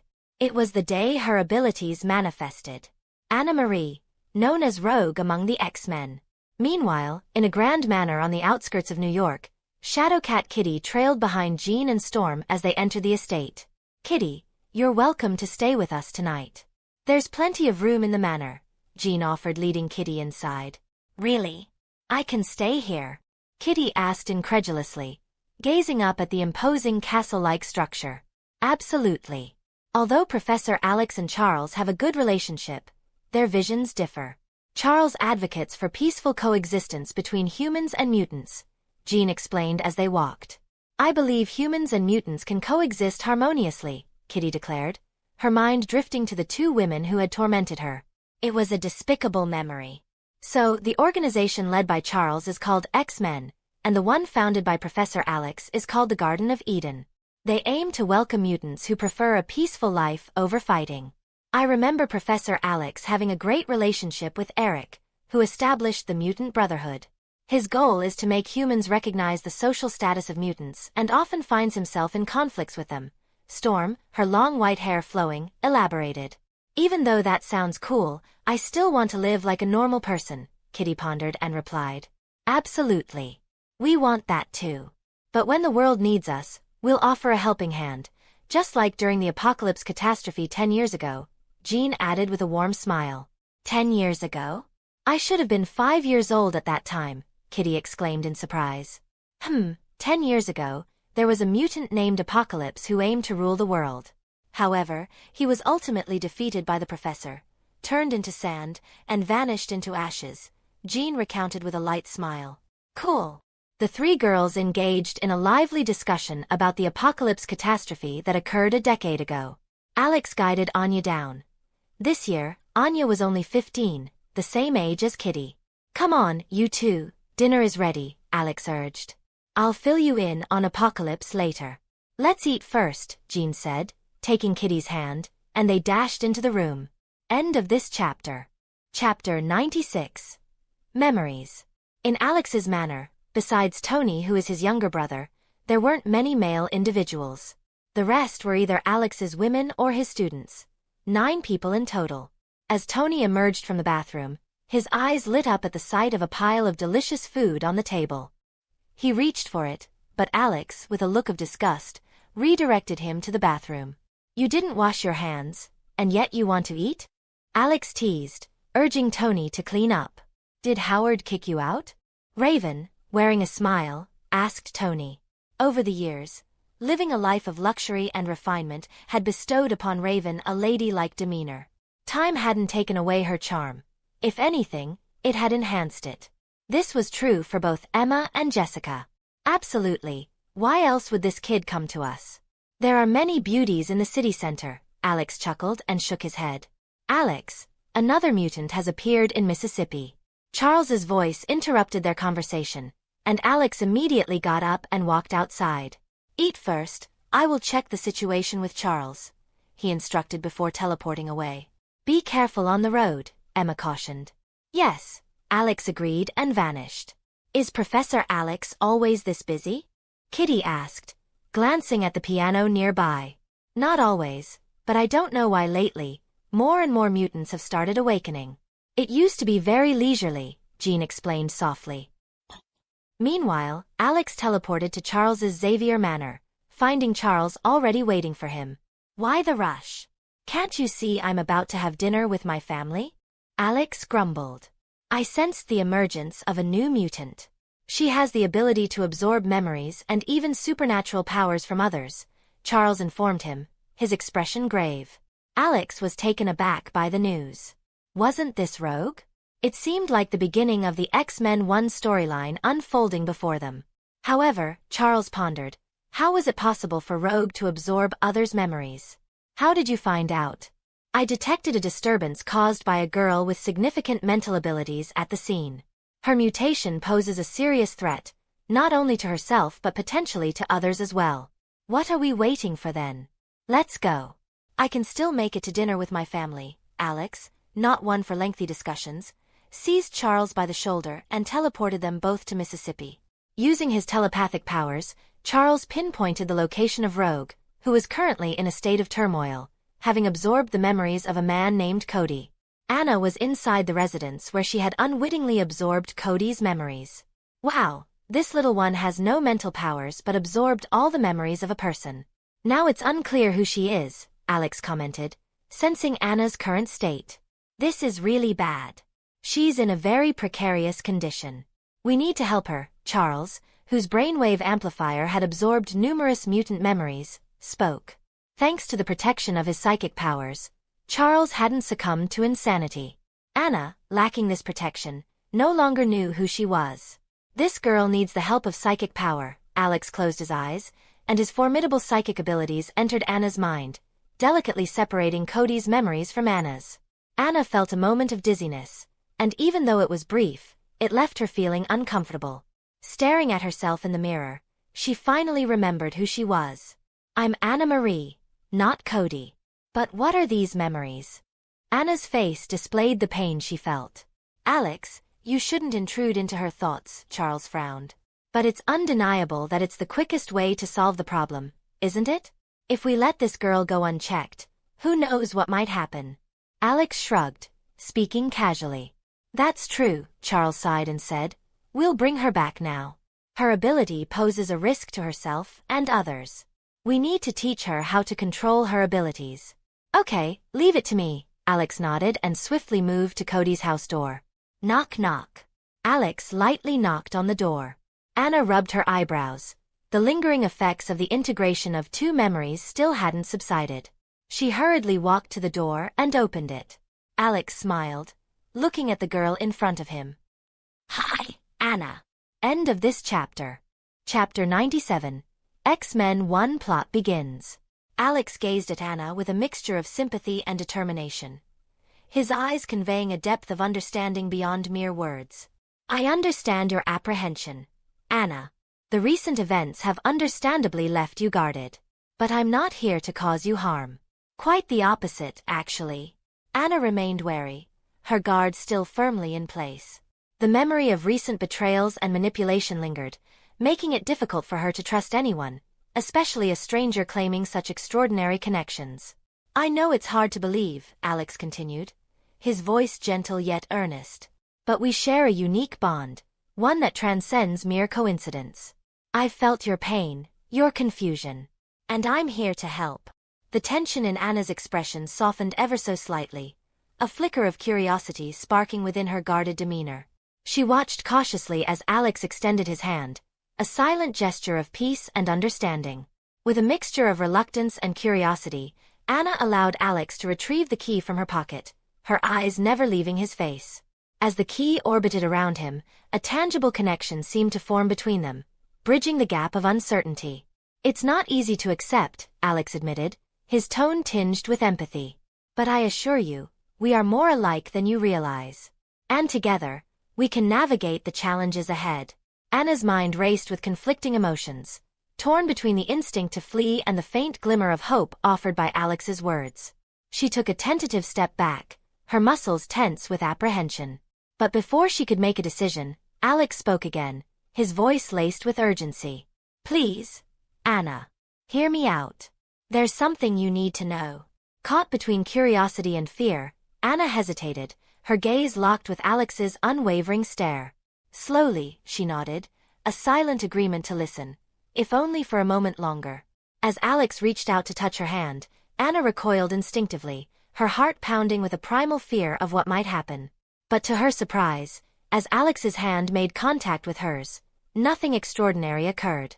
Relief surged through Anna's veins, mingling with a newfound sense of curiosity. Could it be that Alex was speaking the truth? Was there truly more to their connection than she had previously dared to imagine? With a cautious yet open mind, Anna allowed herself to entertain the possibility, understanding that the answer she sought lay just beyond the threshold of her own uncertainty. Why?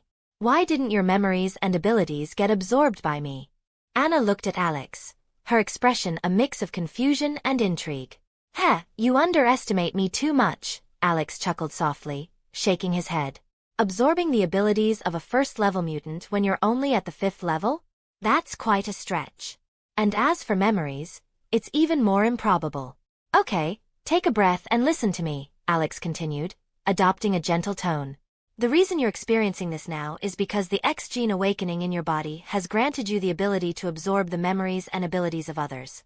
This power is still new, and you haven't learned to control it yet. That's where I come in. I specialize in helping newly awakened mutants like yourself learn to control their abilities. Are you being truthful with me? Anna's eyes sparkled with a mixture of hope and skepticism. It was a lot to take in, especially for a young girl. Absolutely, Alex affirmed with a warm smile, hoping to offer Anna some reassurance. Guiding Anna to Charles, Alex said, "It's taken care of, Charles. Let's head back." "Where are we going?" Anna asked, still looking somewhat bewildered. "New York," Alex replied, and with a flicker, they teleported directly to the front of Xavier Manor on the outskirts of the city. "I'll leave her in your capable hands. Now, I hope I can make it back in time for dinner," Alex said to Charles before disappearing once again. "Come on, Anna. From now on, This will be your home and school. Everyone here is a mutant, just like you, Charles said, smiling gently, as he led Anna into the school. At the White House, Jean, dressed in a striking red dress and black-rimmed glasses, stood confidently on the podium. Ladies and gentlemen, mankind is facing another stage of evolution. Variations mostly occur in adolescence and are induced by emotional ups and downs, she explained, shedding light on the emergence of mutants with a touch of sophistication in her delivery. Thank you, Miss Jean. Your speech is quite enlightening, but you've strayed from the theme of this meeting. Is mutant dangerous? Congressman Kelly voiced his disapproval. Jean, unfazed by the interruption, responded, It's not appropriate for you to ask. Some people get into car accidents when they drive. So, I have to get a driver's license, the congressman interjected. But there's no license for survival. Senator, the truth is, once a mutant reveals their identity, it can spark panic, hostility, or even violence. To prevent mutants from facing such animosity, I, Jean, appeal to cancel mutant registration and the mandatory disclosure of mutant identities. Jean stood at the podium, attempting to continue speaking but was interrupted again by the congressman below. Revealing their identity? Why hide? It's sneaky, Congressman Kelly said disdainfully. Congressman Kelly, didn't your mother teach you not to interrupt when others are talking? Emma, sitting on the side, gazed coldly at Congressman Kelly and spoke. Emma had become a national parliamentarian with the support of Shield and Stark Industries. In truth, mutants had gained representation in the parliament, but the human side consistently outnumbered the mutant side, and opposition to the mutant registration policy remained strong and effective. End of this chapter. Chapter 98. Make him disappear. Emma interrupted sharply, her icy demeanor cutting through the tension in the room. Congressman, expressing your opinion is one thing, but can't you show a bit of decorum? Wait for Ms. Gray to finish speaking before interjecting. We have a room full of people here, not a circus. Emma, the outspoken leader of the pro-mutant faction, couldn't hide her frustration at Congressman Kelly's behavior. As she exchanged a knowing glance with Jean, a sense of solidarity washed over her. Please, Ms. Gray, continue, Emma urged, her voice tinged with subtle encouragement. Emma's patience wore thin as Senator Kelly disregarded Jean's ongoing speech, his actions drawing a look of disdain from the elegant mutant advocate. Senator Kelly, while I respect your concerns about mutants, fear-mongering won't solve anything, Emma retorted, her tone laced with frustration. Just because a person is different doesn't mean they're a threat. Emma's rebuttal hit a nerve, and Senator Kelly's face flushed with anger at her defiance. Undeterred, Emma pressed on, her determination unwavering. Madam, I understand your perspective, Senator Kelly began, his voice dripping with condescension. But I have evidence here that highlights the potential dangers posed by mutants. With a dismissive wave, Senator Kelly produced a list of supposed mutant individuals, his skepticism evident in every word.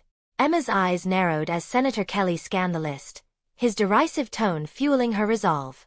Let's not jump to conclusions, Senator, she countered sharply. These are just ordinary people with extraordinary abilities. There's no need for alarm.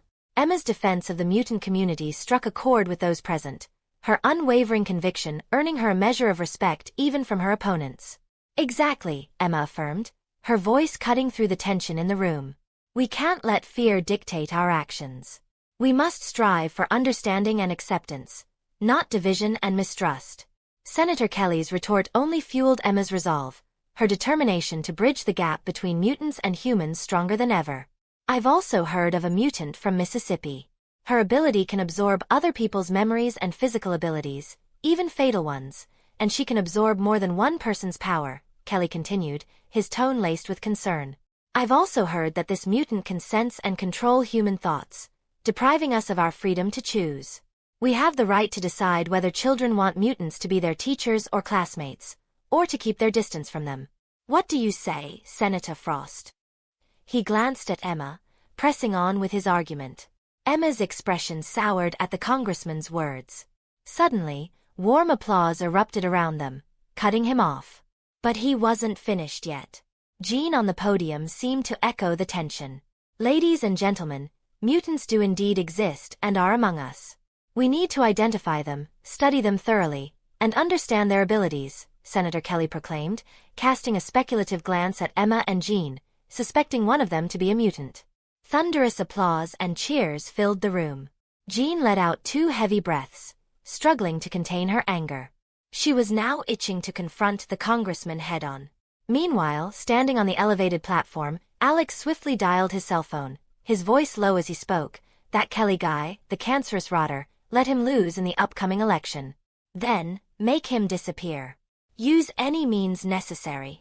Alex, you're being short-sighted. If Senator Kelly were to disappear, everyone would assume it was the work of mutants, Charles interjected, attempting to reason with him. That's good. Make it look like an accident. Everything is an accident, got it? It's an accident. Alex hung up the phone, giving orders someone would naturally handle everything for him. Alex, you really hold a grudge. Charles helplessly raised his forehead. Didn't he just countered? This is normal in Parliament. This is not called holding grudges. It is called taking out future problems in advance, Alex said coldly. Haha, I believe Emma and the others will be very happy to hear it. Charles half-joked. Come on, this is already very good. Isn't he going to study it? I believe Eric is also paying attention to this speech. I will make sure that this Counselor Kelly will be the first test subject, Alex smirked. It's inhumane. Charles frowned and couldn't help saying. Inhumane? Charles, this bastard Kelly is going to use Mutant as experiment rats. Why can't we use him instead? After all, it's just karma. This guy asked for it himself, Alex said coldly. End of this chapter. Chapter 99. Kelly's sealed fate. But, Alex. Charles began to voice his thoughts, only to be abruptly cut off by Alex. Charles, listen to me, Alex interjected, his tone urgent. Politicians excel at rhetoric and manipulation. When Jean was speaking, people were receptive, but then along came Congressman Kelly, spinning his narrative. He played on their fears, painting mutants as threats to their very existence. And you know what? They bought into it, hook, line, and sinker. They applauded him because he fed into their prejudices, making them see mutants as villains. Charles looked conflicted, his expression reflecting the internal struggle between idealism and pragmatism. Are you still clinging to this idealistic notion? Eric's voice cut through the tension as he approached, dressed impeccably in a suit and tie. Charles frowned at Eric's presence, his skepticism evident. What are you doing here? He questioned, his tone guarded. Why ask questions to which you already know the answers? Eric retorted, a cold edge to his words. Let's not abandon humanity, Charles murmured softly, a plea for compassion. It's not a matter of abandoning humans, Charles. They've already abandoned us, Eric countered bitterly. They see us as monsters, as threats to their way of life. Can't you see the cheers for Kelly? The applause? They've bought into the fear-mongering. As Alex and Eric exchanged greetings, a flicker of warmth briefly illuminated Eric's cold exterior. Their brotherhood, however, couldn't mask the underlying tension between Eric and Charles. It's been too long, Eric remarked, a genuine smile gracing his features. I hope you've saved that bottle of wine for me at the Manor. Of course, it's been waiting for you, Alex replied with a smile of his own. I'll make sure to visit, Eric promised, his smile sincere. But the pleasant exchange was short-lived as Eric's demeanor shifted abruptly, his gaze piercing as he turned to Charles. What were you delving for in my mind, Charles? Eric's tone dripped with accusation, his features hardening into a steely resolve. Were you seeking hope, perhaps? I seek hope for our kind, Charles responded earnestly, his gaze unwavering. I'll grant you hope, Charles, but under one condition. Do not impede my path. The future belongs to mutants, even if it spells the end for humanity, Eric declared, his conviction palpable. Despite their shared past, the chasm between their ideologies remained as vast as ever. Pressing the brim of his hat, Eric cast a fleeting glance at Alex before bidding farewell. Goodbye, Alex, my old friend. I hope that when we next meet, we won't be adversaries. Absolutely not, unless your aim is to bring about the world's destruction. And do visit more often. Anya misses you terribly, Alex replied with a faint smile. Eric returned the smile before departing without a backward glance, his parting words echoing in the air. I will. Observing Eric's departure, Alex shook his head in resignation. Even if our beliefs diverge, we're still friends, aren't we? Yes, but I cannot idly stand by while Eric endangers humanity. It will only stoke further animosity towards mutants, Charles remarked, frustration etched on his features. Well, I should go console Jean, Alex remarked casually, taking a step forward. As he approached the door, Alex spotted a red-haired intellectual beauty with glasses emerging, accompanied by a blonde, blue-eyed woman exuding an air of arrogance, Emma. Jean, that was quite the speech, Alex greeted with a smile. All right, Professor, I don't need your comfort. That speech was dreadful, Jean pouted, her frustration evident on her face. Congressman Kelly was utterly repulsive. He kept interrupting me, refusing to let me speak, and relentlessly targeting mutants. Jean huffed, shaking her arm in annoyance, resembling an irate child. Half a month later, he will roll off the stage, and then a series of accidents will happen, leading to poverty and depression. Alex chuckled lightly. This guy deserves it. Emma smiled and nodded.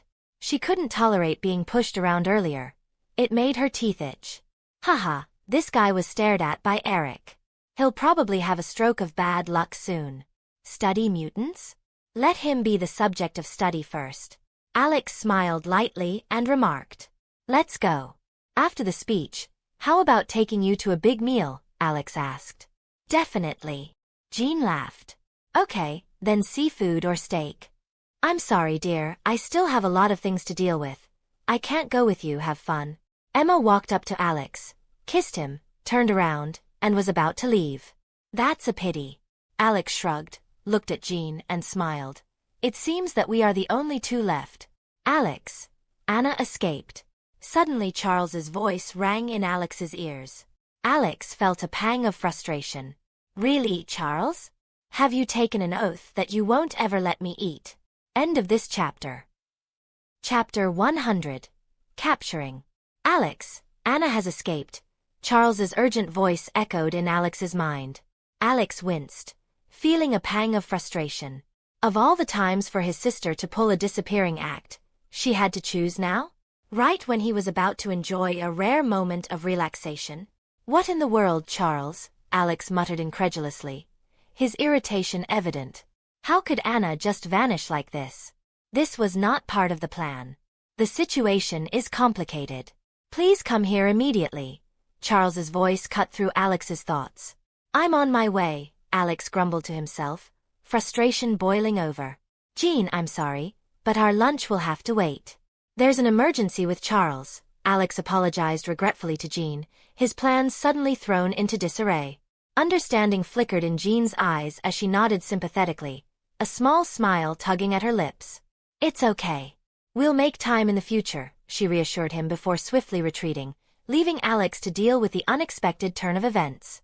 With a resigned sigh, Alex teleported to Charles's school, bracing himself for whatever chaos awaited him. What's going on, Charles? Alex demanded, his brow furrowed in concern as he surveyed the scene before him. Bobby accidentally made contact with Anna, triggering a cascade of memory absorption and abilities. Now both he and Kurt are in shock, Charles explained, gesturing towards the fallen figures. Anna panicked and teleported away. I need to manage the situation here. I'm counting on you, Alex. Alex's expression softened at Charles's plea, understanding the gravity of the situation. I'll handle it, Charles. You focus on helping Bobby and Kurt, he promised, stepping forward to assess the damage and devise a plan of action. Iceman. Alex mused, rubbing his chin as he glanced at the figure lying on the ground. It seemed like he wasn't out of the woods yet.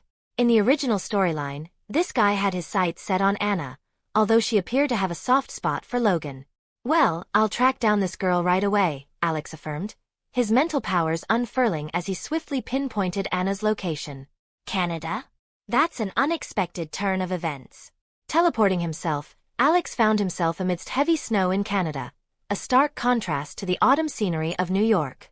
Despite absorbing all the energy cleanly, his body still shivered involuntarily, a reflexive response. Why did you come all the way here? Alex questioned inwardly as his psychic senses homed in on Anna, discovering she was in some sort of underground boxing establishment. Appearing beside Anna in an instant, he placed a gentle hand on her shoulder and said, "Anna, don't touch me." Anna recoiled suddenly, surprise lacing her voice. "All right," Alex complied, sensing her fear once again. It was a fear that coiled tightly around her, rendering her unable to touch others and preventing anyone from touching her. It was truly distressing. "It's you, the liar.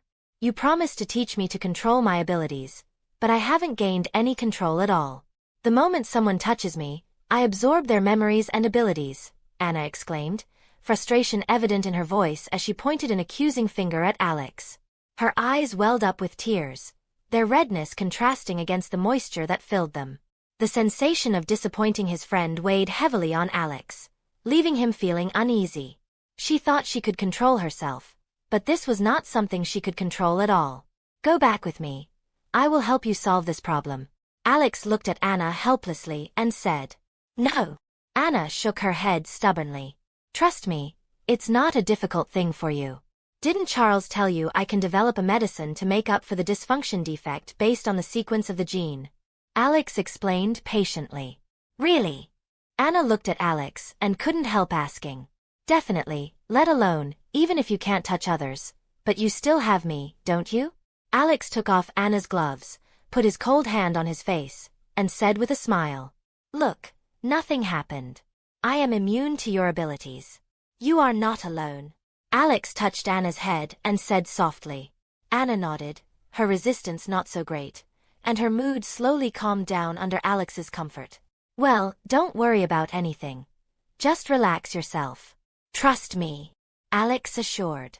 "Yeah, thank you." There was a smile on Anna's face. End of this chapter.